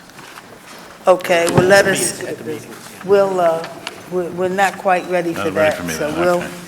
ask those who are here. We have Deborah McCarty, Commissioner. Now, Commissioner, you know I'm going to ask you about my sinking. No, that's right. I haven't said it at all, so I know you took care of all my people. Still working with risk, but a lot, I think since we last met, the numbers have come down and more I didn't hear have what you settled. said at all. I'm sorry. So I did reach out to risk, and the numbers have come down, so they've settled I more don't know since we why last you all met. want to take care. You know, June 14th will be a year anniversary. Do you hear them saying my All numbers of, have there have come been down? offers made to everybody. We're just waiting for the claimants to sign the documents or agree to the settlement. I couldn't, as long as we've been here, I couldn't resist it. Couldn't resist it, colleagues. My colleagues are sick of me bringing this up. I got one young man, I said he was a good leader, and then he ran for office. My goodness. I told him he was a leader. Then he came down and told me, I took your advice, you said I'm a leader, I'm running for office against an incumbent too. So I'm telling you, my colleagues do not want me to bring this up, and we into another mayor's at the end of his first term and we can't get it done. And I don't understand it, I don't accept it, but I'm being calm these days. I'm being calmer because everybody's tired and we want to get it done. But really, you all should not. It's inhumane for the city to treat people wrong when it's tax dollars and when the water department has money. I'm telling you, they have more money than we'll ever see. And they always say they need money for whatever they say they need money for. But take care of the people who elect us, who pay our Risk management salaries. has made offers to every single claimant. So the majority were waiting for the claimants to send back the settlement agreement. Jeez. I'm telling you. I ran into a young lady yesterday, Asian lady, getting a once every 5-year exam. And she said, I know you. You're Councilwoman Blackwell. You're the one who pays water bills for your clients. Now, let me say this. I just can't afford it. Let me try it another way, another approach. But we just can't do it. But on a serious note, you got to take care of people who elect you. It's an issue of morality, of decency, of doing the right thing. And it's just unfair. June 14th will be a year anniversary. 1 whole year. And people are still waiting to be made whole. It's just not right, not right. All right, and let me move on. Let me let you make your statement for this. Good afternoon, Councilwoman Blackwell and members of the Committee on Finance. I am Deborah McCarty, Commissioner of the Philadelphia Water Department, and I'm here today to testify on Bill number 160523. The Water Department recognizes the benefits that community gardens bring to the city, as well as City Council's desire to incentivize this type of land use. We are working to develop the program contemplated by this bill and have begun drafting regulations that will shape the implementation and administration of it. The proposed regulations essentially track the bill and include how to apply for the exemption, how a community garden may show that it meets the organizational and occupancy criteria required by the bill, how the community garden may achieve the 80% pervious cover required by the bill, such as with soil or crops or stormwater management features like porous paving, a 4-year exemption period to match our standard stormwater credit period. We are committed to honoring this program and aim to have regulations in place this fall, in time for the bill's effective date of January 1st, 2017. This concludes my testimony, and thank you. Thank you. Any questions? I have one. Councilman Don has a question. Actually, I have a statement and a question. I should have read the statement first, so I apologize. But I'm reading this on behalf of Councilwoman Sanchez. And it's basically about this bill that she's introducing, I guess. And it's in recognition of the financial burden posed by stormwater billing, which you mentioned, on community-managed gardens and market farms, which provide multiple benefits to Philadelphia neighborhoods. So it exempts gardens from stormwater fees as a no-brainer because they naturally absorb stormwater runoff that would otherwise burn our sewer system. It's the latest edition of our city's ambitious portfolio of green initiatives, including the Green City Clean Waters Program. In addition, direct contribution to our stormwater management goals, these institutions provide many other community benefits, including improving fresh food access and encouraging healthy eating, encouraging adaptive reuse of otherwise vacant and blighted spaces, creating safe green public spaces for neighbors to share and enjoy together. This legislation brought by Councilwoman Sanchez marks the culmination of the Water Department's own efforts to reform the way of self-sustaining gardens are built and parallels the Department's civil exemption for residential side yards. The exemption will apply retroactively to 2010. The Philadelphia Water Department will regulate so that gardens apply every 4 years. Here's a question from Councilwoman Sanchez I wanted to pose. This legislation defines community gardens as a distinct classification of ratepayers that will receive a discounted rate on billing charges related to stormwater only. Can you confirm for the record that the Water Department will propose that the Water Rate Board fix that discount at a rate of 0%? I can confirm that we will, based on council's passage of the ordinance, go to the rate board with the requested discount. Okay, thank you. Thank you very much. I have no further questions. Thanks, Madam Chairwoman. Thank you very much. Councilman Heenan. Thank you, Madam Chair. Can you repeat that discount? I missed the question. Yes. I apologize. That's okay. Can you confirm for the record that the Water Department will propose that the Water Rate Board fix the discount at a rate of 0%? This is for community gardens. Okay, thank you. It's just for community gardens. It's for the record, right? And we can have conversations about this offline because I have some concerns. Although I think, side lots and community gardens or, beautify the neighborhood. It brings the community together. And where there is, a food desert and or lack of fresh produce, I mean, it certainly provides and offers an incredible service for our neighborhoods across the city, especially where we need them the most. Maybe we'll ask them to feed my people. I hear you. Yeah, maybe. So, with that being said, I do have some questions, and if we don't have the answers here, I'd like to get them before final passage. Because whether it's worthy of amendment or not, but it certainly will be worthy of whether I vote for it or not vote for it. So the exception to the zero at the rate board at zero for community gardens. What are community gardens assessed now for how is their stormwater management calculated? If they are, a lot of community gardens are just one single parcel, so they would be charged what a residential property is currently charged, which is $14 and some change. I think it's $14.10, like what my bill is. And larger parcels would be billed based on, as a commercial property, based on porous and impervious surfaces. So that's what would occur with one large single property if it's, not a typical residential parcel. Right, and so we would need, this legislation wouldn't add corrective measures if a community garden is qualified for the exemption. The rate board needs to approve it. How does that work, just from a process standpoint? Yes, this would fall under rates and charges, which is under the jurisdiction of the rate board.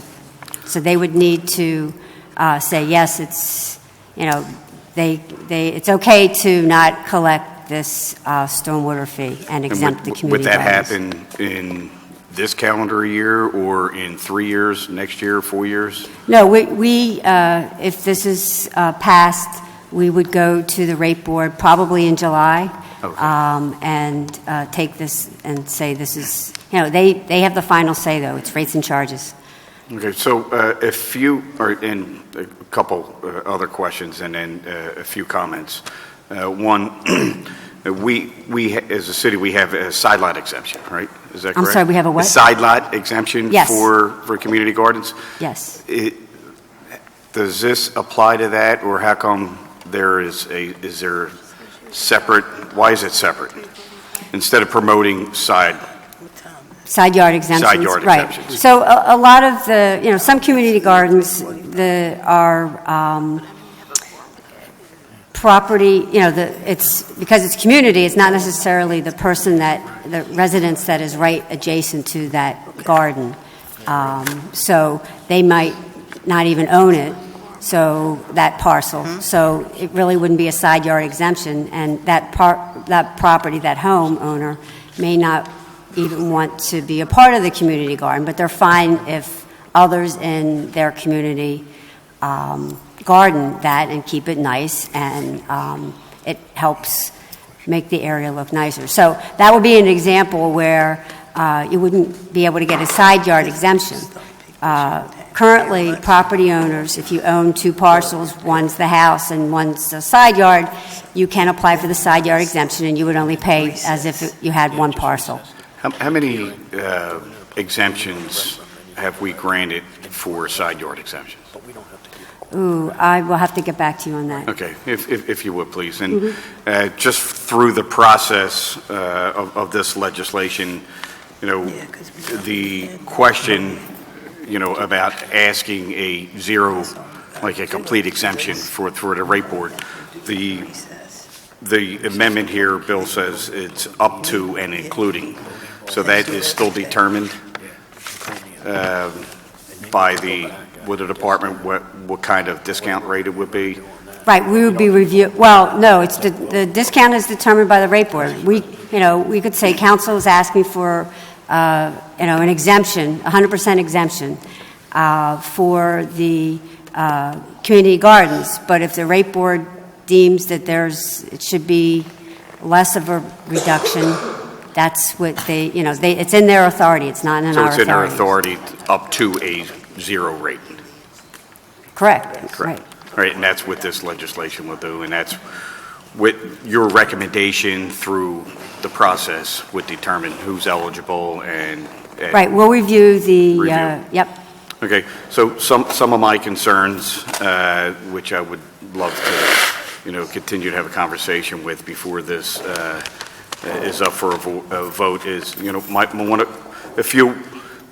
me start off by saying setting a few precedents in being retroactive, I think, is a little concerning for me. And it's not necessarily about the money, because I don't think we're talking about a lot of money here, but the precedent of going back and having exemptions retroactive is concerning of me. So I understand. I want to make note of that. Two is the for-profit sale of some of these, of the produce and on these gardens on commercial sites, right, or where it's for commercial use. That is a little concerning, especially with, the future of, more innovation and technology. I just want to make sure that we're thinking out the future as opposed to right now, let me just exempt everything, let me go back and set a precedent for retroactive. I just want to be a little more, forward thinking when it comes to a new industry, and which I'm going to call in the produce manufacturing industry that's going to come here in the city of Philadelphia. So that is another concern. And question, if you could, do you know how many lots this would impact in the city of Philadelphia at the 80%? What is it, the gross area? The 80%. Well, we believe that the community gardens that we're aware of, I think they're about, around 200 parcels.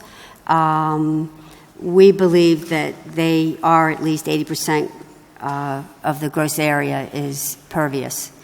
But that's an important requirement because, you need to be having water run off into our system, I would think, to get the exemption, Right. or And- minimize the amount of water running off into our system. Right. At the very You're least. going to have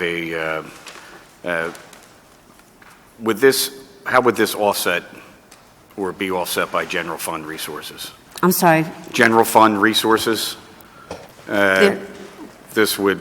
What kind of impact will this have? There should be no general fund impact. No that I'm general fund aware of, impact right. because it's coming out of the rate? The water fund, yep. The water fund? Okay, and which is taxpayer? Ratepayer. Ratepayers. Water fund ratepayer, yep. Water ratepayers, okay. And the current fee structure, will that need to change to maintain any kind of revenue level? Like you have an aggregate revenue level, right, from the ratepayers. What kind of impact will that have on this? Would the rates need to change to make up for this exemption? Right now, my understanding is it's about $40,000 a year for those parcels that we're aware of right now. So it would not result in a rate increase. Okay. Not that exposure at all. Okay, so look, commercial benefit sales, setting a precedent on retroactive, not knowing exactly how many parcels and the exact impact. I know we say roughly. There's some of my concerns, and just wanted to get that on the record as we move forward. Mm-hmm. All right, thank you so much. Thank you very much. Any other questions? Thank you very much. Thank you. We want to ask the panel two, Justin Teresa, Norris Square Neighborhood Project, Amy Kahn, Bill Kopp, Jennifer Greenberg, Neighborhood Garden Trust, Aviva Kaputz, The Village, and Matt Radar, President, Philadelphia Horticultural Society. And I will assume everybody wants to testify on this issue, other than the resolution that they have testified. Am I correct? Nobody else waiting, correct? Thank you. I believe so. I think we have one other person to add. Well, they should come. She's right here. Okay. So my name is Amy Laura Kahn. I'm a staff attorney with the Public Interest Law Center of Philadelphia, and I'm speaking on behalf of myself and Justin Treza. So we've gotten rid of one, and I'll consolidate. Thank you, Councilwoman Blackwell. Thank you to the committee for the opportunity to testify today. I will read Justin's testimony in brief and add a couple comments. I have been working with Norris Square Neighborhood Project as their attorney on a preservation plan for their garden since 2011, and I've been working on this issue of a stormwater exemption since that time. So for Justin, for the last 3 years, he has been the executive director of Norris Square Neighborhood Project, a grassroots arts, culture, and gardening organization for the last 40 years has served residents, primarily youth, identifying as Latino in the 19122, 19133, and 19140 zip codes. Beginning in 1983, and thanks to the valiant efforts of the women of the community, Grupo Motivos, Norris Square Neighborhood Project was able to establish its first urban garden, Raíces, which quickly grew into 5 additional gardens over the years: Las Persales, El Batey, Jardín de la Paz, Butterfly Garden, and Via Africana Colobo. Each of these gardens is fundamental to the community by providing culturally relevant and affordable produce, sharing the story and history of the neighborhood, and most importantly, preserving the Boricua culture. NSNP strongly supports the stormwater billing exemption, Bill number 160523, introduced by Councilmember Quinones Sanchez, and the benefits it affords community gardeners, mart farms, and the city of Philadelphia. The bill will not only reduce the financial burdens posed by stormwater billing on gardens such as Las Barsales, which makes up 20 parcels itself, but also benefit the Philadelphia community as a whole, further incentivizing stormwater mitigation, beautification of neighborhoods, access to organic produce, etc. In the case of NSNP, an organization with a budget of $500,000 and a staff of 8, this bill will relieve us of over $6,000 in stormwater fees yearly, a sum of money that can easily be reinvested in programs like our Raíces de Cambio, a youth garden and apprenticeship program aimed to employ high school youth while developing their leadership skills and critical thinking. For myself, I just want to add, you have the 4 largest community garden landholders here right now represented. We have Norris Square Neighborhood Project, the Village of Arts and Humanities, Urban Tree Connection, and the Neighborhood Gardens Trust. This exemption represents a huge cost savings to them. This is capital cost that's very hard for a nonprofit to raise. And it's a small impact on the budget for PWD. It's a $40,000, but it's also a $40,000 investment for them in stormwater management. And it also benefits gardens throughout the city. We have between 400 and 500 gardens, we think, and many of those gardens are at risk. So this is part of a larger preservation plan. It is also consistent with the Land Bank strategic plan and offers a return on investment for the Philadelphia Water Department. Finally, I think it's important to emphasize that this exemption is almost 5 years in the making. Many gardens and garden organizations went into debt in reliance on this occurring. It has been a huge priority for gardens, farms, and support organizations who've been working closely with PWD for 5 years to make this happen. Thanks so much for the opportunity to testify. Thank you very much. Good afternoon, Councilwoman Blackwell and members of the Finance Committee. My name is Jenny Greenberg, and I serve as the Executive Director of the Neighborhood Gardens Trust. Thank you for the opportunity to speak today in support of Ordinance number 160523, which would enact a stormwater billing exemption for community gardens and market farms in Philadelphia. I would also like to thank Councilwoman Sanchez on behalf of NGT for initiating this legislation. The Neighborhood Gardens Trust acquires and preserves community gardens and shared open spaces to enhance quality of life in Philadelphia's neighborhoods. There are upwards of 500 community gardens across the city, many of which have been cultivated on former vacant, trash-filled lots through the cooperative efforts of neighbors.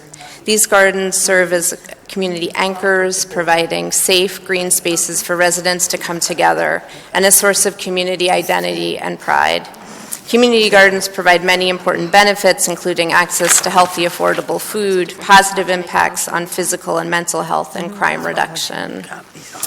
Further, the pervious soils at gardens manage stormwater on site, supporting the city's wet weather water pollution goals.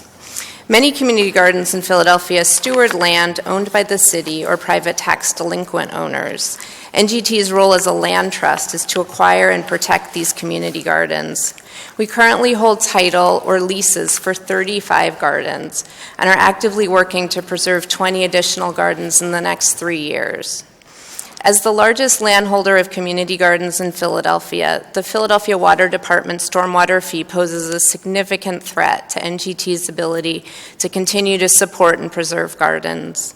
Based on the new proposed water rates, NGT gardens could be billed over $14,000 per year if an exemption is not put into place, which is close to 10% of our annual operating budget.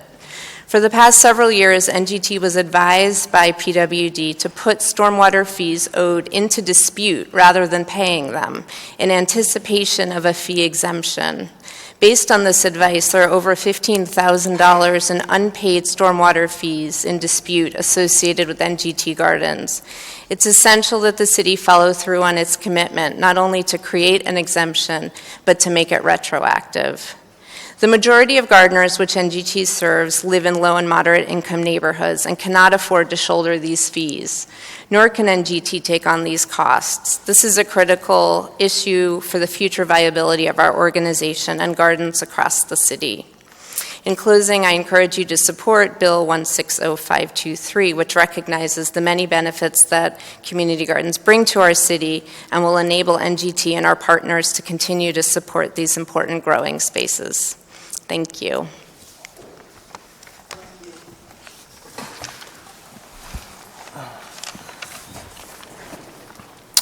Thank you, Councilwoman Blackwell and the rest of the Finance Committee. Thank you. Appreciate you hearing our testimony today. My name is John Hopkins. I'm the Environmental Director at the Village of Arts and Humanities in North Philadelphia.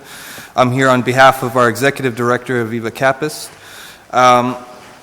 Basically, over the last 4 decades, the village has transformed over 50 vacant or abandoned blighted properties into green art parks open to the community and built alongside residents of the community. The village's green art parks and gardens were created to bring beauty through nature to a neighborhood devoid of nature, or devoid of both in the physical landscape. The process of building the parks leveraged and amplified the expertise and talents of residents working as artistic partners to village founder Lily Yeh. This is creative placemaking, as we call it today, at its best. Equitable, transformative in both people and place, and created with, for, and as neighbors to the community. These green art parks and gardens manage stormwater while providing a communal public space for gathering, learning, gardening, and interacting with nature. The village owns and maintains these gardens at our own cost. Additional fees would have a catastrophic impact on the portion of our annual funds dedicated to general operations. The village insists on running with the very low overhead so that the majority of the funds we raise go directly to programming impact. However, a certain amount of general operating is necessary to maintain these 15 parks and 20 buildings, employing residents of the community to do so, and to operate the organization in accordance with our mission. The resulting impact would be a significant portion of our general operating budget on top of funds needed to pay past fees. The village does not have reserve funds to pay those fees. So we ask that you look thoroughly through this bill and consider our testimony today. Thank you very much. Thank you.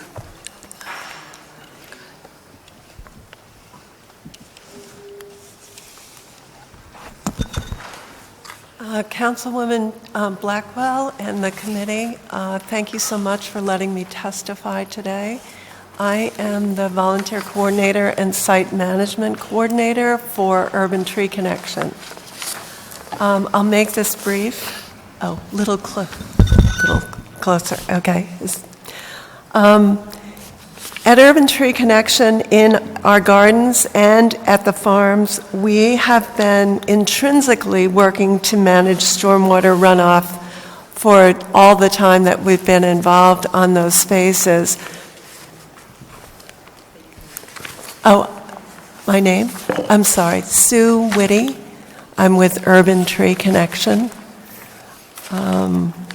So we have been creating green spaces, gardens, children's program spaces, community gardens, and urban farms, many of which are located on lots that are fairly impervious spaces. One of our farm at 53rd and North 53rd and Wyalusing, Neighborhood Foods Farm, is the location of a former parking lot of a construction company.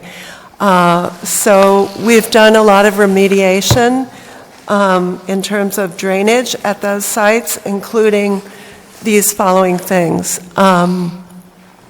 We have brought in leaves, huge amounts of leaves, 2 feet of leaves, and spread them throughout the site. Then we've brought in compost soil and created garden modules, constructed them for growing food. The other thing is we use a sheet mulching technique where we bring in cardboard and wood chips. All of these things break down and create a huge amount over time of material that drains. It's like a huge sponge draining the area, draining stormwater into the site. And the third thing we do is more and more we use rain barrels and rainwater catchment systems to collect rainwater at this time when there seems to be like an inordinate amount of rain and the storms that we get, perhaps from climate change. We collect that rainwater and store it for a later date when there's less water available for irrigation on the sites. Therefore, urban gardens and farms around the city serve as a part of the remediation process of stormwater runoff. Allowing a tax exemption for gardens, farms, green spaces makes good sense, and it rewards the partners who are involved in this stormwater collection, and it's diverting the stormwater from the stormwater treatment system. Organizations, all the gardening organizations around Philly, like Urban Tree Connection. It will free up more funds for more children's and adult programming, which promote health and well-being in the communities that we serve. thank you so much for listening to the testimony, and please, we hope that you consider passing this bill. Thank you. Good afternoon. I'm the last person standing between you and the end of testimony, so I will be brief. Thank you. My name is Aisha Unver. I'm with the Pennsylvania Horticultural Society, and I'm speaking on behalf of Matt Rader, the president of PHS. So since 1827, PHS has sought to connect people to horticulture and to create beautiful, healthy, sustainable communities. We began working with community gardens in the 1970s and have trained more than 3,000 Philadelphians to green their communities. With more than 27,000 member households and 5,000 annual volunteers, PHS is proud to promote a greener, healthier Philadelphia through greening programs known nationally and beyond. We have seen time and again the power of community gardens to galvanize neighborhoods, to bring people together, and to improve the health and safety of a community. Our research partners at the University of Pennsylvania have found that the addition of green space to a neighborhood is associated with a marked reduction in gun violence, with improved health outcomes for neighborhood residents, including increased exercise and decreased stress levels, and with additional housing value for longtime residents. The vast majority of the city's community gardens fall in low and moderate income neighborhoods where these benefits have the most pronounced impact. Across the city, residents pitch in time, sweat, and their own money to sustain community gardens, along with assistance from organizations like PHS, the Neighborhood Gardens Trust, and others who have spoken today. For most, this is a labor of love. The gardens that are a part of PHS's City Harvest Network, 140 in all, donate surplus crops to local food cupboards, enough to feed 1,200 families a week during the growing season. Bill number 160523 is crucial because, quite simply, many of these gardens would cease to exist without it. Given the limited resources of so many community gardens, the imposition of a stormwater fee would have the effect of shuttering community gardens, which would then, in many cases, cause the lots to become overgrown, untended, and unsafe. These gardens are too important to our neighborhoods and our city to let this happen. Most community gardens already effectively manage a majority of the stormwater that falls on each site. In addition, PHS and the Neighborhood Gardens Trust have been working with the water department to figure out ways for the gardens to manage not only their own stormwater, but stormwater that falls in the nearby right-of-way. Accordingly, community gardens are doing more than just not contributing to Philadelphia's stormwater challenges, but they are helping to ameliorate those challenges. For all these reasons, I strongly encourage you to support Bill number 160523 and would be happy to answer any questions you might have. Thank you for your time.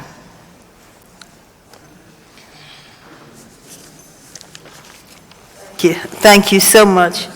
Are there questions or comments? Thank you very much. What we're going to try to do is we're going to recess our hearing and enter into a public meeting and return because we still have one resolution to do. So we are going to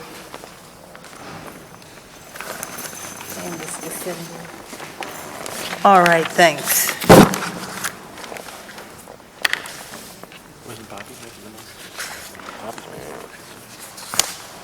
It's all changed. All right, the chair recognizes Councilwoman Bass for a motion on bill number 160402. Thank you, Madam Chair. I move that bill number 160402 be reported from this committee with a favorable recommendation, and further move that the rules of council be suspended to permit first reading of this bill at the next session of council. Second. Thank you. It has been moved and properly seconded that bill number 160402 be reported out of committee with a favorable recommendation and also a recommendation for suspension of the rules so as to permit first reading at our next session of council. Those in favor will say aye. Aye. Oppose? The ayes have it, and the motion carries, and Bill number 140402 will be reported from this committee with a favorable recommendation and a recommendation for suspension of the rules so as to permit first reading at our next session of council. The chair now recognizes Councilman Greenlee for a motion on Bill number 160470. Thank you, Madam Chair. I move that Bill number 160470 be reported out as committee with favorable recommendation and move further that the rules of council be suspended to allow for first reading in our next session of council. Second. It has been moved and second, all in favor, say aye. Aye. Opposed? Thank you. It has been moved and seconded that Bill number 160470 be reported out of committee with the favorable recommendation and the recommendations for suspension of the rules so as to permit first reading at our next session of council. All in favor? Aye. Opposed? I think you voted twice. Yeah.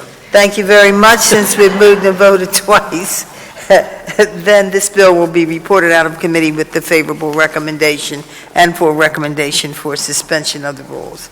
The chair now recognizes Councilman Heenan for a motion. The chair now recognizes Councilwoman Parker for a motion on an amendment to Bill number 160471. Thank you, Madam. Thank you, Madam Chair. I move that the amendments to Bill number 160471 be adopted. Second. All in favor will say aye. Aye. Opposed? The amendment, all right, Councilman Dom will be one opposed vote. The chair now recognizes Councilwoman Parker on a motion for Bill number 160471 as amended. Thank you, Madam Chair. I move that Bill number is 160, not this one. This is the second one, right? 471. Not this, the second one. That's right. 471. Just add that here. Yep. Okay. Thank you, Madam Chair. I move that Bill number 160471 be reported from this committee with a favorable recommendation and further move that the rules of council be suspended to permit first reading of this bill at the next session of council.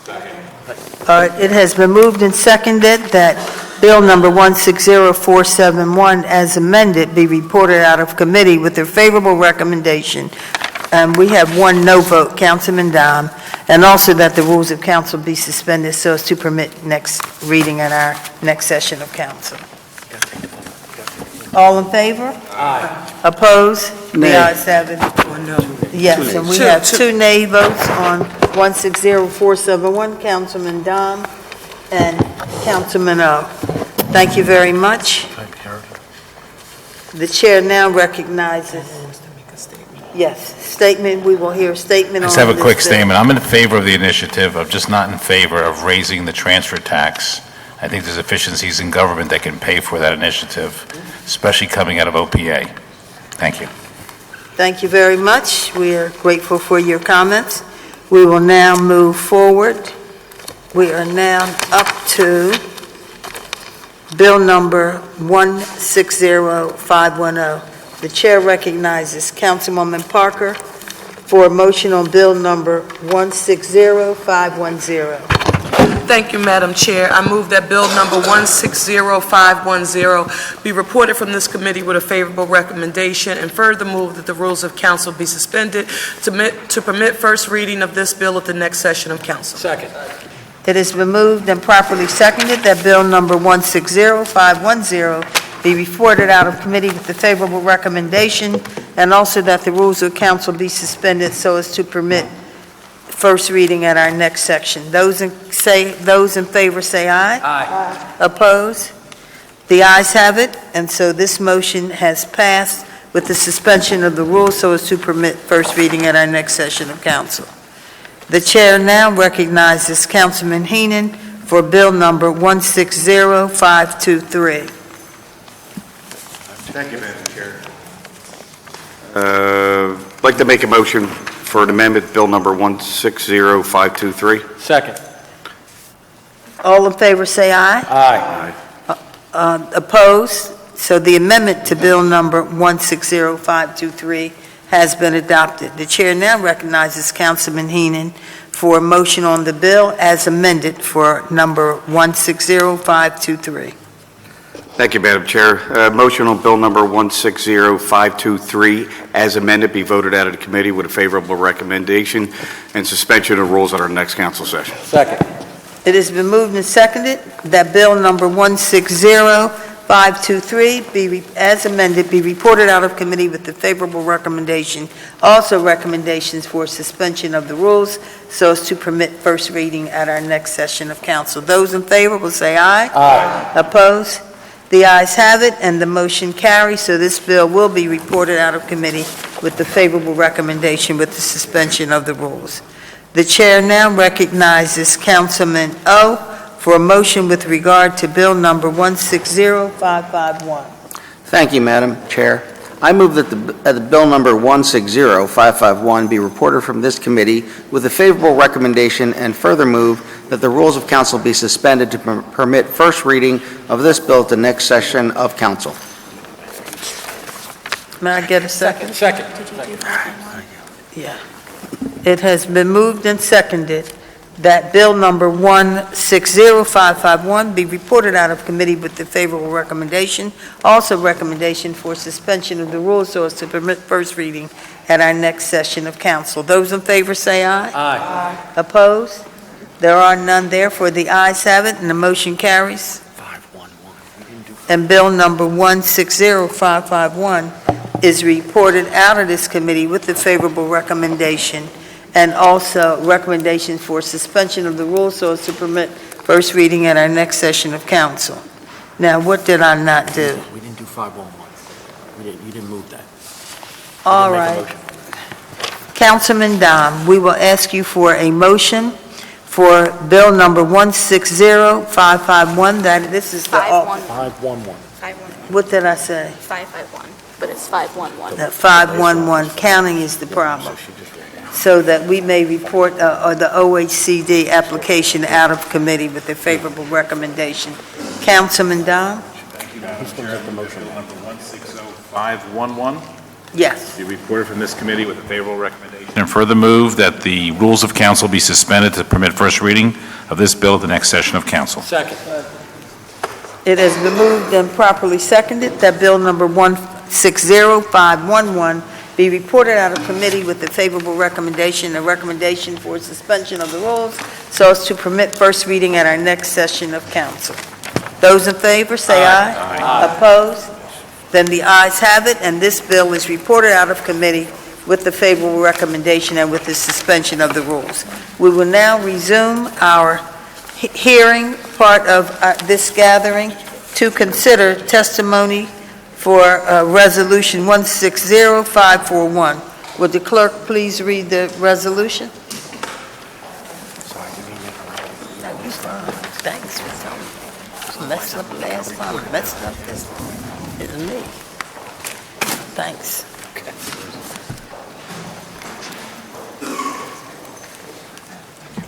Resolution 160541, resolution authorizing Council's Committee on Finance to investigate and hold hearings on how ineffective enforcement of the city's liquor by the drink tax is causing millions in revenue to go uncollected, funds which could go to support the schools in general and early childhood education in particular. Thank you very much. We have Mr. Frank. The controller's not here, so. We have Mr. Frank Breslin, Revenue Commissioner and Chief Collections Officer, Revenue Department. Thank you very much. Thank you. Just a reminder. Please. Feel free to begin your testimony. hello. Thanks. Good afternoon, Councilwoman Blackwell and members of the Finance Committee. My name is Frank Breslin. I'm the Revenue Commissioner. Joining me here today is Marissa Waxman, First Deputy, and Marco Muniz, Deputy Commissioner for Collections. I am here today to present testimony for Resolution Number 160541, introduced by Councilwoman Bass on the status of liquor tax collections and delinquency. Historically, the collection of the liquor tax, which sends 100% of its revenues to the school district, has presented challenges appropriately recognized by Councilwoman Bass. Delinquency was growing, and dozens of entities licensed by the Liquor Control Board weren't meeting their obligations to the city to even open a tax account. Today, Through the hard work of revenue staff, improved coordination with the Pennsylvania Liquor Control Board, expanded use of data analytics, and the support of council for initiatives like the Commercial Activity License Revocation Program, collections are up and delinquencies down.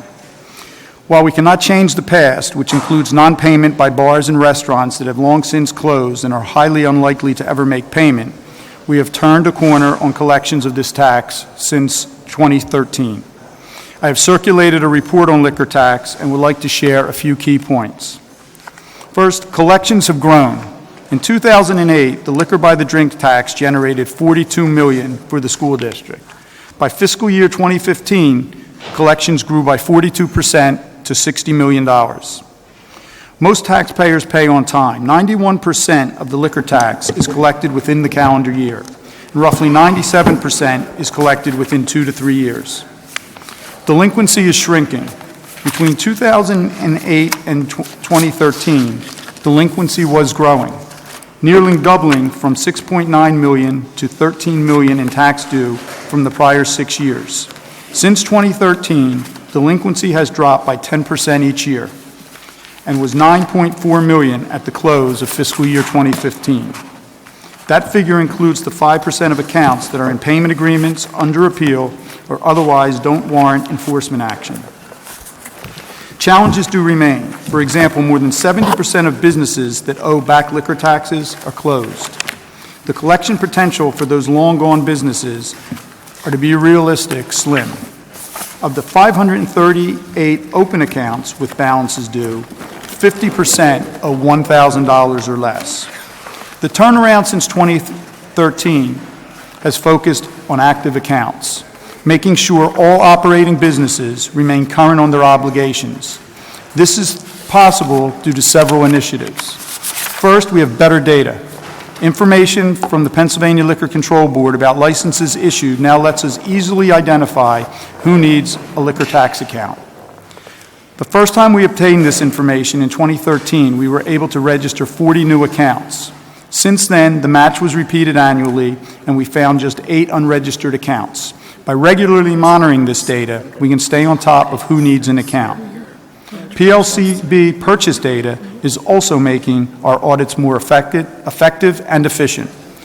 Purchase quantities that are inconsistent with the sales reported by the taxpayer are flagged, and the accounts are audited. The number of annual liquor tax audits has tripled since fiscal year 2012. So far, in fiscal year 2016, 96 have been completed, and we expect to complete 120 additional audits in the next 6 months. With better data, we now know who should be paying and how much they should be paying. And since 2013, we now have an effective and efficient enforcement tool to obtain compliance from those that fall behind. For establishments that fail to respond to letters and collection agents, we now have the authority to close businesses that do not pay or enter into payment agreements. Our goal is never to close a business. We prefer compliance. Luckily, while the threat is real, it is one we only use occasionally. Most businesses become compliant before a shutdown happens or within 24 hours of closure. The program has brought in more than $17 million from over 500 accounts. The trends on the liquor tax are good, increasing collections and decreasing delinquency, although opportunities for improvement remain. We plan to continue with proven techniques and have a long-term plan to add more. By spring 2017, Revenue's data warehouse will come online. It will include automated data feeds from PLCB to replace the system of spreadsheets we now receive, and will automate other tasks as well, such as swift notification to taxpayers that miss a filing or payment deadline, and placement of accounts with collection agencies. In the coming months, we will also be reviewing the write-off policy for liquor tax debts to remove accounts that are uncollectible from the portfolio, allowing the department to focus on those accounts that will pay. We are on track to collect $61 million in fiscal year 2016 and plan to increase collections by another $2 million in fiscal year 2017. In closing, I would like to recognize and thank council members for their support of our enforcement efforts. Tax collectors are not the most beloved government officials, and we appreciate your ongoing encouragement to do more to collect the funds for both the city and school district. Thank you for the opportunity to testify today, and I would be happy to answer any questions you may have. Thank you for your testimony. The chair will recognize Councilwoman Cindy Bass.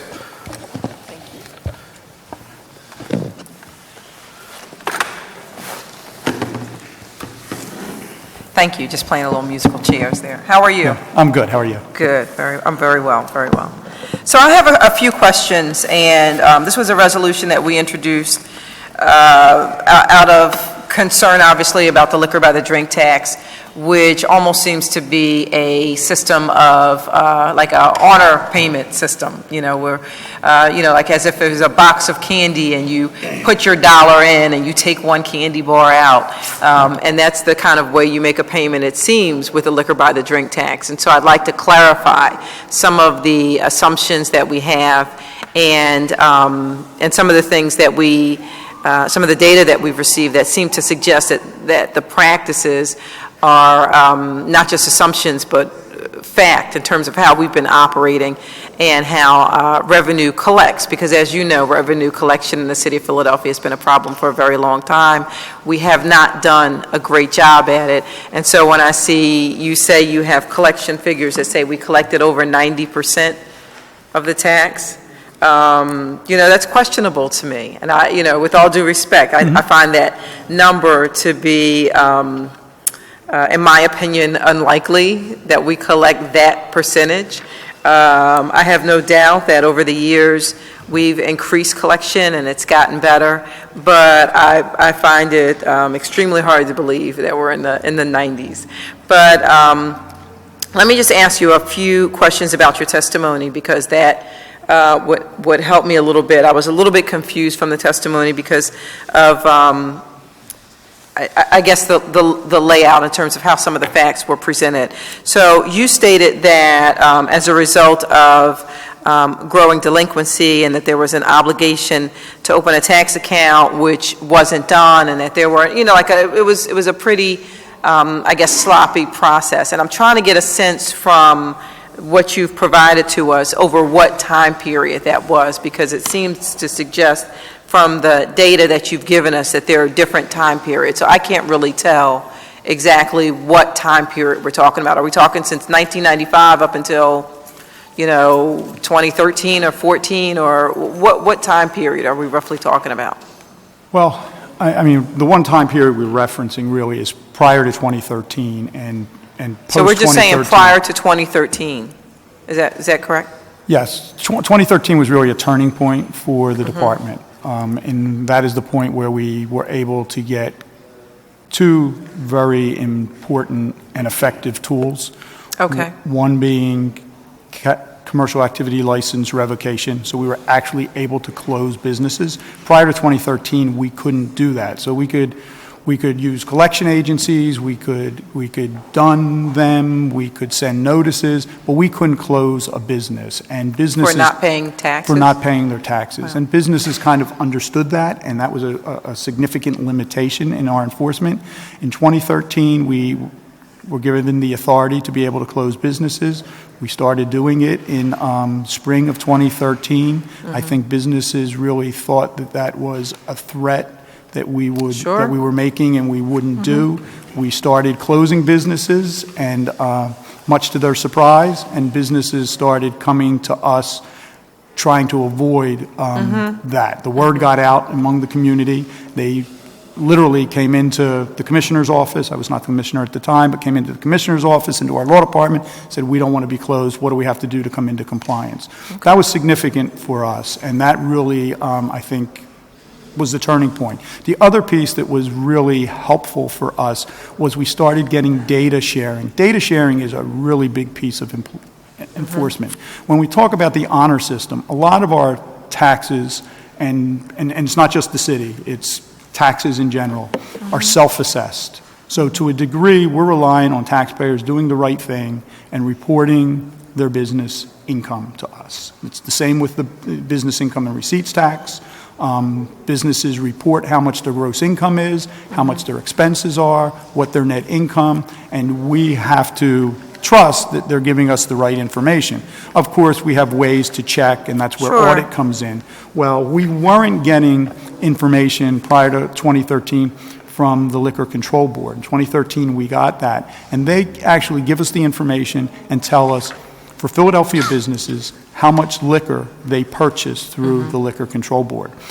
We're now able to utilize that information in our audits. So we can see, if we're auditing a business, we can see how much that business purchased from the Liquor Control Board. We could also look at their menus, their pricing, it's on the internet, see what basically their markup is, and see if what they're reporting makes sense. And that's why the big increase in the number of audits of liquor tax accounts, because now we have a really effective tool to do an audit. So now we'll go in, and if that looks like it's not being reported correctly, we can do a markup kind of assessment and assess what the proper amount of tax should be. That is also getting out there to businesses. We're seeing better compliance, but we still realize we have work to do and there's a culture to change. But these tools have really helped us, and we have some tools coming on board. Some of that process right now is manual, but the data warehouse is going to give us additional tools to be able to automate some of those processes. So what we're hoping is then, when we can put some of the data in and start doing some predictive analysis, that then it can start selecting audit candidates for audits that aren't using proper markup or where something looks out of line, and doing additional audits. The other thing that really helps us here is, again, third-party information from the PLCB, because we know how many active liquor licenses there are in the city of Philadelphia. How many? Do you know? Approximately 2,000. So essentially what we're setting up right now is a radar screen where these businesses will be on our radar, and the data warehouse is going to help us significantly. But what we want to do is, as soon as a business becomes delinquent in tax or non-compliant, meaning they owe us tax or they've missed a filing, we want to essentially give them one notice, whether that be a bill or a non-filer notice, and then we'll immediately, and there'll be some dollar thresholds and things, but then we'll immediately throw them into the CAL revocation program, so that businesses, especially those with liquor licenses, realize that there's a really short opportunity to come into compliance, and then we'll be out there to close the business. And that helps us in several ways. One, it's a predictable action by the city. Businesses will know that there's a very short time period that they have to come into compliance, or there's going to be serious consequences. So that is that's really important to us, that businesses know that. Okay. Let me ask you a question. With the 2,000 active liquor licenses in Philadelphia, how many audits have we done, just to give some idea of the scope of the work that's done through revenue? I don't know if I have, do we have them?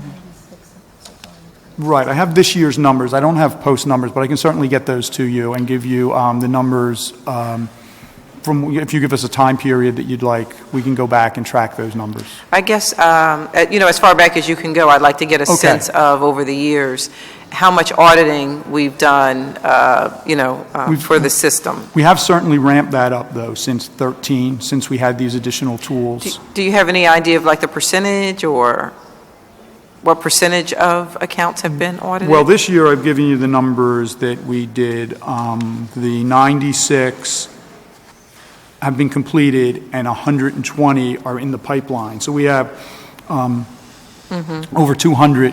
We have so over we audit 200. So that's about 10%. That's about 10% of the businesses are in the audit pipeline right now. And what we do is we look essentially at all the businesses, and with this third-party information that we're bringing in, it's PLCB data. We also get Pennsylvania Department of Revenue data, and we get IRS data. So really, and that will be an automated process in the data warehouse, but really right now, when we screen a case for audit, we can use all this third-party data to look for businesses that are some type of an outlier, and then we'll throw them into the audit process. One of the other things that I think is important is that, there's probably a misconception that everyone who's out there in this industry is not paying their fair share of taxes, and that is not the case. I mean, a lot of businesses, especially the bigger bars, and chain restaurants that serve liquor have lots of internal control processes in place.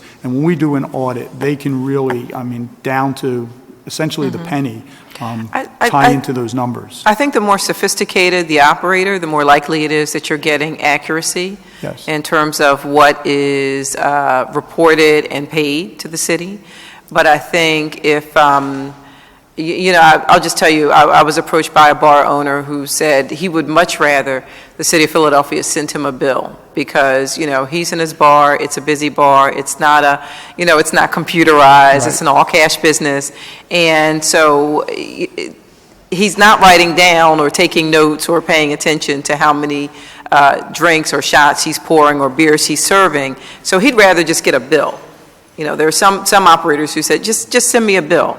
And if I think that the bill is off, then I'll, come and sit with revenue and talk to them about it. But otherwise, I'm intimidated by the process and concerned about actually getting flagged, getting in some sort of trouble, penalties, some sort of repercussions because I didn't get it right. And so I think that that's the case in some operators. And then you have other operators that I think are just flagrant that aren't paying.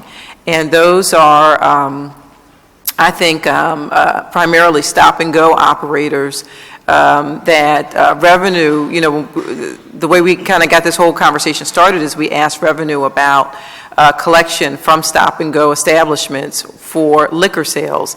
And they said, well, we don't collect liquor sales because they don't sell liquor. And anybody in the, in the neighborhood knows that they do serve liquor. They serve liquor by the shot. And it's, unfortunately, it seems like it's only in certain neighborhoods that this practice happens. But again, this is something that happens. There's no collection on it. There's no enforcement for these particular individuals. And I think particularly because of the egregious nature in which they operate, that we should be paying particular attention to them. So I'd really like for revenue to present some sort of a plan or something to council about how they intend to tackle that issue. Okay, we can do that. And I will say it is part, not so much for the liquor tax, because that does present challenges. The liquor tax on if they're serving shots of liquor at a stop and go, or for us to know that, and that is a challenge. And if that was reported to us, we would certainly audit that entity. We would also share that information with the PLCB. And why is that a challenge if they have a liquor license to be able to do that? If they don't have a liquor license, they probably have a liquor license that allows them to serve to sell beer, not to serve liquor. So they're operating. Well, they're possibly operating illegally, but that would not be a matter for revenue. That would be a matter for PLCB and Pennsylvania State Police. They are the enforcement arm to see if they're operating within the ramifications of their license. But the department, upon being notified of that activity, would certainly audit that entity. We could also use investigators to try to determine if that activity is going on. Then part of our audit process, always, and especially with small cash businesses, is then to go through an audit process that delves into their cash receipts and see if the amount of cash that's going through the business or going through the bank accounts is actually appropriate and what's being reported. And there's all types of audit techniques that we get from the IRS. We also enlist our own types of techniques to look for that type of activity. Then if we identify unreported gross revenue, we would add that on and assess that for the business. Okay. One of the things that I became aware of, we had a meeting about stop and goes along the North 22nd Street shopping corridor, which is in North Philadelphia, where they have about 5 or 6 stop and goes within a 3 or 4 block area radius. And one of the things that we were made aware of by I think it was a beverage association, Asian American Beverage Association or something, which owned a number of the stop and goes, and said that the licenses were granted by the Liquor Control Board, which allowed them to conduct this sort of activity. So, it may be something that you all want to further investigate. and see if that is accurate. I believe it probably is accurate, but it certainly wouldn't hurt to double check and make sure that everybody has the same license. Maybe if there are different categories or classes of licenses, then maybe one person might have something that will allow them to sell alcoholic beverages, and someone else may not have the same license, but is just doing it anyway. But we would certainly appreciate your efforts on that. So as I understand it from your comments, so prior to 2013 is when basically there was it seems to be very little enforcement from the city of Philadelphia. And I'm trying to get a sense of what the lost revenue was during this period. I wouldn't say there was little enforcement because we were always auditing these entities and we were always monitoring their activity, but we had limited visibility because we didn't have this third-party information. So, so what I could do is we can look back and we can see what audits were done. We can also look at the kind of the rate of non-compliance, but I couldn't really tell you what the possible lost revenue from lack of compliance was. We just don't know that, but I want to make that clarification that we were always looking at this industry. Stop and goes have been, we go through kind of cycles in compliance because we have limited resources, so limited number of auditors, limited number of investigators. So what we tend to do is we'll have different audit protocols. I mean, sometimes we're more focused on large businesses or a particular issue that we think is going to get us the most revenue for our investment. There's other times, but we also realize that a lot of non-compliance takes place with smaller businesses. I mean, one of the things that the IRS has identified, and we get a lot of information and even training from IRS and IRS auditors, is that in small and medium-sized businesses, especially sole proprietors, that's where there is a great degree of a higher degree of non-compliance. So we certainly always have a focus on that area. And if we feel that there's a particular industry that we should be focusing on, then there's times when we'll pick an industry and we'll take a look at that industry. And by doing an industry-focused audit project, it serves two things. One, it gets the word out within that industry that the revenue department is serious about compliance. But the other thing it does is it gives us an opportunity to measure the rate of compliance or non-compliance. We can see how many audits we get that resulted in no change, meaning that everything was fine, there was nothing wrong, how many audits had a change, and what the reason for that change was and how significant it was, and then that gives us an insight into an industry. And usually that'll also help change the culture in that industry. Then we can look at subsequent tax returns and see if the voluntary compliance rate seems to be increasing as a result of that audit. So that's really what we've done around this industry, starting with 13, when we realized there's probably a significant amount of non-compliance, and now we have some tools that can really make a difference in our audit and our examination, and that's what we started. And that continues, because even though that sounds like a long time ago, 13, it's really only a few years ago. It's not that long ago. Yeah, and we went in kind of full bore with commercial activity revocation, but we learned a lot of lessons, and I will say that we're much better at it now than we were in 2013, because that was really something totally new to the Revenue Department. We had to get, it sounds like a simple process maybe to close a business, but it's certainly not. There's a lot of notification that has to take place. We're really serious about the whole process. We have to give due process. We have to include our investigators, our law department. We even solicit police assistance to close a business. So it really was a learning process for us, and we're much more efficient in CAL revocation now, and still getting better at it. And it gets easier as the word's out there too. One of the things that comes to mind is that even though we didn't audit folks really prior to 2013, or we did limited auditing, I'll say. And so we can't give a guess or estimation in terms of what the lost revenue was during this period. I think that data is out there, and that's a lot of money that the city of Philadelphia should be looking at trying to collect. And I don't think that we should just let that go. That's money that's owed to the city. To those who do pay their taxes would appreciate that we're putting in the extra effort to make sure that business owner, these are people who own businesses, that they are responsible and operating in a way that's beneficial to the city, and paying their fair share. So I would really like to hear from you all in terms of what kind of tax collection efforts you're going to do prior to 2013, even though that's looking back. Because I know, if I owe the city of Philadelphia money and did not realize it, I would not be surprised if I got a bill in the mail that says, oh, we just found this bill, and now you owe us $5,000, and I would say, what in the world are you talking about? And the city would say, well, we went back over our records, and you were late on this, or you were short on that, or you completely missed something altogether, and we're here to collect now. And by the way, here's the interest and penalties that go with it. Right. So just like we would do that for an individual, I think that doing that for these businesses operating who haven't paid and there was limited collection, I think it's time to revisit that. Agreed.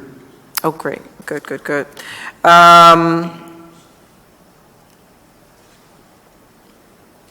One of the things that you stated, okay, you mentioned that there was improved coordination with the Liquor Control Board, and that was a data system that came in 2013. Is that what you're saying? We started receiving that data in 2013. And that's through the Liquor Control Board, correct? It is, yes. Okay. And the tax debt, you said some of the bars and restaurants have long since closed and are highly unlikely to ever make a payment. And so are we just writing those debts off, or have we just assumed that we're never going to collect on those? Because my thought is it possible to attach the debt to the license? Well, a couple things there. They probably don't have the license anymore. The license has probably been sold on these closed businesses. So they and even still, going back to my example, where there's a debt on this license that needs to be paid to the city of Philadelphia. So it doesn't matter that Cindy Bass forgot to, put this in the mail, or or that I even owe the city of Philadelphia. The fact of the matter is that there's a debt still associated with the issuance of that license. Right. So is it possible to attach that particular debt to the license? I don't think so. That's something I'd have to talk to our law department and see if that's a possibility, and we could let you know. One of the things we're doing, what we're doing with that is, we have not written those off, and we're not trying to collect. So those debts are out with collection agencies. They're being actively pursued. Mm-hmm. We want to look at them and do kind of a deeper dive to see if it's appropriate to continue to carry those debts on the books. If they're clearly uncollectible, then we should look at writing them off so the receivable is a realistic number. On the other hand, if a determination is made that that is still a collectible debt, then I agree, we should do everything we can to collect that debt. We don't want to just, say it's old and that's the end of it. We want to do everything we can to collect those. The problem we run into sometimes is, and our lawyers kind of take the deep dive, but a lot of these entities set up as corporations. And then when they close, the corporation closes, there's no money left. And what we have to take a look at is, and this is what our law department will do, is whether we can attach that debt to the responsible party, to the individual who was the corporate officer. And if we can do that, then we will pursue that debt through the corporate officer. There's times when that's not possible. People are deceased, it's easy to make a determination that there's just no possibility to collect that money. And only in those situations, then we should write it off. In all other situations, I agree, we should be pursuing that, and that is the goal. When it's easier, and I think to your point, that where we were not doing everything we should have done was we should not have let debts, for active businesses, we should not have let debts grow to point where the business was still operating and it got so large, and the business kind of closed and took off and left us holding the bag with a big Right. debt.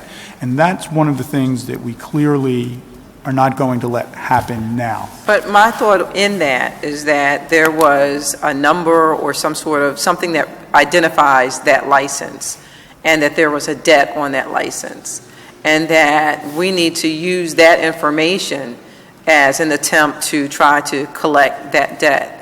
And I understand what you're saying, that, you know, I assume we have to go through the Liquor Control Board and find out and make sure that that's a possibility. But, you know, if I don't have a mortgage on my house, but I sell it to Councilman Heenan for $1, and I've got a $20,000 tax debt on it, and now Councilman Heenan has ownership of this property, he also owns that $20,000 debt now.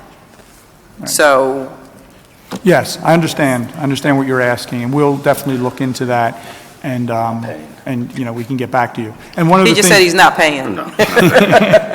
And one of the things we're doing right now is, and that's one of the goals, is when we're looking at what can happen to a business that's active right now, that's holding a license, whether we can actually seize that license. I don't have answers for you at this time, but I can get those to you. Our law department is looking at all the recourse that's possible against someone that's holding an active liquor license, because we realize that is a very valuable asset. Yes. And we want to be able to utilize that tool if we can, and whether we seize it, some way of putting a lien, whatever we can do against that asset. And that, along with CAL revocation, would be some really strong tools.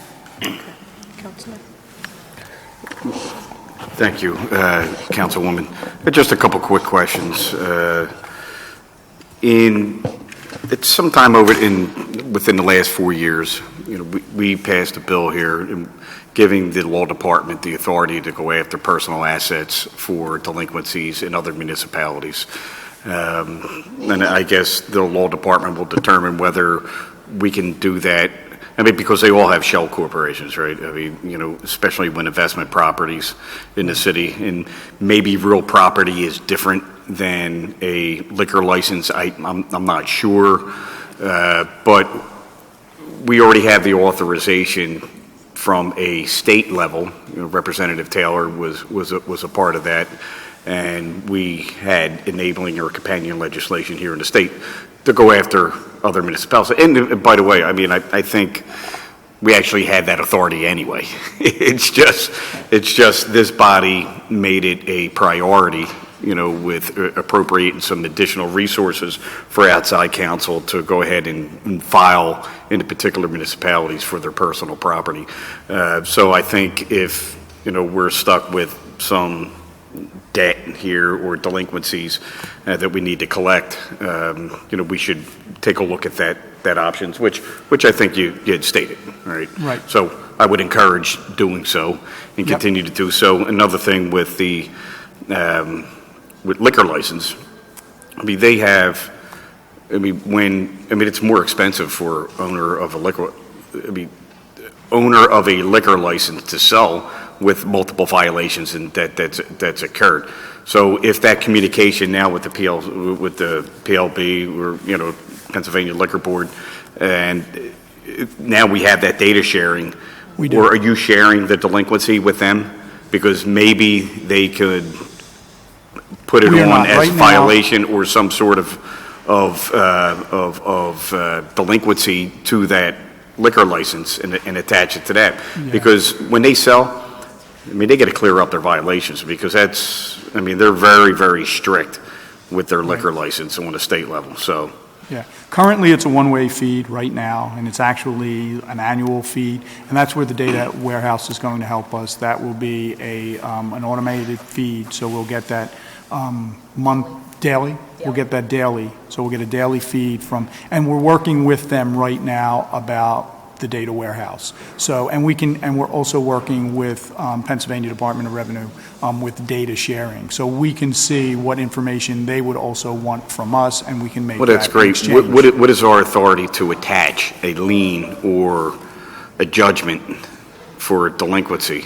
Or not a judgment, it's probably the wrong terminology, but attach a delinquency to a primary liquor license person to their personal assets. Well, in order to, good afternoon, Marco Muniz, Deputy Commissioner. Well, it would depend on the type of business that you have, whether you have a corporation or you have an individual that owns a license. Mm-hmm. For instance, if you have a scenario where company ABC Corp has a debt to the city, we can file a lien or do a complaint against them and put a judgment against them. Now, the question that the Commissioner mentioned, whether that itself attaches to the license, which is unlike a property. A property, the real estate liens, the water liens attached to the property. It's split off from personal liability. So when I transfer it to someone else for $1, the liabilities go with the property. The license, it's a different, it's not an in rem, what the law calls an in rem liability. So that's why we need to review that process further. I think that there is information out there that we've seen with the Liquor Control Board, opinions that they have put out saying that the licenses can be liened, but a lot of it turns on whether, to the point that the Commissioner was making before, that they can perhaps be liened if the debt is also owned by the person who holds the license at that time, which is why it's very critical that we get this daily information so that we are able to step in at the right time. If we can step in at the right time. It's uncommon that a single person will hold a license. It's usually shared with several individuals because it's expensive, right? And they're running a business, whether it's, you have 2,000 liquor license issued to the city of Philadelphia, they're not all bars, right? They're restaurants. Oh, sure, and, sure. Hotel, things So, like I mean, that. in a typical scenario, you have a company that may have, let's say, 2 officers, and they have a tax liability. We have many remedies that we can do. If you haven't, just pick one. And we tried. That's see what sticks. Right? That's one of the things we want to pick one at the right time to get, with limited resources to do. So we're encouraging you to pick one. Right? We go forth and the most effective. Yes, the most effective one. and may the force be with you. So we're encouraging that. Please, try to set a precedent. I mean, that's a precedent that we want to show to the rest of the city of Philadelphia to, finally get into compliance and recuperate some of its debt. And I want to thank, Councilwoman for having this hearing. And you can see from the data, and I just have, I know it's getting late and you've been here for a long time. I've been here all day, so has the Councilwoman. But you see the 90% within 2 years, right, that are, collection rate is, and it's fantastic. It's taken a while. All right. My concern, and I'm just going to throw this out, a concern we can have offline collection conversation, is that, so you could see, and we were proud, as members that, the Councilwoman and myself came in at the same time. You had 6 new members. We had 3 days of tax delinquent hearings, if you can remember, and small businesses who held liquor license, mostly bars, right, because of either the lack of enforcement or the sloppy reporting, voluntarily reporting, and lack of coordination with the data sharing that we just didn't have. It just didn't really happen as we'd liked it to, and of course. Right? The Revenue Department would have liked to have better information. So they're paying for the sins of the past because, we allowed bad behavior to happen. Mm-hmm. So in 2012, we had these, with AVI and not knowing what the, not knowing what the rates were going to be on property values and how they were going to be evaluated, a system that was untested, unsure, shaky. We went through a lot, and in a short period of time, at least with the liquor, all right, there were people shut down. All right, and it was hard for us to say, hey, look, because we're up here saying, pay your bills, and everybody should pay their bills, and nobody should be delinquent under certain circumstances because there are payment plans and ways to communicate. But because of bad behavior on both sides from the city and the liquor license holder, right, or bar owner or whoever. They were put out of business because they were asked to pay a lot in a 12-month period. And it's like, well, because this is 100% school tax. And we understand that. So my question to you after just bringing that up, is there a better, have we learned from putting people out of business, all right, that, we're into trying to keep people in business, like the good, the ones who were like, okay, you know what, things are a little different now. How do we stay in business? How do we how do we get a second chance? So I to think speak. one of the problems when we started CAL revocation was the fact that we started with the biggest delinquencies. So there were taxpayers. I'm sorry, say again?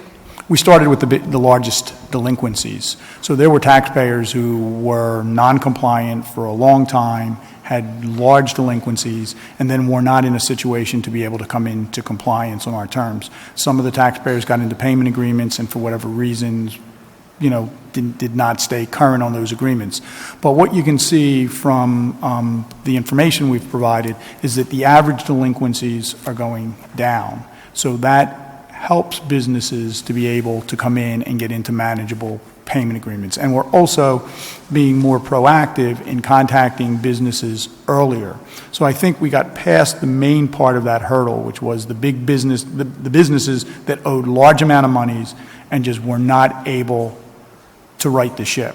Now the businesses that are coming in from CAL revocation generally are able to get into payment agreements. And I don't think, and Marco can maybe speak to the numbers, but I don't think we're seeing as many businesses get closed. Most of the businesses are either coming into compliance prior to getting closed or are coming into compliance within 24 hours of being closed. I just, and I bring that up, obviously because we're here at a hearing, but I've had some constituents, some businesses, small businesses, and, some of the industry is shaky, and I know, but we have new systems, we're being strict on it, and you're definitely going to have to pay, all right? But is there a little more consideration on the length of delinquency payments, I think as opposed to a one-year regimen, like you pay or you're done? Well, we do more than, depending on the history of the account. A lot of times depends how that taxpayer gets to you. That person may have just been in an agreement and has breached it, on a habitual basis. That person, in fairness to someone else who's coming in for the very first time, that person can't get exactly the same, consideration. But for the most part, when you see the number of accounts, there's a willingness so that if we're going to work with you, if you're unresponsive, then there's definitely going to be follow through on our part that you will be closed if you're going to be unresponsive. If you're willing to work with us, we will work with you. And I think the number of accounts that have actually been, number one, closed and have remained closed, which is a relatively small number, kind of bears out the fact that it does work and that we're able to come to an agreement that works for everyone. There's very few that have stayed closed. You're as scary as the parking authority at this point. All right, I would say scarier. With some of this stuff, nothing against the parking authority. It's good because behavior, it's the only way behavior is going to change. Again, I just want to make sure that there's realistic schedules. Yeah, I want to just reiterate where somebody isn't put out of business. We don't want to close. I know we don't want to close businesses. We want to bring them into a payment agreement and get them compliant. That's the goal. That's the only way the debt's going to get. So last note, Ken. I was going to say, before you go on to your other 2 points, I just wanted to make a comment about this particular point, if I may. You may. One of the things that I was going to bring up later, but the chairman actually made it a much more timely conversation in terms of collection for people who are delinquent, whether it's businesses or individuals. And I hear what you're saying, but I can tell you that I know that it doesn't work the way that you are saying. from my experiences with my constituents. And I just so happen to have a case with me right now that I was going to share with you after this hearing. A case in which a business owner owed the city a significant amount of money, just at about 6 figures, negotiated a settlement, paid it down to about, or got a settlement for around $70-some thousand, paid 66 of the $78,000, defaulted at that point, even though the original principal balance was less than 66, but defaulted after she had paid significant principal interest towards the final balance, and really only had, I guess, about $12,000 left on that original agreement, which was significant for this small business operating in the neighborhood. And then when she went back to try to renegotiate after she had, had this error, they wanted her to go back to basically a 6-figure agreement, regardless of the fact that she had paid over $60,000 towards this debt. And so when I hear you say that we'll work with you, and we work with people, I get stories in my office every single day where we have folks who are trying to get themselves out of debt, trying to get right with the city of Philadelphia, and have had less than the cooperation that they need or deserve from the revenue department. So I just had to make note of that. Yeah. It's a very fine line that we have to walk. I mean, we're trying to collect, and that's our charge. Yeah. And so we're dealing with taxpayers, and you have to realize as well that, there's a lot of inefficiencies that come from taxpayers who go through getting into a payment agreement and then default. And I'm not saying that this is the case that you're talking about, but we do see habitual defaults where they come in and almost are playing the system.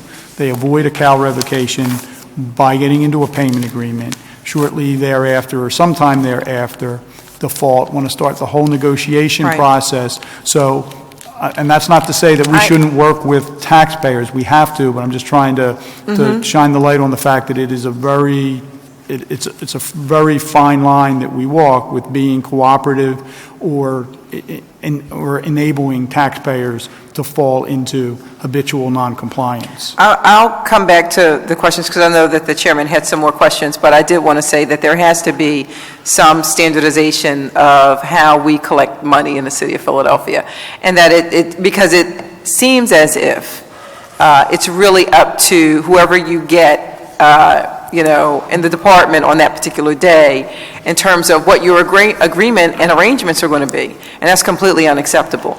The arrangement and settlement should be standardized. I should be able to look at this sheet and it should be able to tell me, okay, this is my situation, check this box, and so I know that this is what's going to happen and that it's fair and that it's across the board and that this is the same thing for every single person who's coming in here today, and it's not, someone who's saying, well, you owe me, not the city of Philadelphia, but you owe me such and such amount, such and such dollars. And I do agree with you there, and I committed during budget hearings that the department would get back to you and give you, and we're working on that right now. We're doing an analysis of our business tax agreements. We haven't set up the new guidelines, but we're going to standardize guidelines, document those guidelines, and I will give those written guidelines to you so you know what the department is using. That would be great, and if we could have those written guidelines, but also guidelines that, that would show us as a guide, what we should expect. And also what the expectation is of the employee. So, if I come down to revenue, it would be nice if, as a tax-paying citizen, I received this sheet that from you as a commissioner, which stated this is what you should expect when you come to the revenue department. You should expect prompt and courteous service. So what does prompt and courteous service mean? You should expect to have all of your questions asked. You should expect to have someone who's going to dive into your records and look up everything in an attempt to be helpful to you. And I only say that, and that's certainly not to be disparaging to the Revenue Department employees, but unfortunately, we have had, some folks who have come to us and who have said that they have received less than stellar treatment over at Revenue while they're just really trying to fix the situation. Understood. So, I think I lost the chairman. So, okay, so I'll go ahead with my questions until he returns. And can you give me some sort of an idea of what the methodology is to determine the amount of tax owed on the liquor by the drink tax? So how is that determined? So we know that, bar owners have to purchase their supplies from state stores.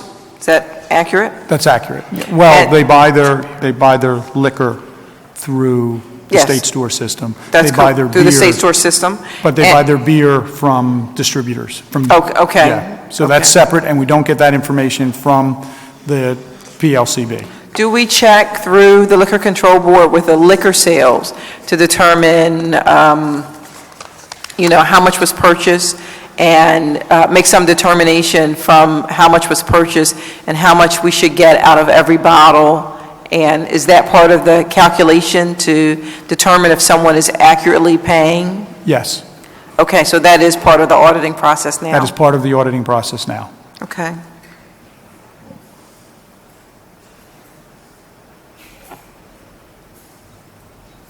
One of the things I just wanted to go over also is that and I mentioned this before, you mentioned that we collected like 91% or 97% or something like that. And the controller's office, which unfortunately couldn't be here today, had a much different figure, that it was nowhere near 90%. And I wanted to get your thoughts or commentary on that. How could the controller's office? I don't know what the calculation and what the time period. I think the number we gave you was a current number, so if they were, and I think they had done an analysis previously, so if they had done that, several years ago, the number would probably be quite different. That's the only explanation I can say, but that's pure speculation. I haven't seen their calculation. What's our collection on real estate and business tax and our other forms of tax? What's our average collection rate on Real estate is around 94% in the year of collection. In the year of the bill. Mm-hmm. And what other tax did you ask? Business. Bert, do you remember the Bert?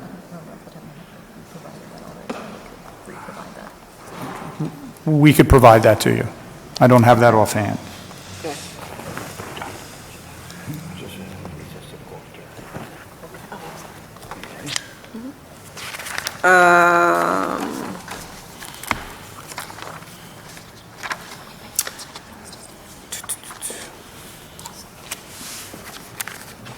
Let me ask you one other question I do from have your... that number for you if okay. you would like.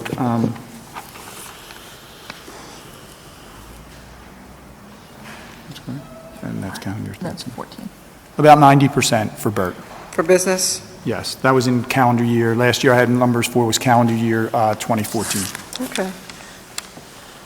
And we'll be reaching out to the controller's office to try to get their take on this and maybe have some future conversations about the differences. Why is there such a huge difference between what you say you're collecting and what the controller's office says we should be collecting?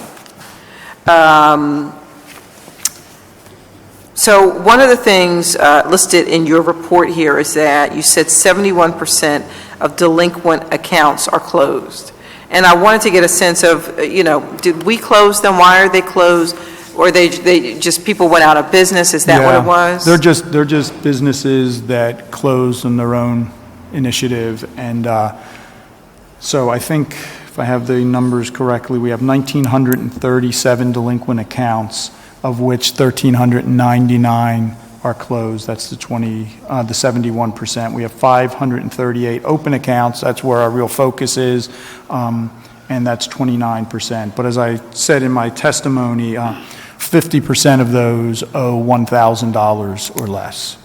Is that what they owe right now? Does that include interest and penalty, or is that the principal amount and there's interest and penalty on top of that? I believe that's the principal amount. And do you know what the amount is that they owe with principal and interest? I do not. I can get you that, but I That don't would have be, that. that would be helpful. And also 32% of that owe 3 months or less, you said? Correct. Okay.